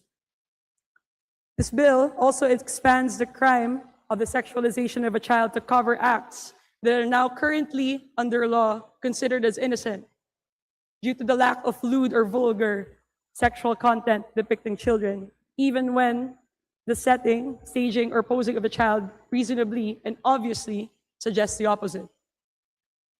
This bill introduces the crime of grooming and the sexual extortion of a child, particularly those that happen on the digital space, and now finally holds liable under law all accomplices and accessories, anyone who aids or abets perpetrators of sexual abuse and exploitation of children, which is now not covered under law.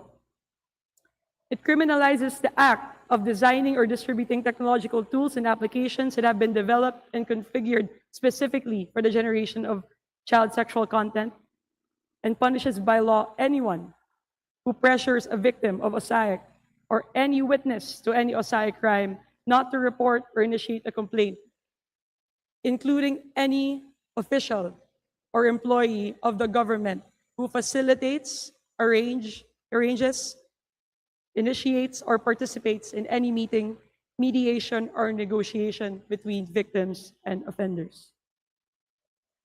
Recognizing that the issue of OSAIC spans across national borders, House Bill number 9461 attempts to cover all potential digital platforms, intermediaries, and products through which abuse and exploitation can be committed against our children, and subject the same to legal duties and responsibilities, the neglect of the performance of which shall be subject to criminal and administrative sanctions, including the takedown or immediate blocking of their platforms on Philippine territory.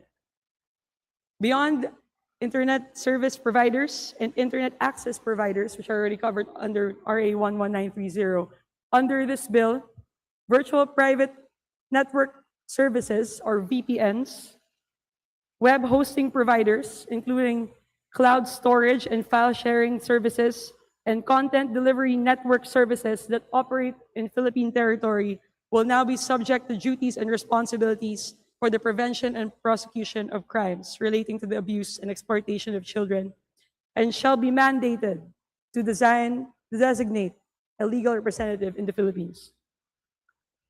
To support these measures, this bill also mandates the adoption of safety by design mechanisms for applications, platforms, and other forms of digital tools operating in the Philippines. To capacitate our law enforcement agencies to perform their functions under this measure, House Bill number 9461 introduces the authority to conduct digital forensic examinations and the authority to issue subpoenas on the part of the Chief of the PNP Women and Children Protection Center and the Chief of the PNP Anti-Cybercrime Group. At the same time, a child who may be a victim of OSAIC may be rescued and taken under protective custody by the local social welfare office or the local enforcement agents, whichever applicable, under mere reasonable suspicion that the child is a victim or a potential victim of OSAIC, whether or not the crime was successful or whether or not it was merely attempted.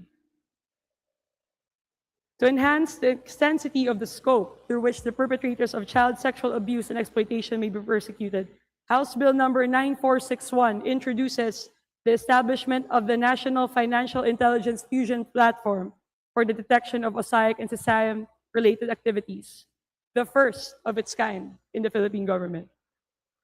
This platform enables real-time sharing and joint analysis of financial intelligence between government agencies, law enforcement, regulatory agencies, and financial institutions for the detection of OSAIC and SISAM-related activities, which will generate investigative leads and enhance analytical products that directly support timely law enforcement, regulatory, protective, and disruptive action. The authority given to payment service providers and financial institutions to temporarily hold or restrict financial accounts and or activities of these accounts upon reasonable suspicion of the account being utilized for OSAIC-related activities under this bill provides teeth to what will result from the intelligence sharing on the part of the stakeholders involved in the identification and investigation of offenders. While the mandate imposed on payment service providers and financial entities to continually update and review their respective internal guidelines and detection systems for flagging potential transactions involving OSAIC activities upon the direction of existing financial regulators ensures the efficacy of such information sharing mechanisms in ensuring proper referral, detection, investigation, and coordination of criminal activities to competent authorities. But what perhaps may be the highlight of House Bill number 9461 is the establishment of the Philippine Child Sex Offenders Registry, which would be the flagship program of the national government that underscores this administration's commitment to the protection of the most vulnerable of society. The Philippine Child Sex Offenders Registry, which is to be lodged, overseen, and maintained by the operational arm of the National Council of Child Online Safety and Protection, is a platform that shall be directly accessible to the public. This registry shall cover those convicted with final judgment of all sexual offenses against children.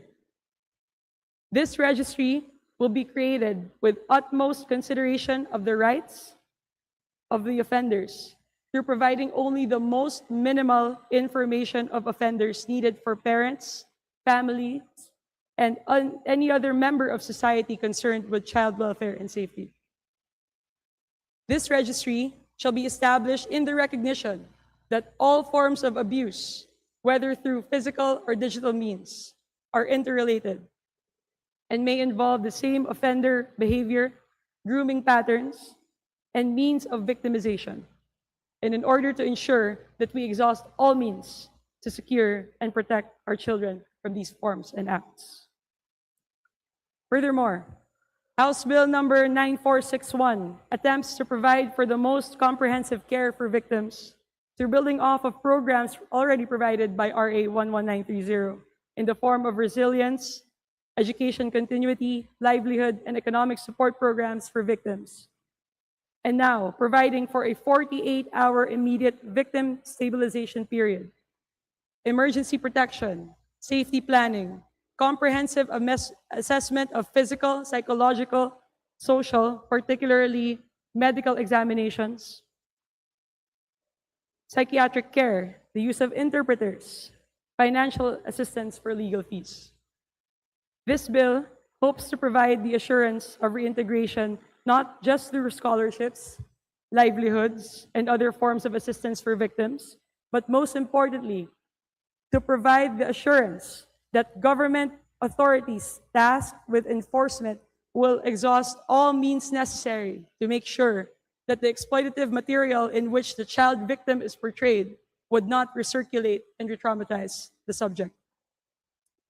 Finally, as acknowledgement and to honor the respect the efforts of those in the front lines of our national campaign against the abuse and exploitation of our children, House Bill number 9461 provides for the aftercare of frontline personnel, social welfare officers, law enforcement agents, teachers, prosecution offices, through psychological debriefing, counseling, peer support, crisis intervention, wellness and stress management activities, trauma recognition and access to psychological first aid, while also enabling them temporary respite, reassignment upon manifestations of traumatic stress, with assurance that the same shall be without prejudice to their employment status.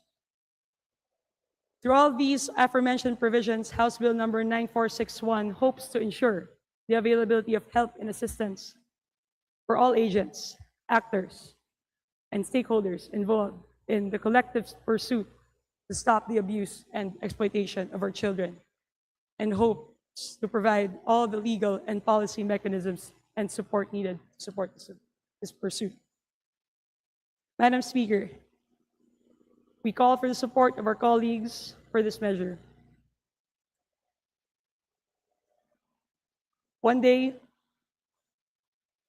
we hope to look at our children in the eye and say that we did our best to protect them from what can harm them. I know that the members of this chamber want to be able to do the same. And so I implore each and everyone listening tonight to support the urgent passage of this measure. Thank you, Madam Speaker. Majority Leader. Madam Speaker, there being no member who wish to interpellate, I move that we close the period of sponsorship and debate. Is there any objection? The chair hears none. The motion is approved. Majority Leader. Madam Speaker, I move that we open the period of amendments. There's a motion. Is there any objection? The chair hears none. The motion is approved. Majority Madam Leader. Speaker, I move that we recognize the Honorable Sarah Jane I. Elago of Party List Gabriela Women's Party for her individual amendment. The Honorable Sarah Jane Alago from the Gabriela Women's Party list is recognized for her individual amendment. Madam Speaker, I move to amend Section 27, page 41, line 20, by placing a comma after the word loss and by adding the following phrase: without mandating sensitive personal information and data processing mechanisms, period. What does the House say? What does the sponsor say? Accepted, Madam Speaker. What does the House say? Madam Speaker, I move to approve the amendments. Is there any objection? The chair hears none. The individual amendment introduced is approved. Majority Leader. Next, Madam Speaker, let me move to my next and final individual amendment. I move to amend Section 62, page 84, line 10, by inserting the words "with finality" between the words "convicted" and "of." What does the sponsor say? Accepted, Madam Chair. What does the House say? Madam Speaker, I move to approve the amendments. There's a motion to approve the said amendment. Is there any objection? The chair hears none. The amendment's approved. Majority Leader. Madam Speaker, there being no individual or committee amendments, I move that we close the period of amendments. There's a motion. Is there any objection? The chair hears none. The motion is approved. Majority Leader. Madam Speaker, I move that we approve on second reading House Bill number 9461 under Committee Report number 348. Those who are in favor say aye. Those who are against say nay. The ayes have it. House Bill number 9461 is approved on second reading. Congratulations. Majority Leader.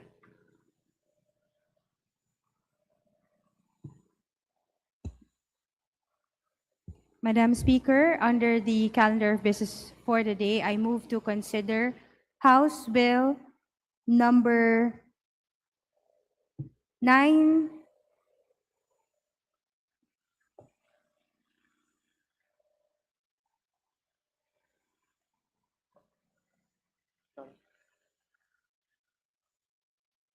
Session suspended.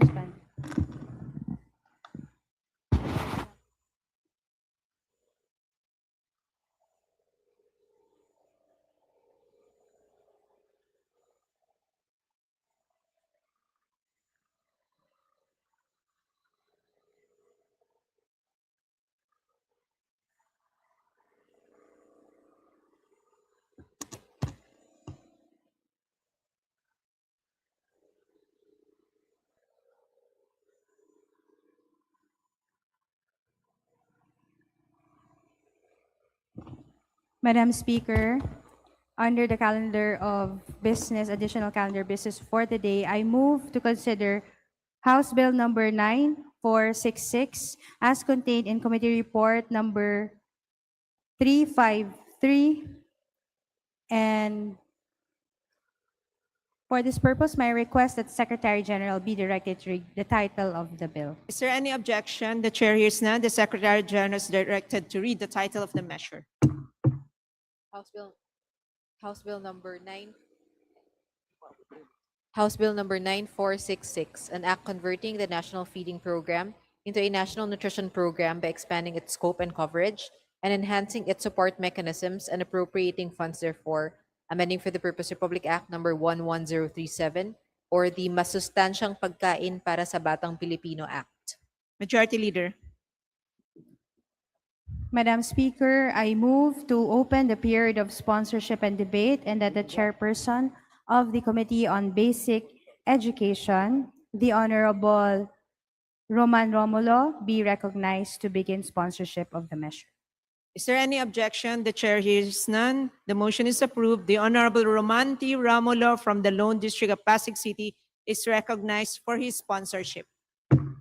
Madam Speaker, distinguished colleagues, I am privileged to sponsor a measure that recognizes nutrition as a cornerstone of learning, growth, and nation building. This bill proposes the transformation of the National Feeding Program under Republic Act number 11037 into a more comprehensive, science-based, and sustainable national nutrition program. At the heart of this measure is a simple but urgent reality. Hunger and undernutrition remain among the gravest barriers to learning, development, and productivity among Filipino children. For many of our learners, especially those in vulnerable communities, the classroom is difficult to navigate on an empty stomach. A child who is hungry cannot concentrate. A child who is undernourished struggles to grow, to learn, and to thrive. This measure recognizes that nutrition is not a one-time intervention, it is a continuing, integrated, and multi-sectoral responsibility. That is why this bill expands the current feeding program into a broader, nutrition-centered framework that addresses not only caloric intake, but also micronutrient deficiencies, food quality, child development, maternal nutrition, sanitation, health education, and local food sustainability. Madam Speaker, the proposed measure introduces several key reforms. First, it expands the coverage of the program. For early childhood care, undernourished children below 5 years old shall receive fortified meals for at least 200 days annually in child development centers. For basic education, all learners from kindergarten to grade 3 shall be covered, while undernourished learners from grades 4 to 12 shall likewise benefit from sustained feeding throughout the school year, including summer remedial classes. Importantly, the measure also includes nutritionally at-risk pregnant learners, children with disabilities, indigenous learners, and other marginalized sectors. Second, the bill institutionalizes a stronger milk feeding program. The measure prioritizes locally produced fresh milk and fresh milk-based products sourced from Filipino dairy farmers and cooperatives. This does not only improve child nutrition, it also creates livelihood opportunities and stimulates the growth of the local dairy industry. By linking nutrition programs with agricultural development, we create a virtuous cycle where feeding our children also supports our farmers and fisherfolk. Third, the measure strengthens nutrition governance and scientific standards. The bill ensures that menus are developed in coordination with nutrition experts, the National Nutrition Council, and the Department of Science and Technology Food and Nutrition Research Institute. It also provides for annual nutritional adjustments based on science and inflation to ensure that meal quality remains adequate and responsive. Moreover, the bill incorporates micronutrient supplementation, iron and folic acid interventions, health examinations, deworming, sanitation, hygiene, and nutrition education. Because nutrition is not solved by food alone, it requires awareness, preventive health care, and sustained community participation. Fourth, this measure empowers local communities. Parents substitute, barangays, local government units, cooperatives, and grassroots organizations are all recognized as active partners in the implementation. The establishment of central kitchens in school divisions will also improve efficiency, food safety, and timely meal distribution. Lastly, and most importantly, it must be emphasized that the funds appropriated under this measure are intended primarily for the direct nutritional needs of our beneficiaries.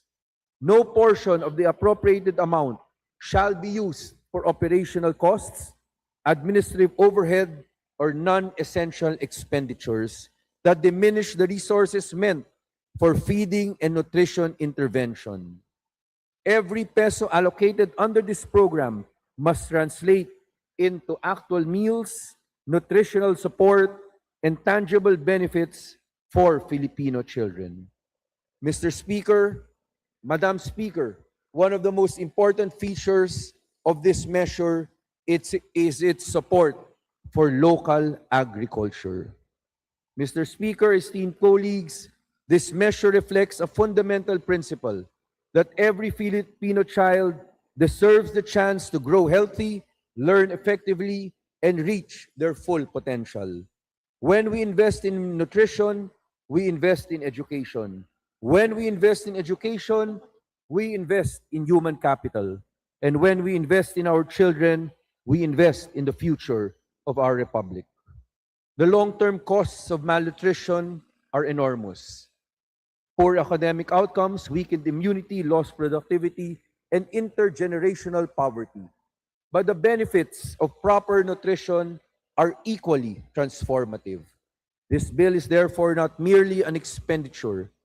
It is a strategic national investment, an investment in healthier children, an investment in stronger communities, an investment in a more productive and resilient Philippines. For these reasons, I respectfully seek the support of this august chamber for the immediate passage of this measure. Thank you, Madam Speaker, and thank you, dear colleagues. Majority Leader. Madam Speaker, there being no member who wishes to interpolate the sponsor, I move to close the period of sponsorship and debate. Is there any objection? The chair hears none. The motion is approved. Majority Leader. Madam Speaker, I move to open the period of amendments. There's a motion. Is there any objection? The chair hears none. The motion is approved. Majority Leader. Madam Speaker, there being no committee amendments or any individual amendments, I move to close the period of amendments. Is there any objection? The chair hears none. The motion is approved. Majority Leader. Madam Speaker, I move to vote on second reading House Bill number 9466. Those who are in favor say aye. Aye. Those who are against say nay. The ayes have it. House Bill 9466 is approved on second reading. Thank you, Madam Congratulations. Chair, Madam Speaker. Thank you, distinguished colleagues. Majority Leader.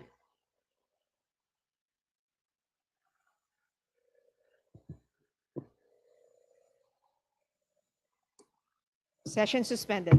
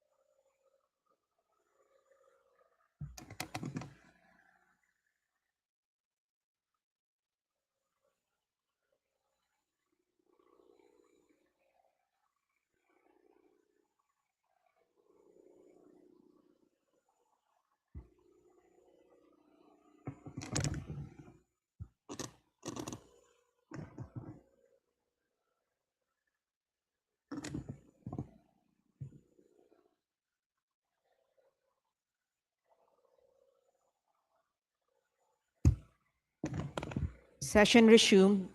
Majority Leader. Madam Speaker, may we consider House Bill number 9465 under Committee Report 352? And may we call the Honorable Jordan Suwan for his sponsorship speech.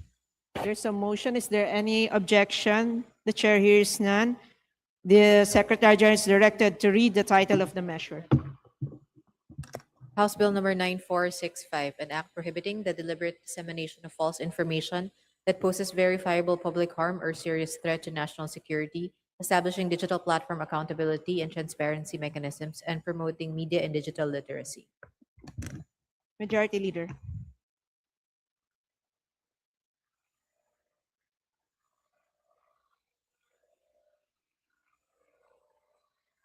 I move to open the period of sponsorship, Madam. Is there any objection? The chair hears none. The motion is approved. Majority Leader. And I move that we recognize the Honorable Congressman Jordan Suwan. The Honorable Lordan G. Suwan from the 1st District of Cagayan de Oro City is recognized for his sponsorship. Madam Speaker, today we take up a measure that touches two things that every democracy must protect: truth and freedom. And let me state at the outset, this bill is not about choosing one over the other. It is about preserving both. There are those who will say that any law addressing false information is a threat to free expression. That concern deserves respect. In a democracy, skepticism toward government power is not a weakness, it is a virtue. But there is another question that we must also have the courage to ask. What happens to freedom when truth itself becomes the casualty? What happens when lies destroy reputations, manipulate markets, incite panic, undermine public safety, interfere with elections, or cause real and measurable harm to ordinary citizens? What happens when falsehood is no longer an accident, but a deliberate weapon? Because freedom of speech was never intended to be freedom to knowingly deceive.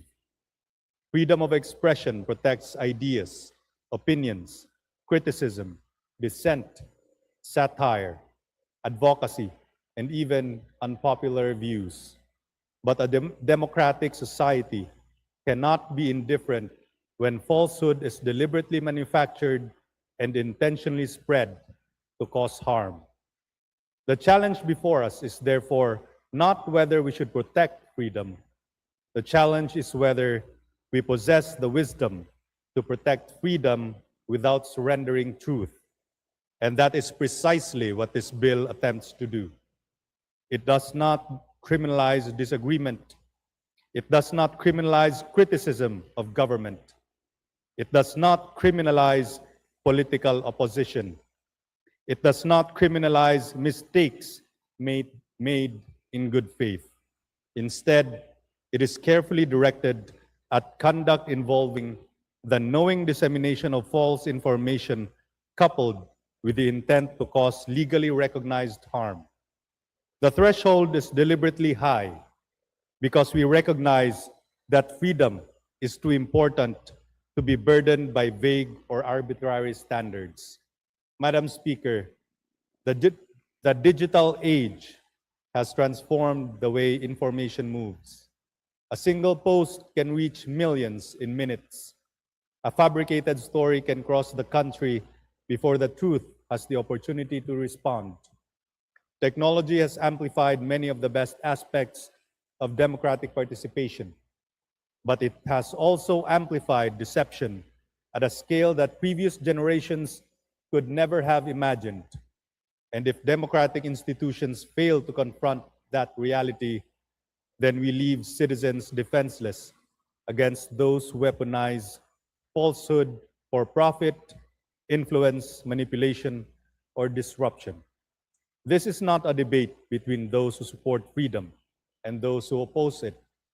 Every member of this House supports freedom. The real debate is how a free society should respond when false information causes real harm.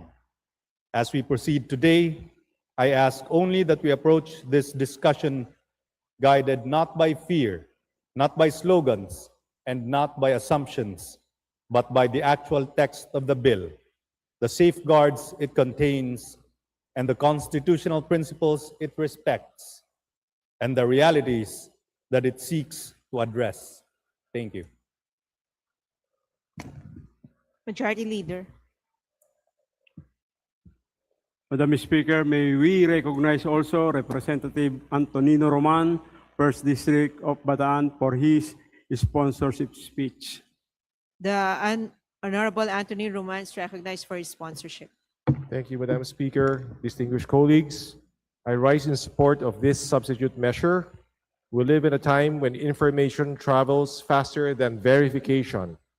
A fake emergency advisory can trigger panic, A fabricated election notice can mislead voters. A manipulated video can destroy reputations, inflame tensions, or undermine trust in institutions before truth has a chance to catch up. But let me be equally clear. In confronting disinformation, we must not become a threat to the very freedoms we seek to protect.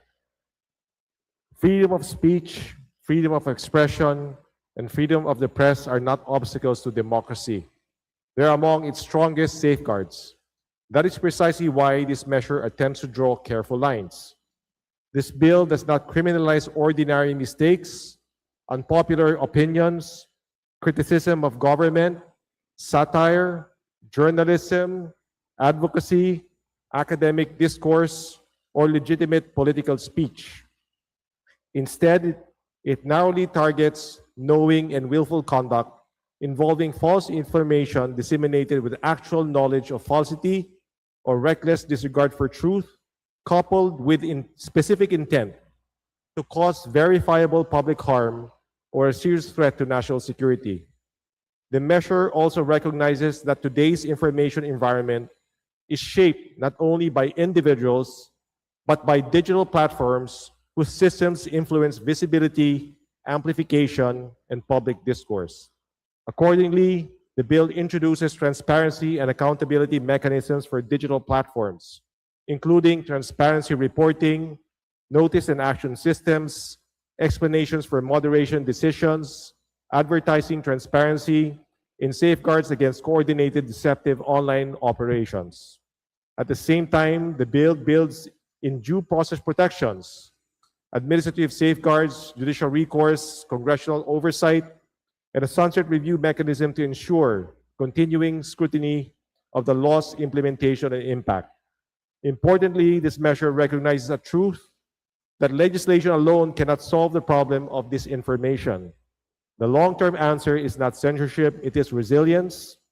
That is why the bill promotes media and digital literacy, critical thinking, fact-checking awareness, and responsible online engagement. Madam Speaker, the challenge before us is not simple. If we do too little, malicious actors may exploit digital spaces to cause real-world harm. If we do too much, we risk chilling lawful expression and constitutional freedoms. Our task, therefore, is not to choose between liberty and responsibility, but to pursue a framework that protects both. This substitute bill is an attempt, not a perfect one, but a serious one, to strike that balance. I respectfully ask for the support of our colleagues. Thank you, Madam Speaker.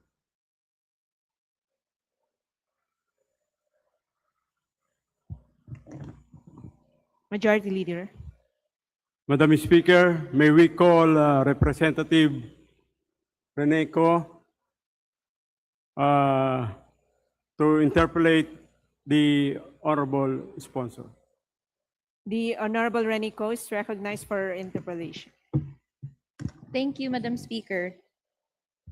Madam Speaker, before anything else, I'd like to begin the interpellation of this representation with the manifestation that this representation and the sector that it represents understands the grave importance of addressing fake news and disinformation.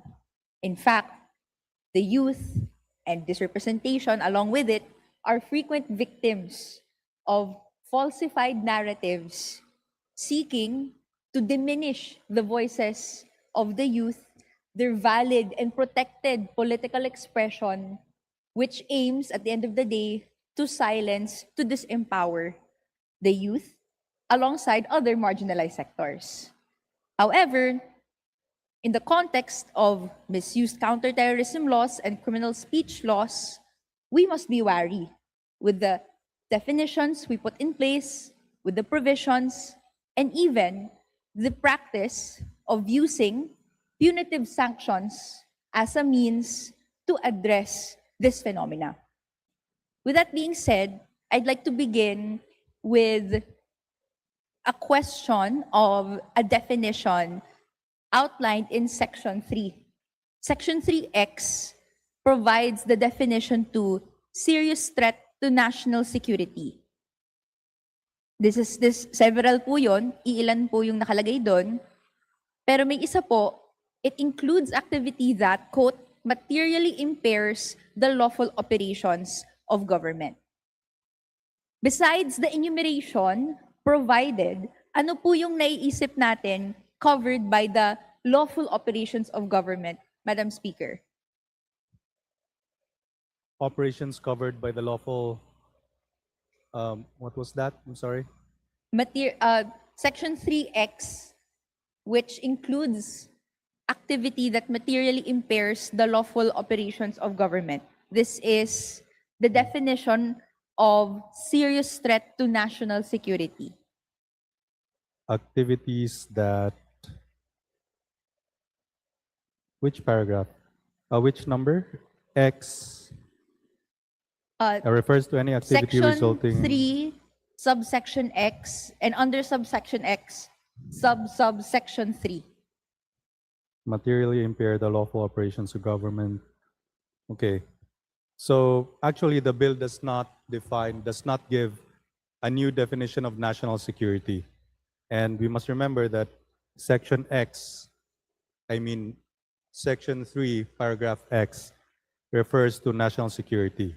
So the bill did not invent a new definition of national security. Rather, the term should be understood consistently with the existing framework of the Philippine government, particularly the policies and assessments of the National Security Council, the Office of the National Security Advisor, and the National Intelligence Coordinating Agency, which are the government's principal bodies tasked with national security matters. So, under Philippine practice, national security is, of course, broader than military defense. The National Security Council itself integrates domestic, foreign, military, political, economic, social, and educational concerns affecting the security of the state. So, to answer your question, in the national security policy framework, national security generally encompasses protection of Philippine sovereignty and territorial integrity, protection of democratic institutions and constitutional order, protection of public safety and social stability, protection of critical infrastructure and essential services, and protection of the people from threats that may seriously endanger the nation, which can be subsumed to the phrase refers to any activity resulting in or creating a clear and present danger that compromise, or that materially impair the lawful operations of government. To clarify, Madam Speaker, the question posed by this representation, yung tanong po natin ay, ano po yung kinocontemplate ng lawful operations of government? Dahil malawak po basically government is the entirety of the machinery of the state. Operations is any form of paggana ng gobyerno, and lawful is, well, we assume kung ano yung nakalagay man sa constitution or kung ano mga rules. So, which is to say po ba na lahat ng operations po ng government, lawful, this is included in the definition? Yes. Okay. We ask this because, for example, meron pong protesta. There's a mass protest that disrupts traffic near a government office. Hindi makapasok yung ilang mga empleyado dito. Or a digital campaign calling for the resignation of a public official. Can these be construed by authorities as impairing operations and thus a national security threat under this law? It will only become a national security threat if those things were done through unlawful acts involving violence, sabotage, or fraud. And that is clear in Section 3, paragraph X, subsection 3. So, can the representation provide paano po ba ino-operationalize yung fraud. No? So, kung may disruption and there is use of fraud, paano po to nakikita? There are many kinds of fraud. So I would say that all kinds of fraud employed to materially impair the lawful operations of government shall be considered serious threat to national security. So for example, dun po sa isang na-mention na there's calling for the resignation of a public official dahil may allegations of corruption na hinaharap tong public official. The public official says, no, that's fraudulent. Hindi po totoo yan. Does that count, therefore, na yung basis for a campaign is fraudulent and therefore under na po siya ng national security threat under this law? I'm sorry, can you paraphrase the question? Nagbigay po si representation ng anong pwedeng saklaw ng fraud. So ang isang example, counter-example, or to extend the example, kanina nagbigay tayo ng possible scenario na pwedeng pumasok sa impairing the lawful operations of government. So what if po may campaign calling for the resignation of a public official? No, for example, sa harap ng isang government office, hindi makapasok si official sa office kasi may nagko-call for resignation sa harap ng office. So you mean Tapos that later po, sinabi niya, no, that's fraudulent. Those claims na I'm part of a scheme of corruption, that's fraudulent. That's wrong. So therefore, pasok na po ba siya as a national security threat under this law?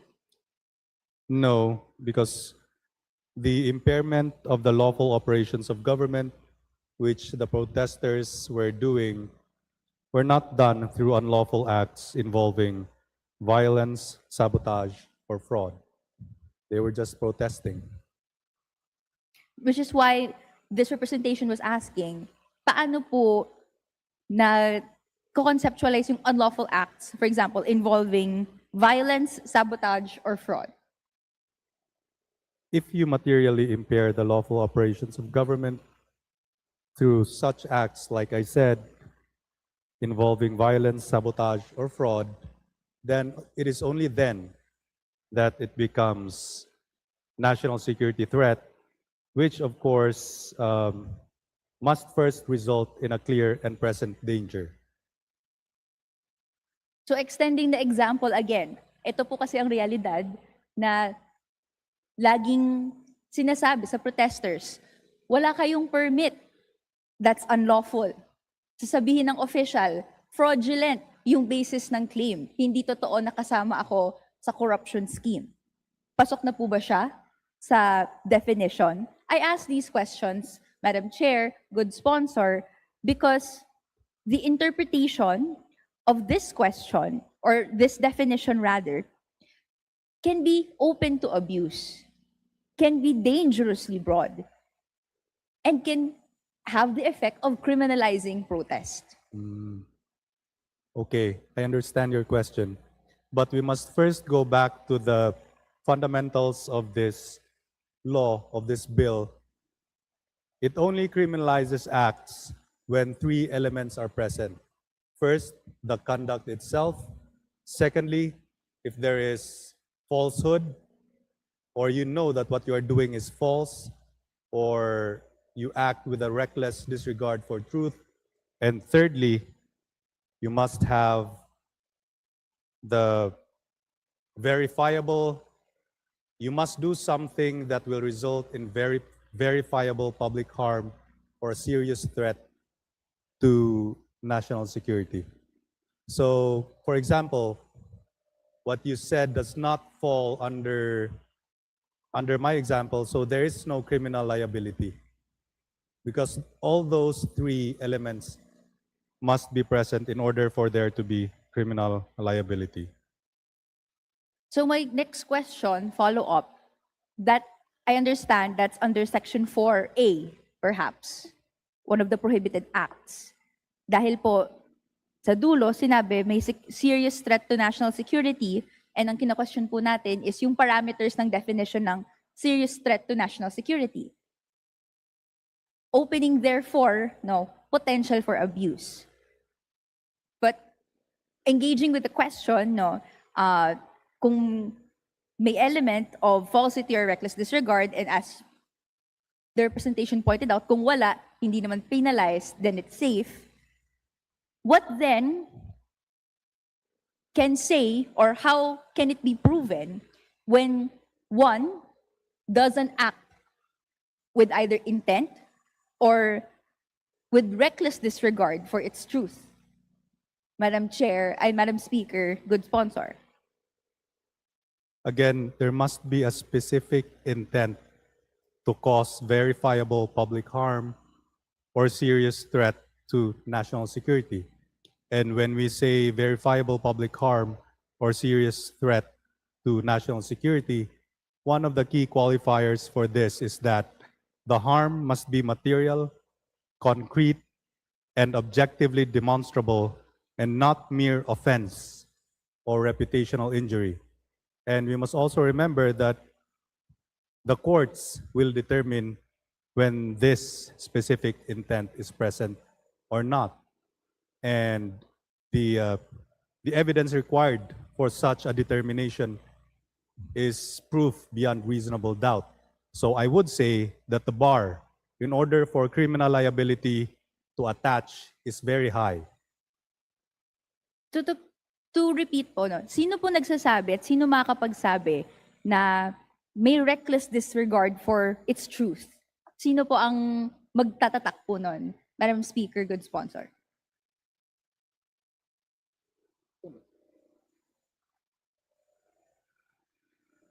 Reckless disregard for truth is defined in our definition of terms in Section 3.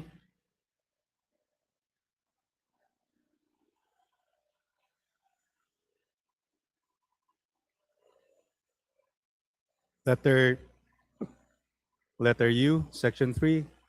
Reckless disregard for truth refers to publication despite serious doubts as to the truthfulness of the information or deliberate avoidance of readily available facts indicating probable falsity. It does not include mere negligence, mistake, poor judgment, failure to investigate fully, reliance on a source later proven incorrect, or good faith interpretation of incomplete or conflicting information. And let us also remember that the courts will determine whether this exists or not. So we still go back to the courts in the exercise or following due process. And again, the prosecution has the burden of proving the existence of such reckless disregard for truth. Ano po therefore yung role ng defined also in this bill, vetted researchers or vetted researchers that would be accredited by the NPC or the DICT? These are accountability platforms.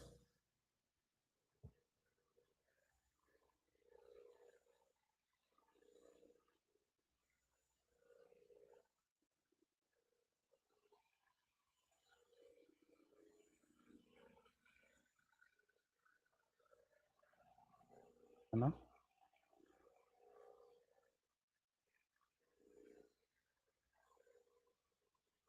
So if we go to Chapter 4 on platform obligations under Section 6, these are one of the obligations of a platform.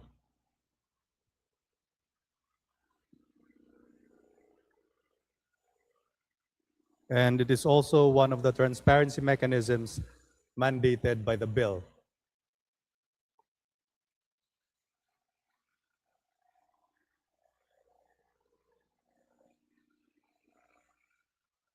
Okay, is that it?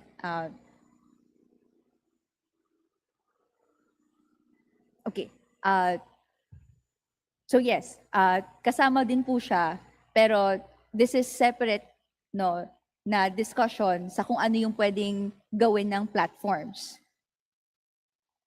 My next question po actually would be about yung role ng fact-checking organizations and researchers as per Section 3K and even Section 7E. Sino pong mag-accredit ng fact-checking organizations and researchers? And what criteria will ensure their independence and or even non-partisanship that would prevent the DICT from accrediting only organizations friendly to their interpretations while excluding critical or even investigative media?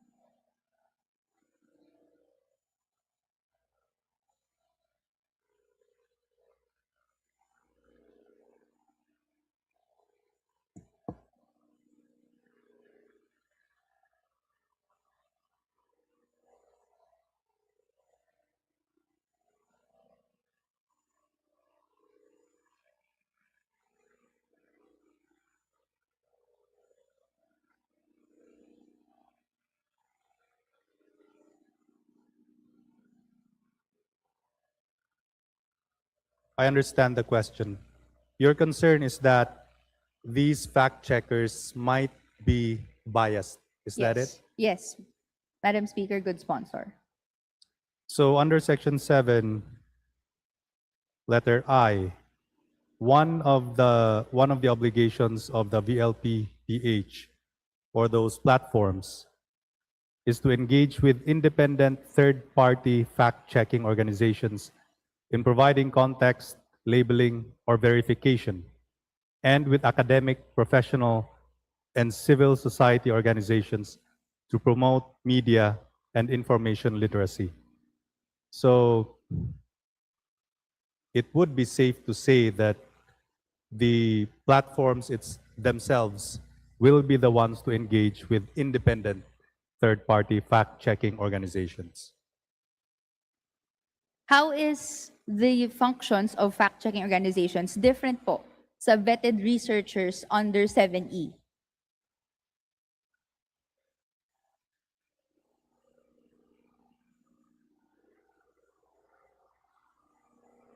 On system risks versus yung ginagawa po ng fact-checking organizations.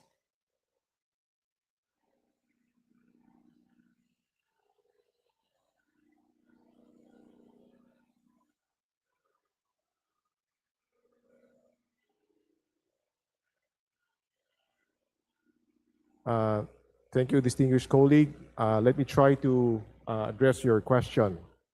The reference to vetted researchers earlier refers to, and the reason they need to be accredited is because of the security and privacy issues. Because you're giving these researchers access to the system of these platforms. So that is a difference. But these vetted researchers, they're not looking at the content. Unlike fact checkers, whose responsibility and business is really to check the facts. Based on the committee meetings we've had, the platforms have, at least the ones that have appeared in the committee meetings, actually work with fact checkers, like Verifiles, Fact Check Philippines, to make sure that they, as best they could, that they're only publishing truthful information. So yun po difference. Yung sa fact checkers, they look at content. The vetted researchers, they look at the system risks. Okay, I understand. So ang researchers' systems, ang fact-checking organizations' content. Correct. Okay. But the same question would apply. Ano po ang criteria to ensure the independence and non-partisanship of these systems? As we know, in current algorithm setups, for example, ng Facebook, ang nakikita natin when you start going down the rabbit hole of this information, it goes on and on hanggang malagay ka sa bubble, hindi ka makawala.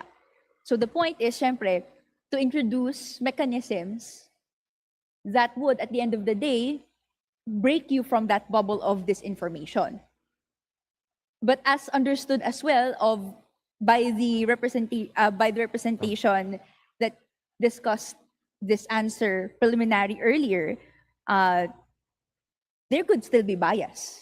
Kung paano man gawin yung system na yan, kung paano man gawin yung algorithm na yan, yung system na yan, towards narratives that are essentially friendly to what the government wants. And at the end of the day, despite the clamor that we essentially put our 100% trust in government, we saw, for example, in the previous regime, ginamit ang mga communication systems ng gobyerno to forward their own version of the narrative. No, there is no war against drugs that targets the poor. There is instead those that target users, etc., etc. And now, we have that narrative leading to accountability in the International Criminal Court. So ano po ang criteria na gagamitin bilang basehan ng mga vetted researchers at kung anumang systems na bubuuin nila, it will be fair, impartial, at hindi po magfa-favor at the end of the day certain narratives that will, and we see this already in existing algorithms, burying critical voices that are in opposition to government policies that are affecting marginalized sectors. Okay. Well, first, these vetted researchers, they have the semblance of independence and integrity. So if you look at the definition of vetted researchers, they refer to academics, journalists, civil society organizations, accredited by DICT or the NPC for reasons I stated earlier, because you're dealing with highly sensitive information and also system security. So in terms of the criteria on how they should be selected, I mean, that could be fleshed out in the IRR. Okay. So I have to maybe emphasize here in the fact-checking organizations, the word third party, which we appreciate, but is not present in the definition of the vetted researchers. Because at the end of the day, what we want, impartiality, in whatever systems, in whatever content, na kung paano po siya i-review ng kung ano mang masiset up through this bill, na hindi po critical only of a particular narrative forwarded by government and excluding counter narratives that could be providing truths that what we don't want ay macriminalize because it threatens a version of narrative that is forwarded by government. And the reason that this representation says this, because for the longest time, ito yung matagal nating hinaing when it comes to legislation addressing fake news. Aside from yung criticality natin sa framework na may pagkiling sa penalizing, we are also very careful that there could be a quote-unquote state-approved truth registry, which is a direct threat to a free press. Sa punot dulo po nito, yung third party na words found in the fact-checking organizations is not found in the vetted researchers. Madam Speaker, good sponsor.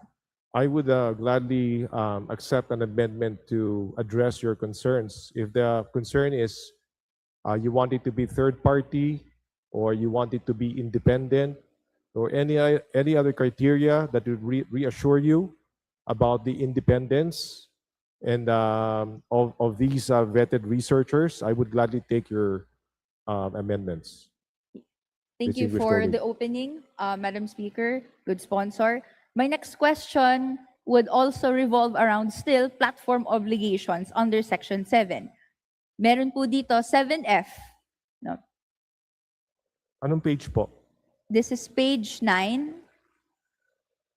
Kung saan nakalagay po dito that VLPPHs designated should also designate a liaison officer to the DICT who shall serve as an official point of contact to, among many, yung number 2 po, coordination on takedown or moderation requests involving malicious disinformation that threatens national security or public order.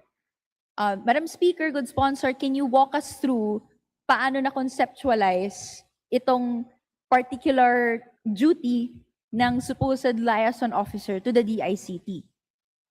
So, kung meron pong gustong ipa-take down, kasi siguro pa-discuss po, idadaan through this liaison officer?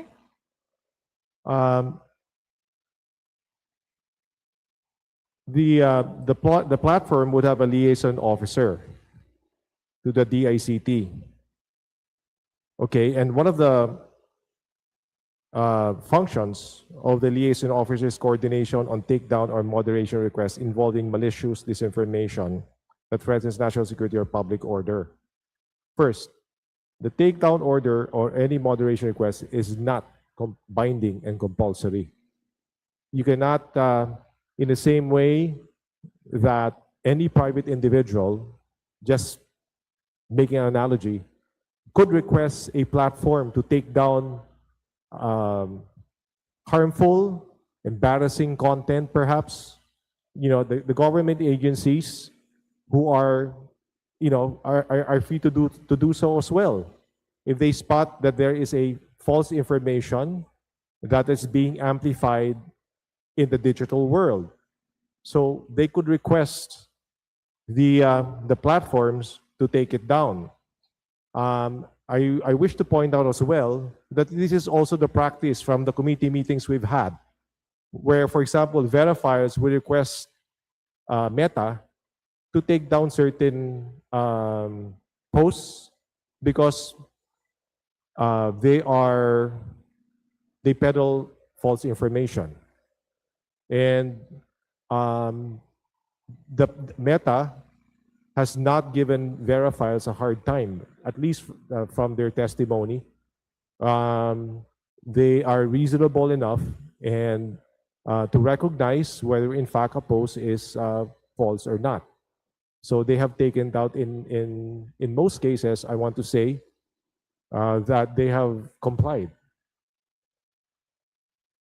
And to clarify, Madam Speaker, in the anecdote shared by the representation, the one making the request is verifiers. Yes. But as provided in this bill, who will be making that request? Because this is a liaison officer to the DICT. So tama po ba na DICT ang magme-make ng request?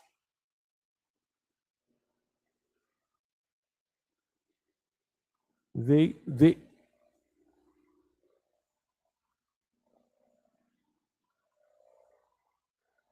yes.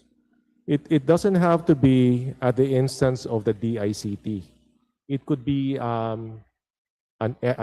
person, entity that reports the matter to the DICT, and that the DICT would coordinate with the platform concerning the takedown or moderation requests. Madam Speaker, good sponsor, because malaki po ang difference kung ang gagawa ng request ay third-party fact-checking organization na may mahabang reputation na kayang gawin ito versus a government agency. No, it harkens back to the original point of contention or criticism ng representation na to and with other civil society organizations sa regime framework of addressing fake news. Kung papasok na yung gobyerno sa pag-determine kung sino ang kung sino nagsasabi ng totoo, ano ang totoo, dun po natin nakikita na may potential for abuse. So okay, ang na-mention po, hindi naman DICT, could be, this is just saying na at least may daloy. But, yes, yeah, but distinguished colleague, I just wish to point out as well, the reason why DICT is also here is that it is the relevant agency. So in terms of making sure that the platform is performing the obligations that it is mandated to do, the overseer is DICT. So it makes sense to have a liaison officer to make sure that they're doing their jobs. So if you are the public, you're a member of the public, and you feel that there is something there is a false information that has gained virality, right? Nothing stops you from going to DICT, and DICT can discuss with the platforms these the posts that you are complaining about. What I'm saying is that we are not limiting the options of society. You know, fact checkers can coordinate directly with Meta, but the DICT, as overseer, also has a liaison to these platforms. And there is a difference, Madam Speaker, good sponsor, in the language when you say coordination on requests versus oversight on requests. So I understand in the discussion of the representation, may oversight function ang DICT bilang ito ang responsible agency for essentially technology or social media, so to speak, broadly. But when we say coordination, and sa binigay pong example ni representation, may gustong mag-take down request, pwedeng i-report sa DICT. DICT essentially communicates this request or assists in the communication of this request to the social media platforms or the very large platforms. At the end of the day, may stamp po ng government. Anyway, Madam Speaker, good sponsor, the point is, I think, kung ang gustong punto ay hindi naman pong gobyerno ang gagawa ng request, there should be, well, at least a framework, dahil po dito sa batas as it stands, there's penalties, there's prohibited acts and then penalties, and then there is digital platform accountability. The role of DICT in all this is not fleshed out. No? Kung tignan natin, paano ba mag-assist or even paano mag-fit into the picture and framework yung gagawin ng DICT. And again, yung flagging din yung language, there's a difference between coordination versus oversight. I have one last question, Madam Speaker, good sponsor. Or with the good representation? Okay po. The last question just refers to penalties. So to clarify, the most severe would be imprisonment. Is this correct? Correct. And imprisonment, 6 to 12 years. That's right. It's on Section 9. Okay. Paano po gina-justify yung penalties na to? That could be harsher for libel or even some forms of corruption. So is the view of my distinguished colleague that these are disproportionate? Yes. Are these not exceptionally severe or on par with penalties for serious violent crimes? Well, one justification is that this one, it affects the broad public because it's of the virality of the false information, the sophisticated methods that are used to amplify this, and precisely because it impacts, that it causes verifiable public harm or seriously threatens national security. And this is consistent with, if you look at the revised penal code, Any crimes involving or affecting national security or public order are punished more severely than others. Mr. Speaker, good sponsor, what we're coming from as well is also the history of prosecution against political expression that is even nasasaklaw at sinasabing no, either falling under quote-unquote terrorist activity or quote-unquote terrorist financing when what is done and ang later ma-verify because dumaan sa mahabang proseso ng court cases and then later to be acquitted is chilling effect. Yun naman po at the end of the day, yung concern ng representation na to. Same na, yes, these safeguards are provided in law. But if these definitions in its broadness can be abused and will be used as jumping points for prosecution, pwedeng sabihin at the end of the day, we can pursue it to its natural end. At ang dulo nito, acquittal. Pero titignan natin, and this representation is also putting forth on record yung naging kasaysayan ng the government to prosecute against these kinds of cases wherein valid political expression is seen as quote-unquote destabilizing, as quote-unquote inciting to sedition, na ang dulo, no, hindi lang hassle, pero loss of capital, even loss of rights and freedoms. So, the question, Madam Speaker, good sponsor, is does this not create a chilling effect? Does this not, broaden yung possible chilling effect that's already present in our current system and order?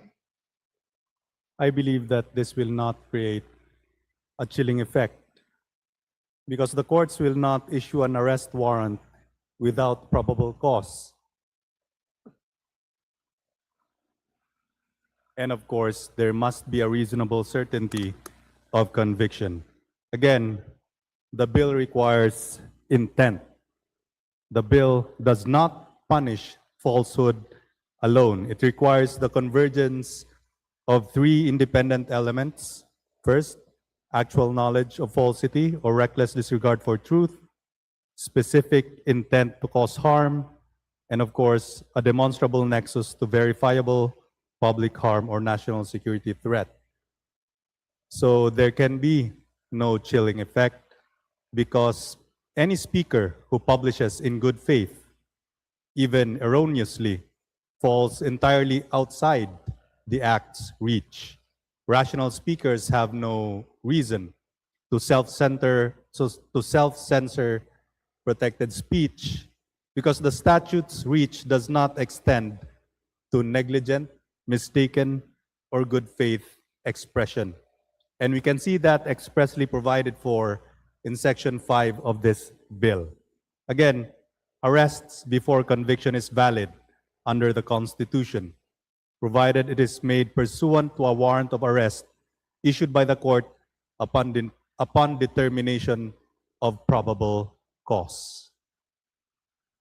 Madam Speaker, good sponsor, well, this representation appreciates the enumeration of elements, but at the end of the day, still puts to question the gray area ng pag-decide ng what is intent, because there has been history of what is supposedly good faith, but still, sa interpretation, sa paglay down ng facts, kinukulayan ng intent to destabilize, intent to threaten national security, na at the end of the day, dulo naman po sa court proceedings, na-acquit. If this bill passes, the fear of this representation is that will not, perhaps that will be a whole that will be not as easy to transcend. So sa punot dulo naman, this representation holds that view, appreciates the time dedicated by the good sponsors in defending this bill, and for now, I have no further questions, Madam Speaker, good sponsor. Thank you very much. Thank you. My last response to that is that the premise that government cannot be trusted to implement its own laws is a premise that swallows every statute ever passed. And it is not an argument against this bill, but an argument against governance itself. This act was not written on the assumption of a perfect government. It was written with courts, with the Commission on Human Rights, a mandatory minority bloc, and a 2-year sunset review precisely because the authors understood that institutions must be held accountable and we built those mechanisms in. Majority Leader.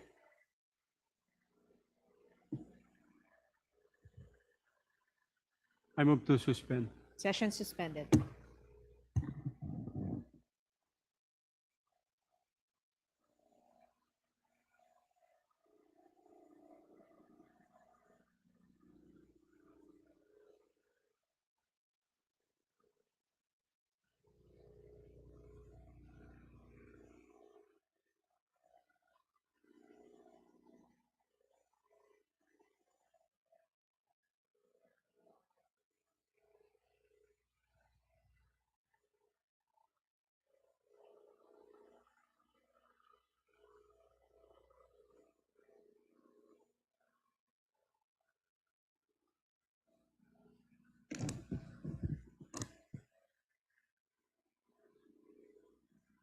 Session resumed.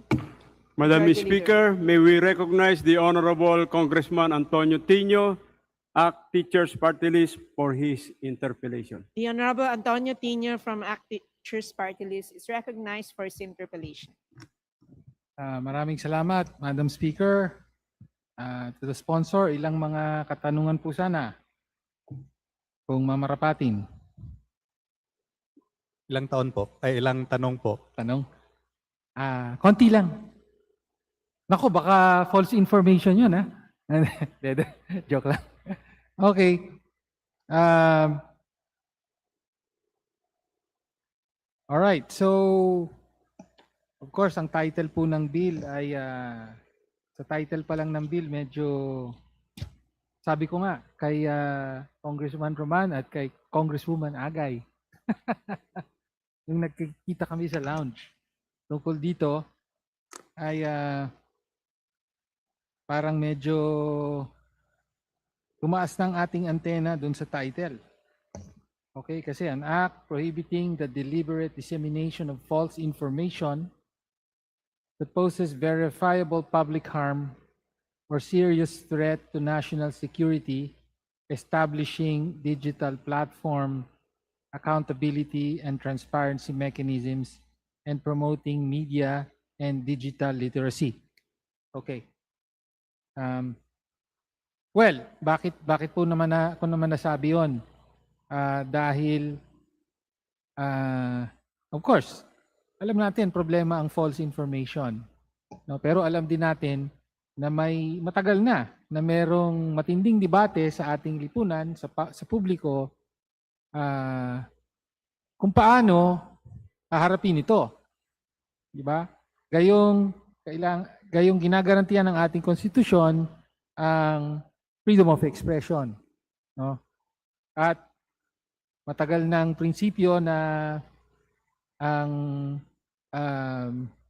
pangkontra sa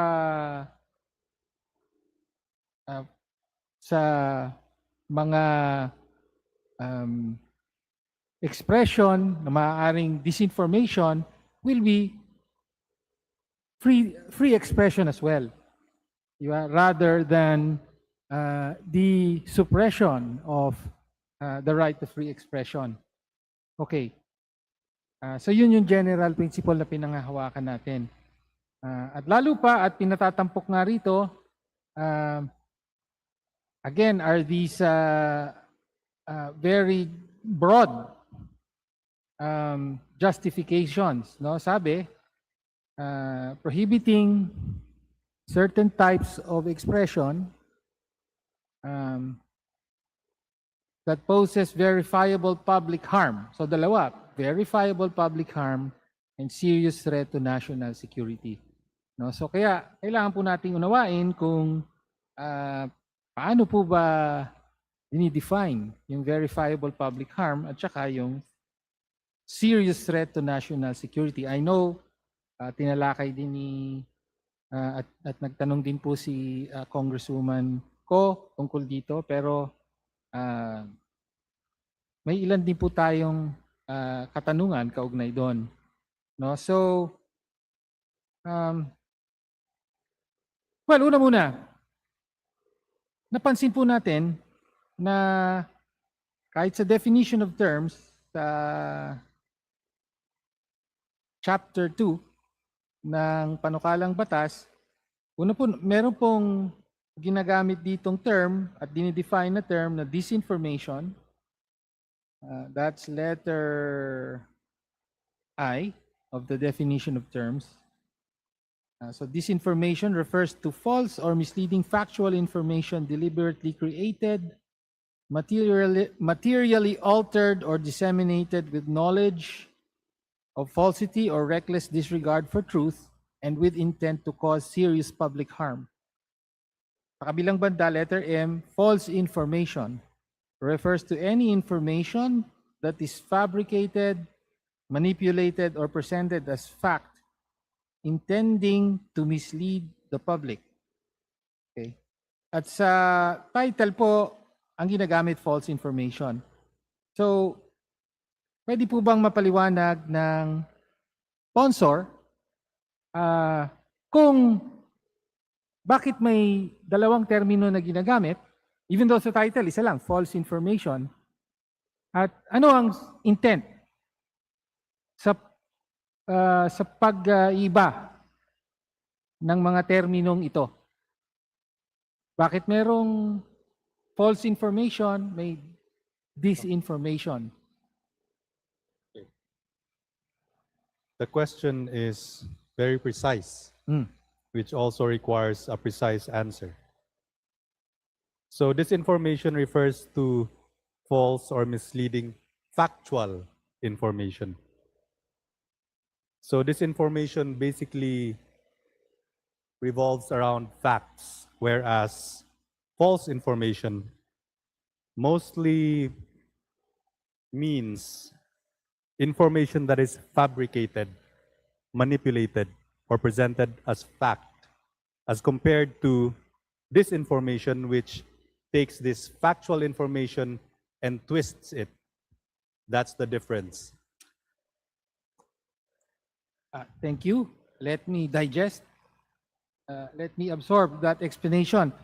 Pero ngayon pa lang po kasi, halimbawa, sabi sa definition ng disinformation refers to false or misleading factual information. Okay, so, well, pag sinabing factual information, what is actually intended here? Kasi ang intindi ko ng factual information that is a fact. However, there is a modifier here, false.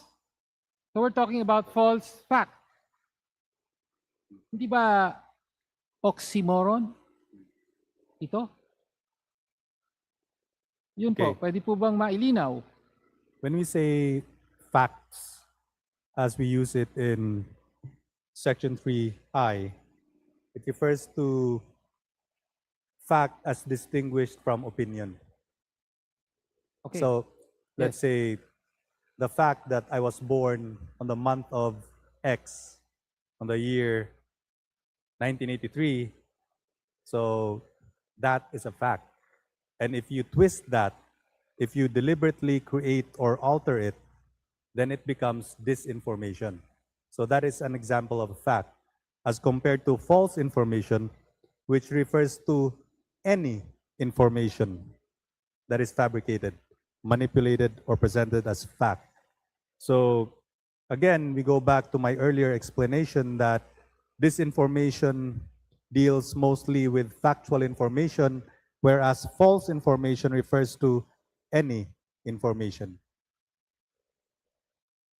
Well, Okay, but okay, if that may be the intent, I'm struggling to reconcile it with the text, no? Kasi again, when we say fact, no?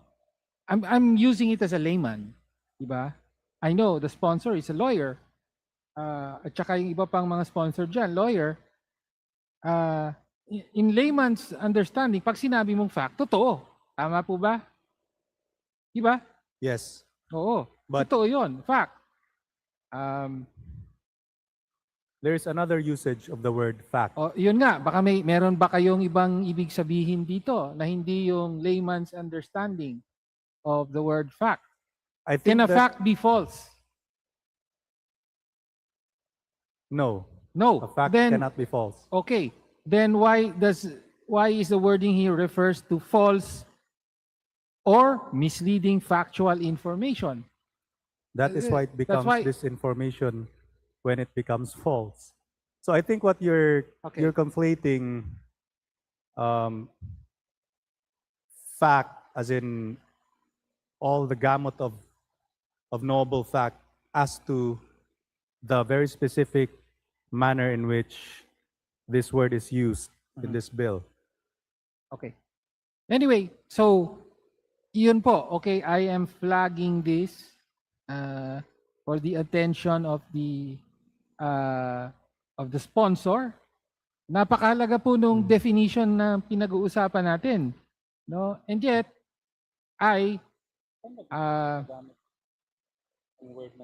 reading the text on the page, no? Pasensya na po kayo, my background is not law, but it is literature, literary po. Kaya sanay din po tayo sa paghihimay sa teksto, no? Okay, kaya nga po may concern ako regarding this definition, false or misleading factual information. And then misleading factual information. Okay, so in other words, the information may be true in itself.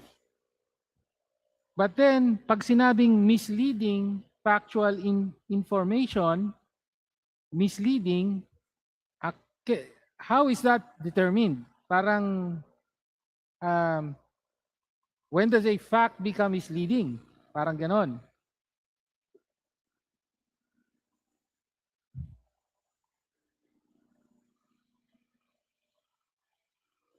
In other words, Madam Speaker, ang punto po natin dito ay we want, of course, conceptual clarity, no? When defining something so consequential to the right to free expression. Diba? So, kaya gusto po nating mailinaw ano yung ibig sabihin nitong phrase na to. This is the key phrase. False or misleading factual information. But okay. Well, again, it says deliberately created. So pag created, parang manufactured. So, yun ang intindi ko. Manufactured. So hindi talaga fact. It was created, materially altered. However, I have a problem then with disseminated. So that simply means, it's just a fact that was disseminated. Parang ganon. Okay. So,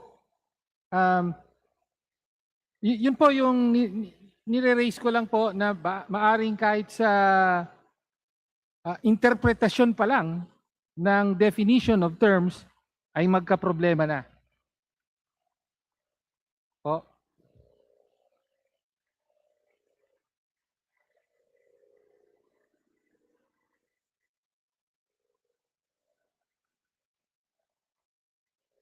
But then, if I may continue, kung ang ibig sabihin ng disinformation are actually fabricated facts or something, a piece of text or information that is presented as fact when it is not. Parang ganon. But then, that collapses to the definition of false information, which is any information that is fabricated, manipulated, or presented as fact. Ito mas malinaw po to eh. Okay. False information. Okay. Okay. False information refers, Madam Speaker, distinguished colleague, to the information itself. It's either fabrication, meaning it's a lie, it's manipulated, therefore it has been altered. Two, to be credible, so that it's believable.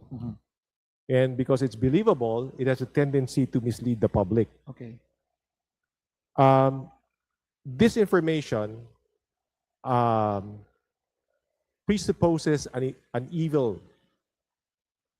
It's malice. It presupposes an intent. That's why in the Intending definition to of this mislead. information, it says force on misleading. If you're not comfortable with the word factual, because it seems to be inconsistent with misleading or false, we are amenable to deleting factual information there, just for Okay. clarity. Because you could say Okay. false information or misleading information. But it says deliberately created, materially altered, disseminated with knowledge of falsity or reckless disregard for the truth. So introduces the element of specific intent. Okay. And that's why it is a malicious activity and malicious conduct, and then that's what this information is. False information is just looking at the information. Okay. Is it false or not? Okay, that's a clear, I believe I can Also, distinguished understand the colleague, intent there. However, false information also has the element of intent, intending to mislead the public. So, ngayon, ang diferensya na lang po is in disinformation with intent to cause serious public harm. So, to me then, parang the difference is simply, well, false information, very general, intent to mislead. Pero yung disinformation with intent to cause serious public harm. Ganun po ba yun? I see the point of the Okay. my distinguished colleague. Actually, we will introduce. Will it satisfy your or address your concern if we define false information as follows? False information refers to any information that is demonstrably false and presented as fact. Okay, for in terms of clarity, for the record, Madam Speaker, I oppose the bill, and the interpellation is not intended to improve upon it, no, but rather to show the inherent difficulty and if not danger in making such definitions and distinctions, which, as I said earlier, will have serious implications on the right to free speech, no? Congressman Tino, as always, raises very good questions. Okay, thank you po. Okay, so yun po yung gusto nating ilinaw. Bakit po pinag-iba? No, so ngayon ang sinasabi na batay sa paglinaw, basta yung false information is false information in general. Yung disinformation may intent. Okay. Yes. May false Distinguished information na may intent. Yes. Okay. Okay. Although wala yan sa text, ha? Oh, yun po, oh, di ba? Wala pa yan sa text as is. Now, actually, I'm not sure how to go about this. Kasi yung sa definition of terms, may mga gusto tayong questionin din, but maybe I don't know if we should refer. Let's sige, mamaya na lang. Let's go through the definition of terms. Okay, so yun po yung dalawang concern na ni-raise natin regarding definition. Okay. Now, of course, I notice, okay. Well, reckless disregard for truth is an important phrase here. Okay. Claro. Then, let's now go to serious threat to national security. Okay. One of the key elements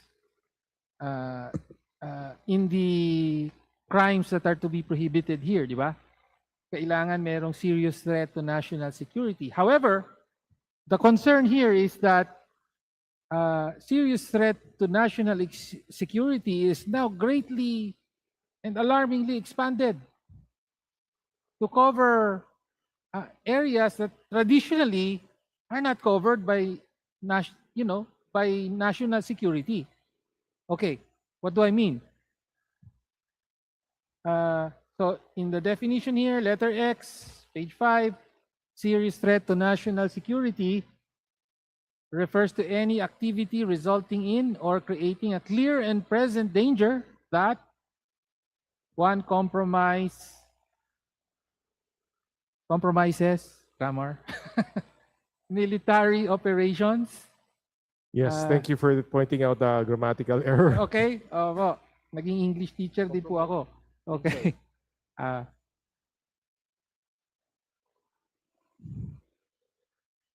Sorry. Compromise military operations, intelligence activities, or classified defense information. So yan po, yung traditional na covered ng national security. Ngayon, itong interfere with the conduct of free and fair elections, such as disseminating false announcements, publishing fake COMELEC advisories, etc., in the interest of time. Hindi ko na po babasahin lahat. Letters I to Roman numeral 1 to 5, including creating fake COMELEC websites, social media accounts, or official notices. Okay. Traditionally, hindi po ito kasama sa national security, hindi po ba? Is my distinguished colleague first, just for clarity, because I can answer that in two ways. Okay. Here, it's defined, this is a statutory definition. Okay. So as a statutory definition, we define it to include interfering with the conduct of free and fair elections. So that when we use the word serious threat to national security, then it will imply,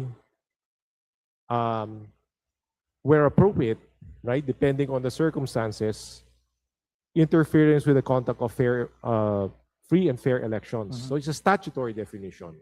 Okay. Now, national security in the traditional sense,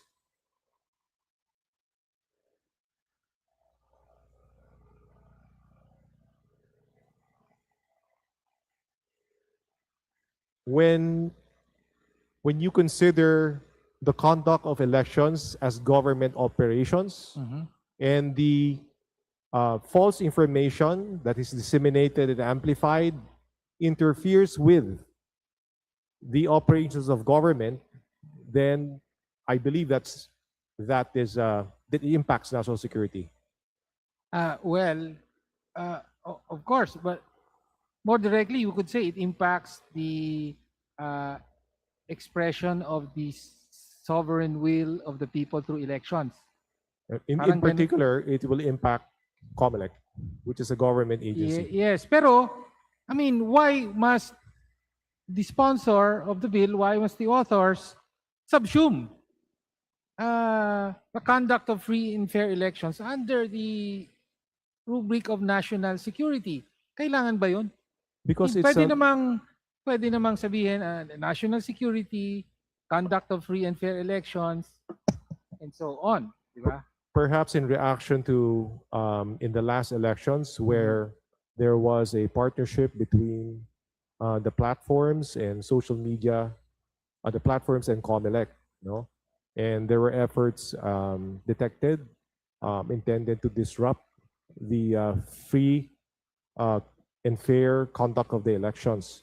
So, it's to be relevant in light of recent history, perhaps, but also as I mentioned earlier, this is a statutory definition. We are not saying that this is the gold standard definition of national security. All right. As used in this statute, right, or as used in this bill, this is what national security means. Yes, but ang concern nga natin, Madam Speaker, is that ang pinanggagalingan natin, I mean, civilian supremacy over the military. And when we invoke national security, traditionally that also brings into play the military. No? Kaya yun po ang concern natin. As much as possible, that normalizes militarization of the conduct of elections. Ibig sabihin, pwedeng mag-intervene ang military kapag, let's say, the executive determines or chooses to invoke this law, let us say, if this becomes law. Yun po ang problema natin.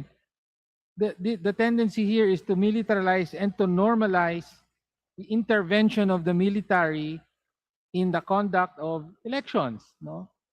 Na hindi dapat, di ba? Parang sa totoo lang, for law enforcement, ang norm kahit sa ating konstitusyon, it's supposed to be done by the police, not the military. The military is only called in by the president in times of national emergency to enforce the law, to help enforce the law. Diba ganon? Kaya nga yun yung calling out power. Kaya lang para sa atin, naging normal na law enforcement will be done by the police but also by the military. No? I don't know if resulta yan ng martial law experience natin at hindi pa rin talaga nawawasto at nawawaksi sa ating gobyerno. Anyway, yun po yung concern ko doon. But let me move to number 4, serious threat to national security now also refers to, para sa akin, ito parang catch-all. Any activity that incites or facilitates violence, sabotage, or armed hostility. Ito napaka-broad na po nito. Incites or facilitates violence. Of course, ayaw natin ng violence, di ba? Pero, violence can be personal level. Violence of one person against another, di ba? National security na ba yun? No. No. Pero, dito, not really, because you have to read it in context as prefaced, no? Because the serious threat of national security refers to, first, by the fact that you're using national security, meaning the security of the state is threatened, right? The security of the threat is threatened. That's why, if you read it as a whole, there are references to the operations of government. There's military operations, intelligence activities, classified defense, right? And also, conduct of free and fair elections is a function of government. And then it references in general lawful operations of government. And so the inciting or facilitating violence, sabotage, or armed hostility has to be directed at government. To remove all ambiguity, di ba? Sabi nga, ikaw parang ano nang tawag dyan, yung tawag niyo dyan? Construction or statutory construction. Statutory construction. You're resorting to that now. Gawin na nating explicit. Tama? Ano po? Pakiulit po. Hindi, ibig sabihin, incite or facilitate violence against the state or something like that. Yes. Parang gano'n. Kasi pag incite, facilitate violence, that could refer to, Yes. I threatened my neighbor. Something like that. Diba? It's better to be more precise, sige distinguished colleague. Okay. All right. So yun po ang concern natin, na baka maging overly broad, no? Yung definition lalo na under national security. Okay. Sabotage or armed hostility. But again, Having said that, and we will go, well, sige, isa na yun. Siguro pwede ako tumuloy dun sa verifiable public harm. Okay. Refers to material, concrete, and objectively demonstrable injury to public health and public safety. Anong section po yun? Sorry. Letter Z of page 5. Mhm. Okay. Verifiable public harm? Okay po. Yep. Refers to material, concrete, and objectively demonstrable injury to public health and public safety and not based on mere offense, confusion, speculation, political disagreements, or reputational injury. Verifiable public harms may include the following. Imminent and demonstrable risk to life, health, or physical safety, including interference with emergency response, disaster warnings, or public health measures. Substantial and measurable economic harm, including large-scale fraud, financial or market manipulation, and obstruction of critical public services or infrastructure, including elections. Elections na naman. Emergency systems, utilities, or essential government functions. So, una, conceptually, pinag-iba po yung serious threat to national security sa verifiable public harm because yung serious threat to national security refers to the security of the state and interference with the functioning of government. Parang ganon, ano? Tama po ba? Samantala, yung verifiable public harm, this now refers to the threats to the public. Yes. Correct? Okay. So, yung isa sa gobyerno, state, this one, general public. Okay. Now, a similar discussion or debate was raised regarding, for example, the anti-terror law.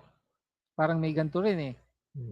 Yung halimbawa, substantial and measurable economic harm.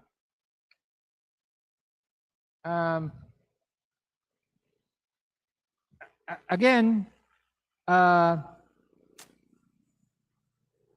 the concern here is that this could be used, if passed, this could be used against, for example, the right to strike. Yung magwewelga ang mga manggagawa.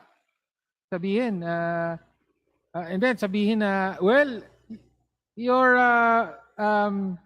spreading disinformation against the company na inaapi namin kayo. You're causing substantial economic harm. Parang ganon. Yun po yung concern.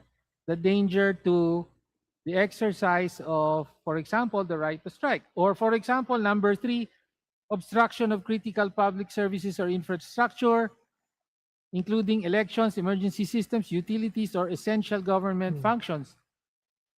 Utilities, for example, transport strike. Paano po ba?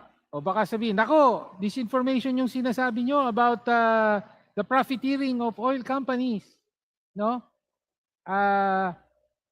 Nagwelga kayo. O, hindi po ba pwedeng magamit? Yun po yung concern natin dito. Paano po yun?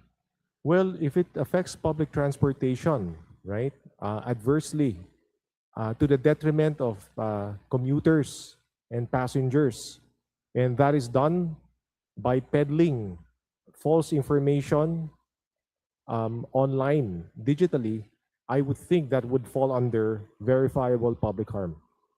Okay.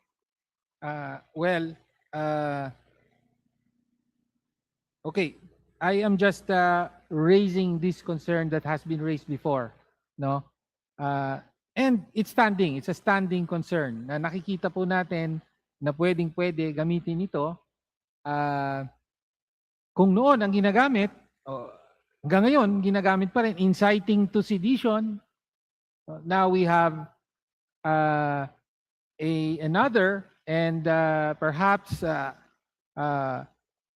maybe even broader law, if we can say, no? So, ang kaibahan po, yung inciting to sedition ay naging batas under the American colonial period when we were under direct colonial rule. Pero ito, batas sa kasalukuyan na But pinopropose. this will yield and submit to the Constitution, and the Constitution recognizes the right to strike and lawful association.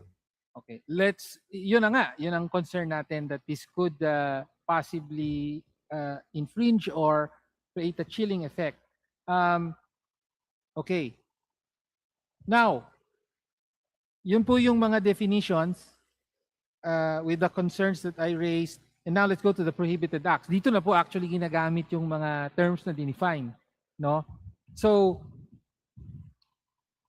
the first prohibited act is to publish, disseminate, finance, direct, or materially assist in the dissemination of false information. Okay, so this is where the definition comes into play.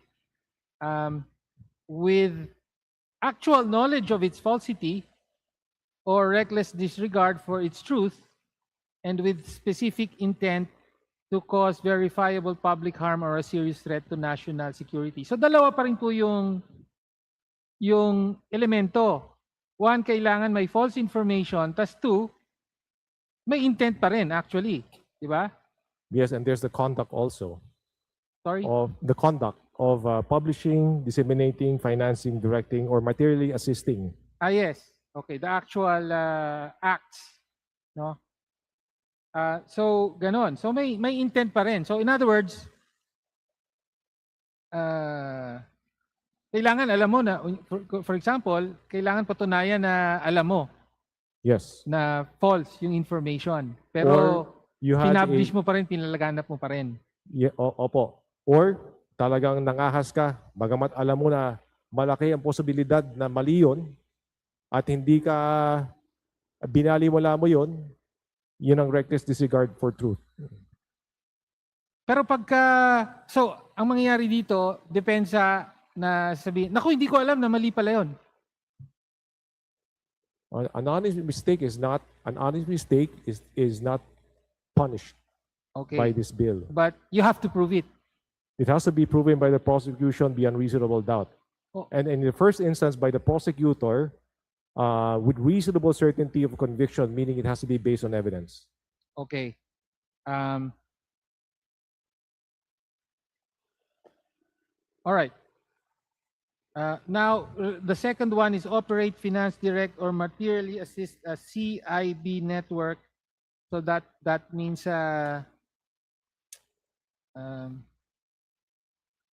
coordinated inauthentic behavior. So ito yung mga parang troll networks and so on. Troll networks po. Okay. Mga farm. Okay.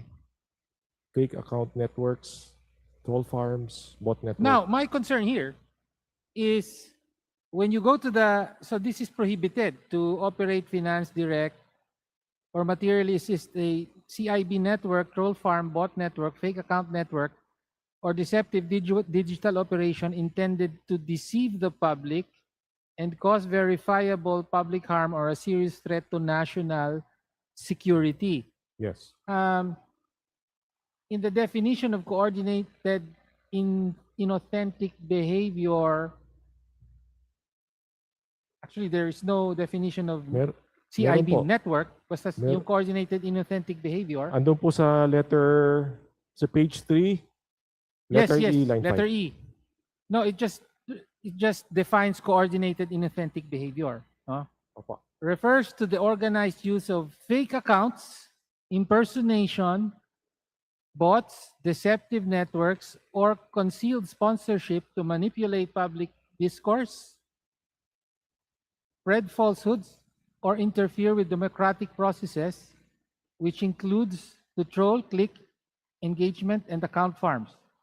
Okay, there's actually no mention here or use of the terms false information or disinformation.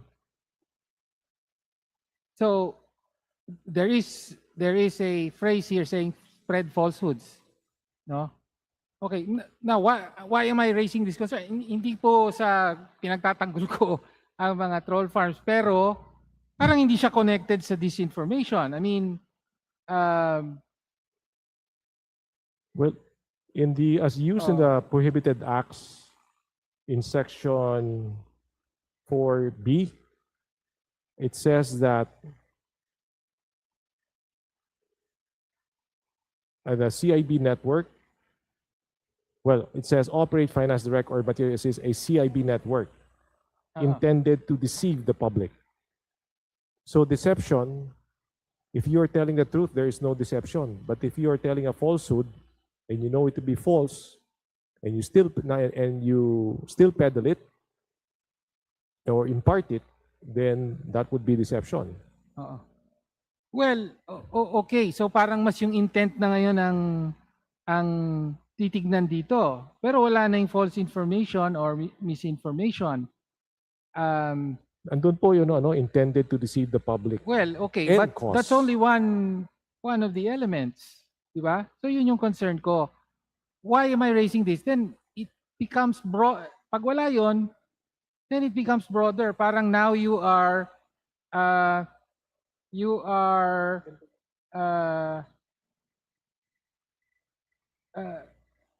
effectively criminalizing, for example, the phrase to manipulate public discourse. To manipulate public discourse. Well, everyone, in one way or another, engaging in public debate can be said to be intending to manipulate public discourse. Di po ba? You want to convince others. And so on. You want to convince others without telling lies. If the discomfort is and the misgiving springs from failure to use the terms false information, since in as much as those terms are used in 4A, we would willingly take an amendment to that to include false information in 4B. Perhaps yun lang po yung concern natin na the letter B seems to be not explicitly moored to false information or disinformation. And therefore, pwedeng sumaklaw pa to. Ganon. No? Opo. Well, false information is just the content, and then you introduce the idea of intent or malice, Okay. then it becomes disinformation. Okay. All right. So, but anyway, sige, ganun na po. No, yun yung isang concern natin. Then,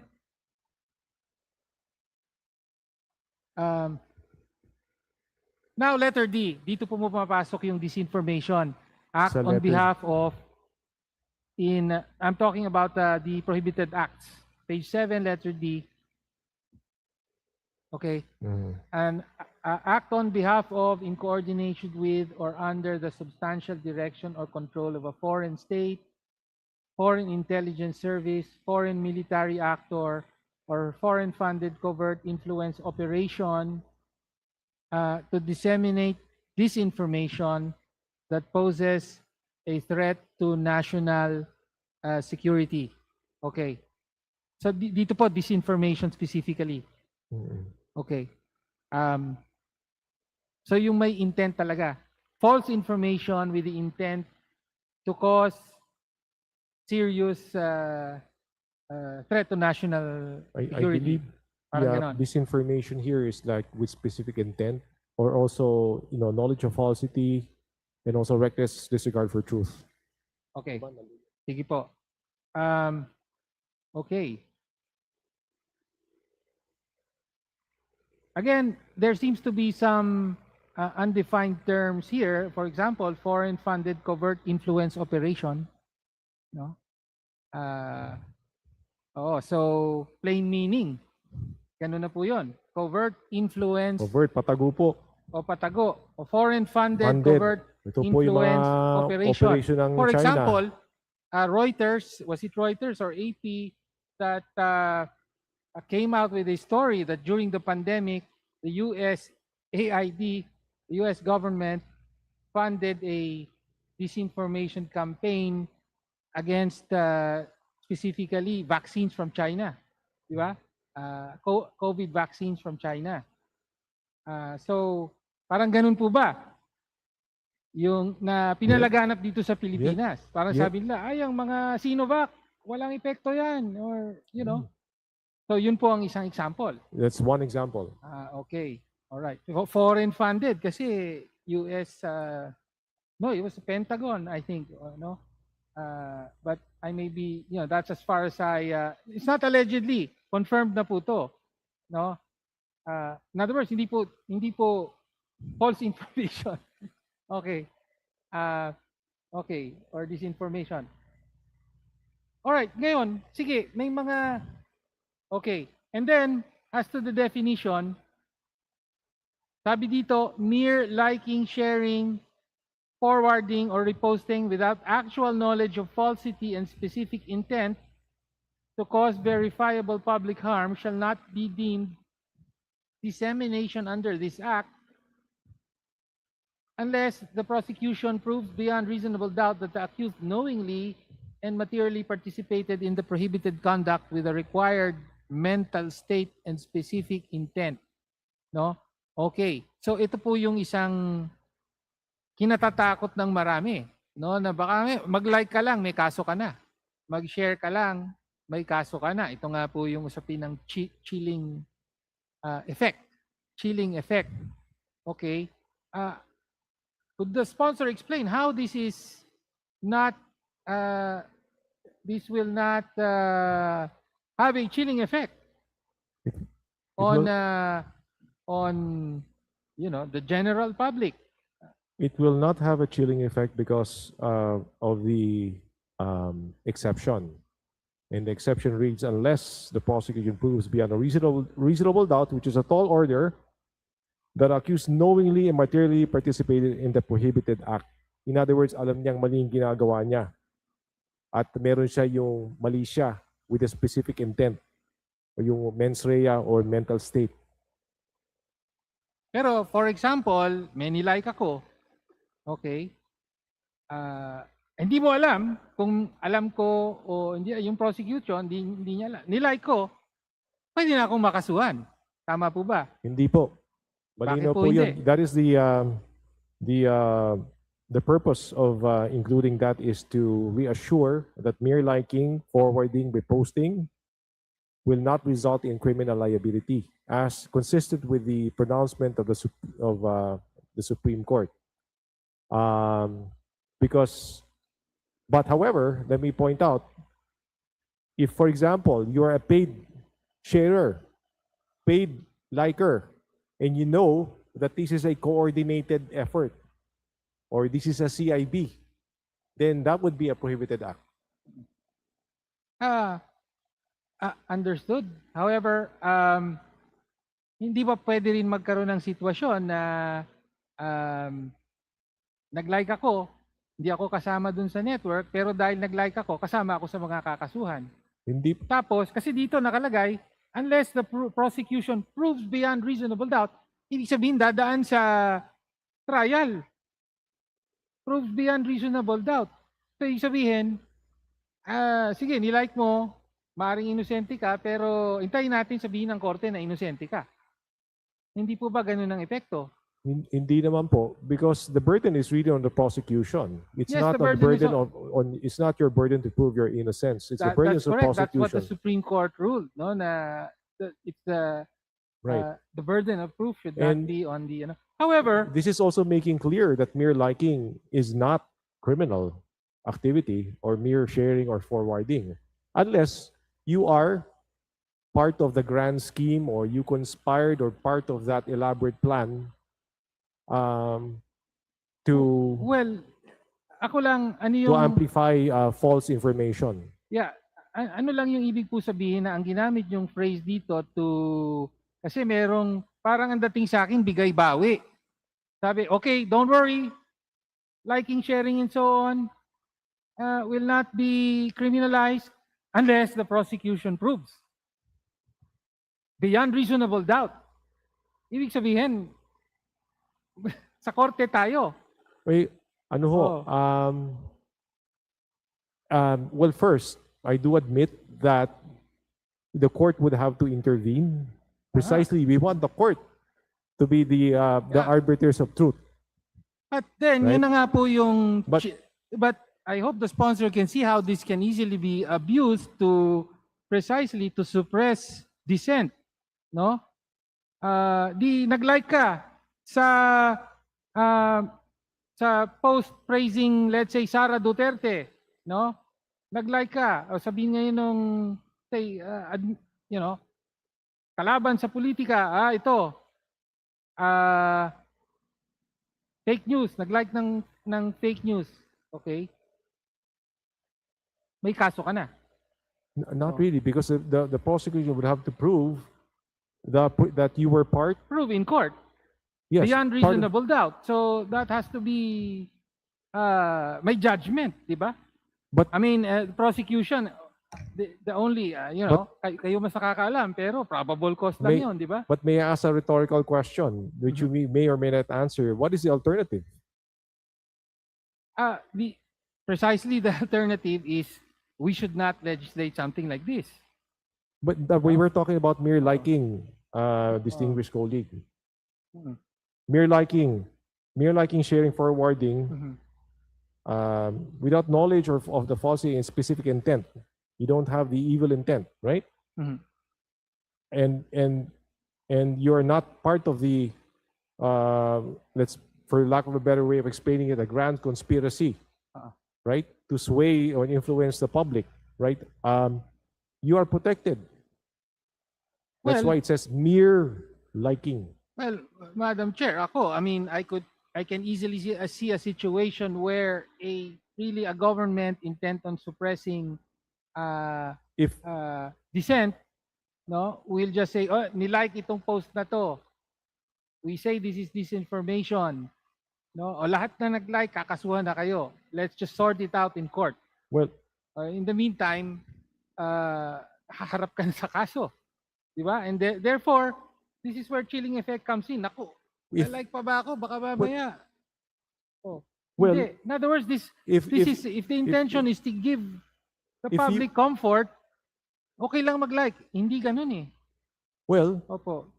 let's put it this way. The fact that we included this particular paragraph here concerning mere liking and sharing did not provide a cause of action to prosecute them for merely liking or sharing. So if it will address, just to probe your intentions or objective, would it satisfy my distinguished colleague to delete that paragraph? Yung liking. unless the prosecution proves beyond reasonable doubt. Opo. Yes, that would be. Anyway, ang sabi nyo, yes, we're okay, nag-like, kung hindi sapat yon, kailangan nag-like at bahagi ka ng troll network or whatever. We see no harm in deleting yung unless, because that would have to be done in court anyway. That is the standard provided by law. Okay. So, well, for purposes of our discussion now, I think that would be better than this, no? Having said that, as I said, sabi ko, tutol tayo dito sa bill, ano? Ngayon, parang we're talking about definitions and so on, pero i-apply natin sa konkretong sitwasyon, no? So, for example, ano ba talaga ang intensyon? Titignan ko rin ang oras, may minuto pa tayo. Konkretong sitwasyon, ano ba talaga yung mga konkretong example na sa intent ng mga sponsor ay gustong tugunan? Ano yung mga tipo ng prohibited acts? Ito po yung sa konkreto ba?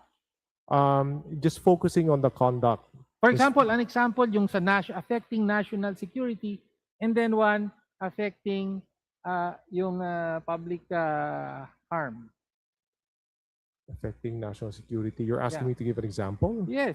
Oh, na if possible, a real life example, no, which must have spurred the authors and the sponsors to propose a measure like this. Di ba? Kasi para sa tingin nyo, hindi pa sapat yung kasalukuyang mga batas natin. For example, like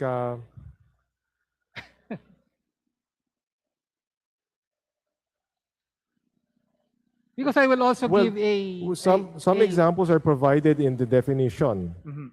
of national security with respect to the conduct of elections. Okay.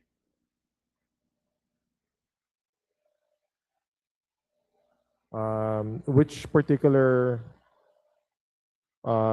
If I may, prohibited act are Chair, you? I'm sorry if I ako na lang. If I may provide Sige po. an example. For example, ngayon po may mainit na um, discussion, public discussion on a certain incident in Negros, an armed encounter there where civilians were killed along with members of the New People's Army. No? Tapos ngayon, on the one hand, marami tayong makikitang mga posts, no, na for example, pinaparangalan yung may mga student leaders. I don't want to mention specific names, no, may student leaders, merong community journalist na napatay, civilians, unarmed. Ayon sa mga posts na to, napatay sila because they were serving the community. So ganon yung mga posts. Maraming nag-share, maraming nag-like, maraming nagpo-post. If you listen to the Armed Forces of the Philippines, sabi nila, that's disinformation, that's fake news. Mga terorista lahat yan. Therefore, in that case, mga terorista lahat yan. Therefore, they pose a threat to public safety, national security, and so on. Kasuhan na yung mga yan. Yung mga I don't think nag-post, yung mga nag-like.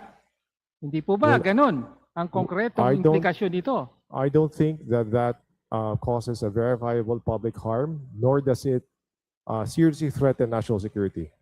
Well, unfortunately, kung pakikinggan nyo ang NTF, LCAC, ang Armed Forces of the Philippines, the Secretary of Defense, sasabihin nila, hindi, mga terorista yan. No, mga, and so on and so forth. Fake news, etc. Yung sinasabi nyong red tagging, that is truth tagging.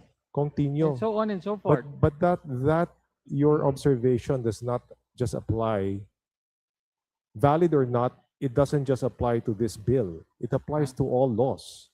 Because there's nothing to stop anyone from filing frivolous suits. Well, nothing stops, but the question is, this will bill will definitely empower, further empower the state itself. And also, in your example, there's an issue of what is the truth? Number one, what was the intention? And whether the intention, the conduct, causes verifiable public harm and seriously threatens national security. Applying those three, looking at those three elements, I think those elements are missing in your example. Well, I wish all prosecutors were as rational and with the sense of justice of our good sponsor here. Pero ang realidad po, hindi ganon. No? Kaya marami pong mga kinakasuhan. Sabi nga, di ba, mga gawa-gawang kaso, illegal possession of firearms and explosives, palaging may explosives. Yung mga aktivista spend a few years in jail and then eventually madidismiss yung kaso. Mga ganon. Okay, so yun na po, yun ang hina-highlight natin sa konkreto, yun po ang papalakasin nito. Ngayon, patapos na po ang oras natin, i-raise ko na lang po yung last with regard to enforcement, particularly the powers granted to the DICT. Kasi ang mag-enforce dito with regard law enforcement agencies, di ba? Yung mga with mandates pertaining to cybercrime and so on and so forth. So PNP, NBI, I suppose. Pero with regard to the regulation of platforms, it's the DICT. Opo. Tama po. For the record, I agree mostly with yung section dito on requiring platforms to register, that they have an entity here that may be sued and so on and so forth, that may be held accountable, in short. Kasi ngayon, wala. Di ba? They operate in the Philippines, they make billions in the Philippines, pero hindi sila, they do not recognize Philippine sovereignty, basically. No?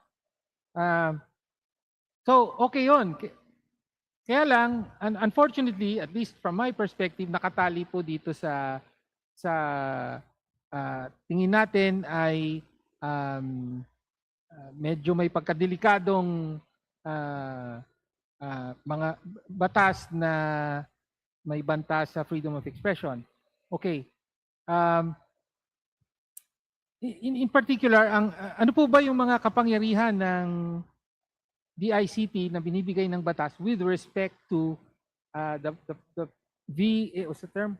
Very large platforms, PH. VLP PH. Yung sa malalaki po. Opo. These are generally the big social media platforms kasi at least 10% of the national population in average monthly active users. Well, unang-una po, pag hindi ho sila tumupad sa obligations nila, they will be administratively fined by the DICT. Yes. Okay, so generally, kailangan mag-report sila, kailangan they make sure, so DICT will ensure more or less compliance of the platform. Compliance of the platforms with the obligations stated. Well, okay, the concern here, para pabilisin na po, is bakit po DICT? No? In other words, DICT is with the executive, tsaka may political. In other words, as against, for example, establishing a body with some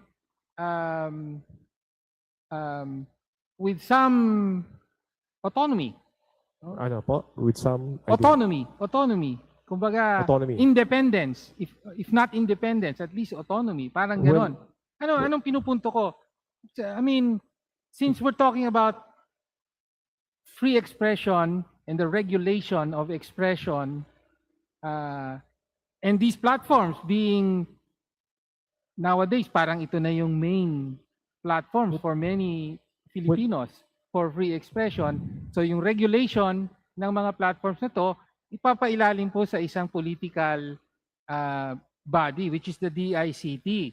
But even in the past, kompletuhin ko lang po, nakita na po natin ano mangyayari kapag yung executive ay umatake sa isang media platform. I'm talking, of course, ABS-CBN, the ABS-CBN franchise, and President Duterte himself, na he made no secret of the fact na kaya basically tinatanggal niya yung prangkisa ng ABS-CBN dahil daw merong nilabas na political ad nung panahon ng presidential campaign na tingin niya hindi dapat nilabas. Diba? And because of that led to the revoking of the franchise or the non-renewal of the franchise. So yun lang po ang point, no? Yung DICT sa realidad, no? May mga iba nagsasabi yung mga ahensya ngayon under the executive are acting in a politically motivated manner. In the same way, the previous administration, ganun din. So, yun po ang concern natin. Bakit po, hindi po ba mas maganda na yung regulation will not be under will be with a body that has some semblance of autonomy, no? Sabihin, hindi one that does not serve at the pleasure of the executive. Yan, may fixed term or whatever, something like that. So just to understand the concern of my distinguished colleague, you're saying that the statute, it would have been better if this bill proposed the establishment of a body that's autonomous? Something like that, Mr. But that would be a creation of the state as well. Oo. If Oh, I, pero, and since that creation of the state would also perform executive functions. yeah, but for example, we have something like the Competition Commission, which is supposedly, which does, they have fixed terms and so on and so forth. They do not serve at the pleasure of the sitting president. Parang ganon. I understand the cynicism of my distinguished colleague, but this is clearly within the purview of the executive because they are regulatory agencies. When it comes to telecommunications, for example, where there's an exchange which is provides the avenue for an exchange of information. That goes to the heart of this bill as well. So you have the NTC, right? You want a franchise, you go to Congress. With respect to information technology and communications technology, specifically digital platforms and digital media, the relevant agency would be the DICT. The Honorable Tiñe, And if you look have at the obligations of the DICT here, or the obligations, they relate to like systems risks, transparency report, collecting the reports from the social media platforms, making them available to the public. So it is actually, that's why in the title of the bill, you will note that sandali lang po, natulog yung screen. It's transparency mechanisms, digital platform counting and transparency mechanisms.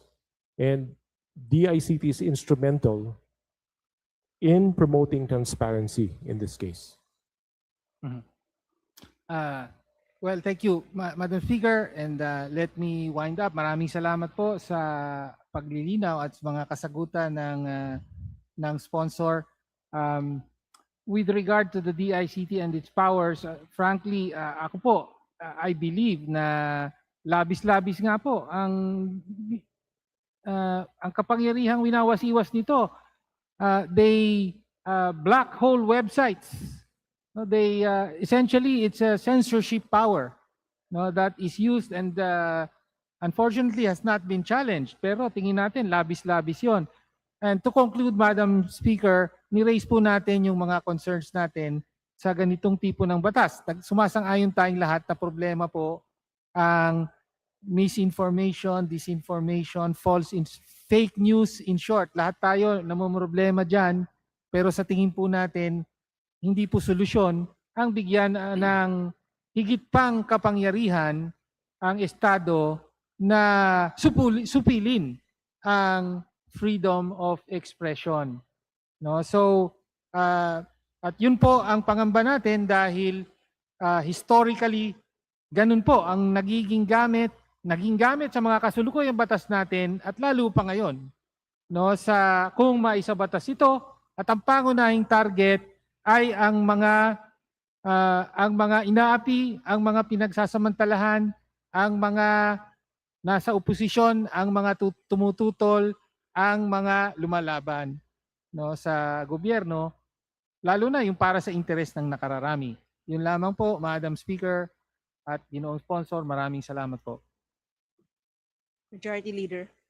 Madam Speaker, there being no member who wishes to interpolate the sponsor, I move to close the period of sponsorship and debate. Is there any objection? The chair hears none. The motion is approved. Majority Leader. Madam Speaker, I move to open the period of amendment. Is there any objection? The chair hears none. The motion is approved. Majority Leader. May we recognize Representative Agata Paula Aguilar Cruz for her proposed individual amendments. The Honorable Agata Paula Aguilar Cruz from the 5th District of Bulacan is recognized for her individual amendment.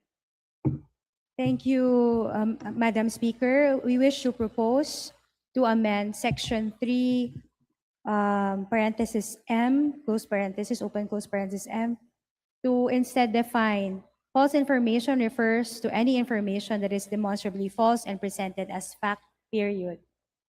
What does the sponsor say? I move to approve. What does the House say?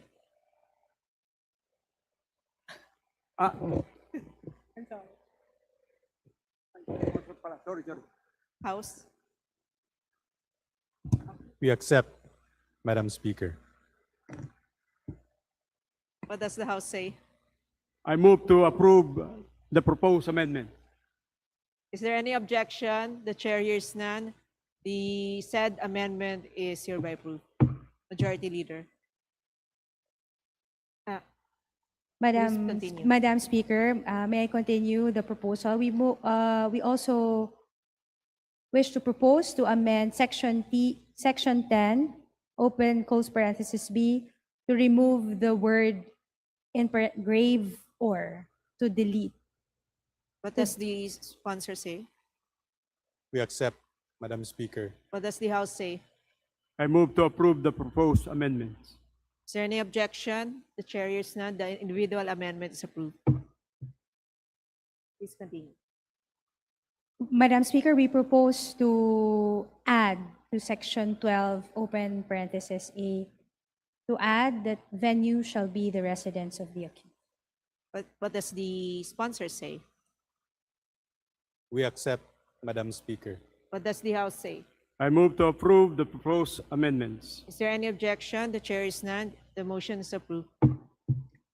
Madam Speaker, we also propose to add to Section 14, prosecution under this act shall bar any other prosecution arising from the same acts. What does the sponsor say? We accept, Madam Speaker. What does the House say? I move to approve the proposed amendments. Is there any objection? The chair is none. The amendment is approved. Thank you, Madam Speaker. I no longer have any other proposed amendment. Thank you.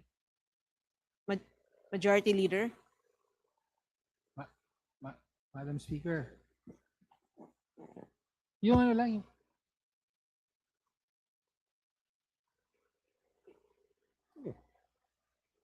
The Honorable Antonio Tino, do you have amendments? yes, an individual You're amendment. recognized to Thank you, Madam Speaker. I provide your propose individual that amendment. in Section 4, letter E, line 14 to delete the portion that starts from unless the prosecution proved beyond reasonable doubt up to the end of the sentence. Line 16, required mental state and specific intent. During my interpellation, the sponsor agreed that this could be deleted, Madam Speaker. So I propose a deletion of such. Is the sponsor amenable, Madam Speaker? Can you please clarify which one is being Okay, deleted? again, Which one exactly? In Section 4, starting at line 14, I propose a deletion of the phrase, unless the prosecution, the clause, unless the prosecution proves beyond reasonable doubt that the accused knowingly and materially participated in the prohibited conduct with the required mental state and specific intent. I so move for its deletion, Madam Speaker. What does the House say? The sponsor say? We accept, Madam Speaker. Thank you to What the does the sponsor House and say? thank you. I move for the approval. Is there any objection? Hearing none, the individual amendments approved. Thank you to the Madam sponsor and thank you, Madam Chair. Madam Speaker. The Honorable Renico has also her individual amendment. Madam You're Speaker. recognized. Thank you, Madam Speaker. Madam Speaker, as per our interpellation earlier, I'd like to add in Section 3, subsection BB, line 15 of page 6, for the introduction of the word third party. So it could be placed before the word academics to read vetted researchers refers to third party academics, etc., etc. What does the sponsor say? We accept, Madam Speaker. What does the House say? I move to approve the proposed amendments. Is there any objection? Hearing none, the amendments approved. Thank you, Madam Speaker. Good sponsor. Majority Leader.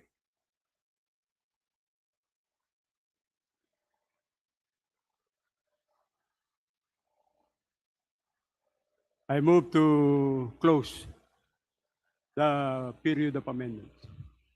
Is there any objection? The chair hears none. The motion is approved. Majority Leader.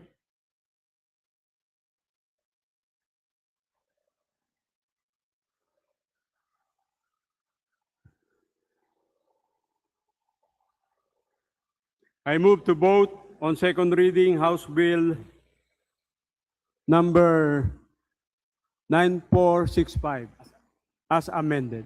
Those who are in favor say aye. Aye. Those who are against say nay. The ayes have it. House Bill 9465 is approved on second reading. Congratulations. Majority Leader. Madam Speaker, under the business for Thursday and Friday, I move that we consider on second reading House Bill number 9463 under Committee Report number 350 and House Bill number 9464 under Committee Report number 351. And for the purpose, may I request that the Secretary General be directed to read the titles of the two bills. Is there any objection? The chair hears none. The Secretary General is directed to read the title of the two measures. House Bill number 9463, an act establishing regular campuses of the Nueva Ecija University of Science and Technology in the municipalities of Aliaga and Coyapo, province of Nueva Ecija, and appropriating funds therefor. House Bill number 9464, an act converting the extension campuses of the Eastern Samar State University in the municipalities of Arteche and Balangiga, province of Eastern Samar, into regular campuses and appropriating funds therefor. Majority Leader. Madam Speaker, I move that we open the period of interpellation and debate. Is there any objection? The chair hears none. The motion is approved. Majority Leader. Madam Speaker, I move that the respective explanatory notes of the aforesaid House bills be considered as the sponsorship speeches. Is there any objection? The chair hears none. The motion is approved. Majority Leader. Madam Speaker, there being no member who wishes to interpolate, I move that we close the period of interpellation and debate. Is there any objection? The chair hears none. The motion is approved. Majority Leader. Madam Speaker, I move that we open the period of amendments. Is there any objection? The chair hears none. The motion is approved. Majority Leader. Madam Speaker, there being no member who wishes to introduce amendments, I move that we close the period of amendments. Is there any objection? The chair hears none. The motion is approved. Majority Leader. Madam Speaker, I move that we vote on second reading on House Bill number 9463 under Committee Report number 350 and House Bill number 9464 under Committee Report number 351. Those who are in favor say aye. Those who are against say nay. The ayes have it. House Bills 9463 and 9464 are approved on second reading. Majority Leader. Madam Speaker, on the part of the majority, I vote that we elect the following as members of committees. For the Committee on Basic Education and Culture, as Vice Chairperson, Representative Carl Joseph F. Legaspi. For the Committee on Constitutional Amendments, as member, Representative Bienvenido M. Abante Jr. Committee on Energy, as member, Representative Nico Raul S.J. Daza. Committee on Games and Amusements, as member, Representative Bienvenido M. Abante Jr. and Representative Carl Joseph F. Legaspi. For the Committee on Information and Communications Technology, as members, Representatives Nico Raul S.J. Daza and Carl Joseph F. Legaspi. For the Committee on Justice, as member, Representative Carl Joseph F. Legaspi. For the Committee on Local Government, as member, Representative Carl Joseph F. Legaspi. For the Committee on Metro Manila Development, as member, Representative Bienvenido M. Abante Jr. For the Committee on Overseas Workers Affairs, as member, Representative Bienvenido M. Abante Jr. For the Committee on Public Information, as member, Representative Bienvenido M. Abante Jr. For the Committee on Public Order and Safety, as member, Representative Bienvenido M. Abante Jr. For the Committee on Senior Citizens, as member, Representative Bienvenido M. Abante Jr. For the Committee on Transportation, as member, Representative Bienvenido M. Abante Jr. For the Committee on Visayas Development, as member, Representative Nico Raul S.J. Daza. For the Committee on Ways and Means, as member, Representative Nico Raul S.J. Daza. For the Committee on Women and Gender Equality, as member, Representative Bienvenido M. Abante Jr. For the Committee on Youth and Sports Development, as Vice Chairperson, Representative Carl Joseph F. Legaspi. And as member, Representative Nico Raul S.J. Daza. I so moved, Madam Speaker. Is there any objection? The chair hears none. The motion is approved. Majority Leader. Madam Speaker, on the part of the majority, I move for the election of the following as members of committees. For the Committee on Aquaculture and Fisheries Resources, as Senior Vice Chairperson, Representative Odi F. Tariela, Vice Representative Isidro D. Lumayag. Committee on Civil Service and Professional Regulation, as Vice Chairperson, Representative Maria Isabel L. Sagarbaria, Vice Rep. Nelson J.R. Dayanghirang. For the Committee on Cooperatives Development, as Vice Chairperson, Representative Belia Vanessa B. Swansing, Vice Representative Isidro D. Lumayag. For the Committee on Energy, as Vice Chairperson, Representative Jose Manuel J.M. F. Lagdameo, Vice Representative Julius C. Cesar J.V. Vergara. For the Committee on Health, as Vice Chairperson, Representative Richard I. Gomez, DPA, Vice Representative Julius C. Cesar J.V. Vergara. For the Committee on Legislative Franchises, as Vice Chairperson, Representative Celso G. Rehencia, Vice Representative Dale B. Corvera. For the Committee on Local Government, Vice Chairperson, as Vice Chairperson, Representative Agata Agay A. Cruz, Vice Representative Julius C. Cesar J.V. Vergara. For the Committee on Mindanao Affairs, as Vice Chairperson, Representative Marlos C. Bancoro, Vice Representative Sherlyn L. Banyas Nograles.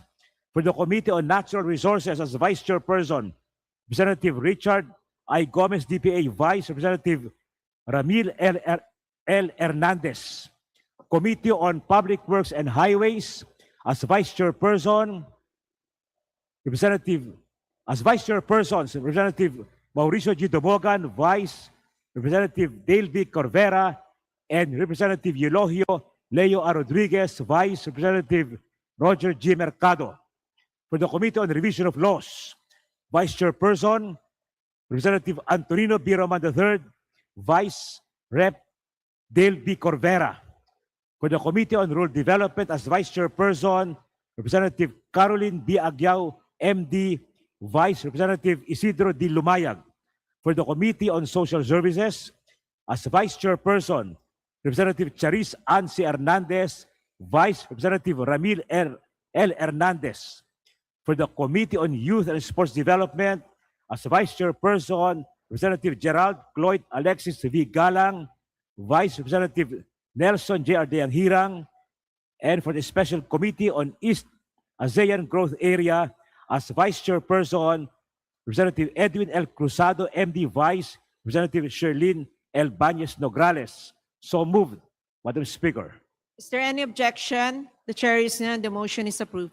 Majority Leader. Mr. Speaker, on the part of the majority, I move to nominate and elect as chairperson of the Committee on Welfare of Children, Representative Florabel C. Yatco, Vice Representative Richel Singson.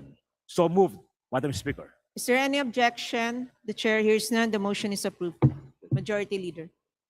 Madam Speaker, I move to adjourn session until Monday, June 1, 2026 at 3 p.m. Session is adjourned until June 1, Monday, 3 p.m.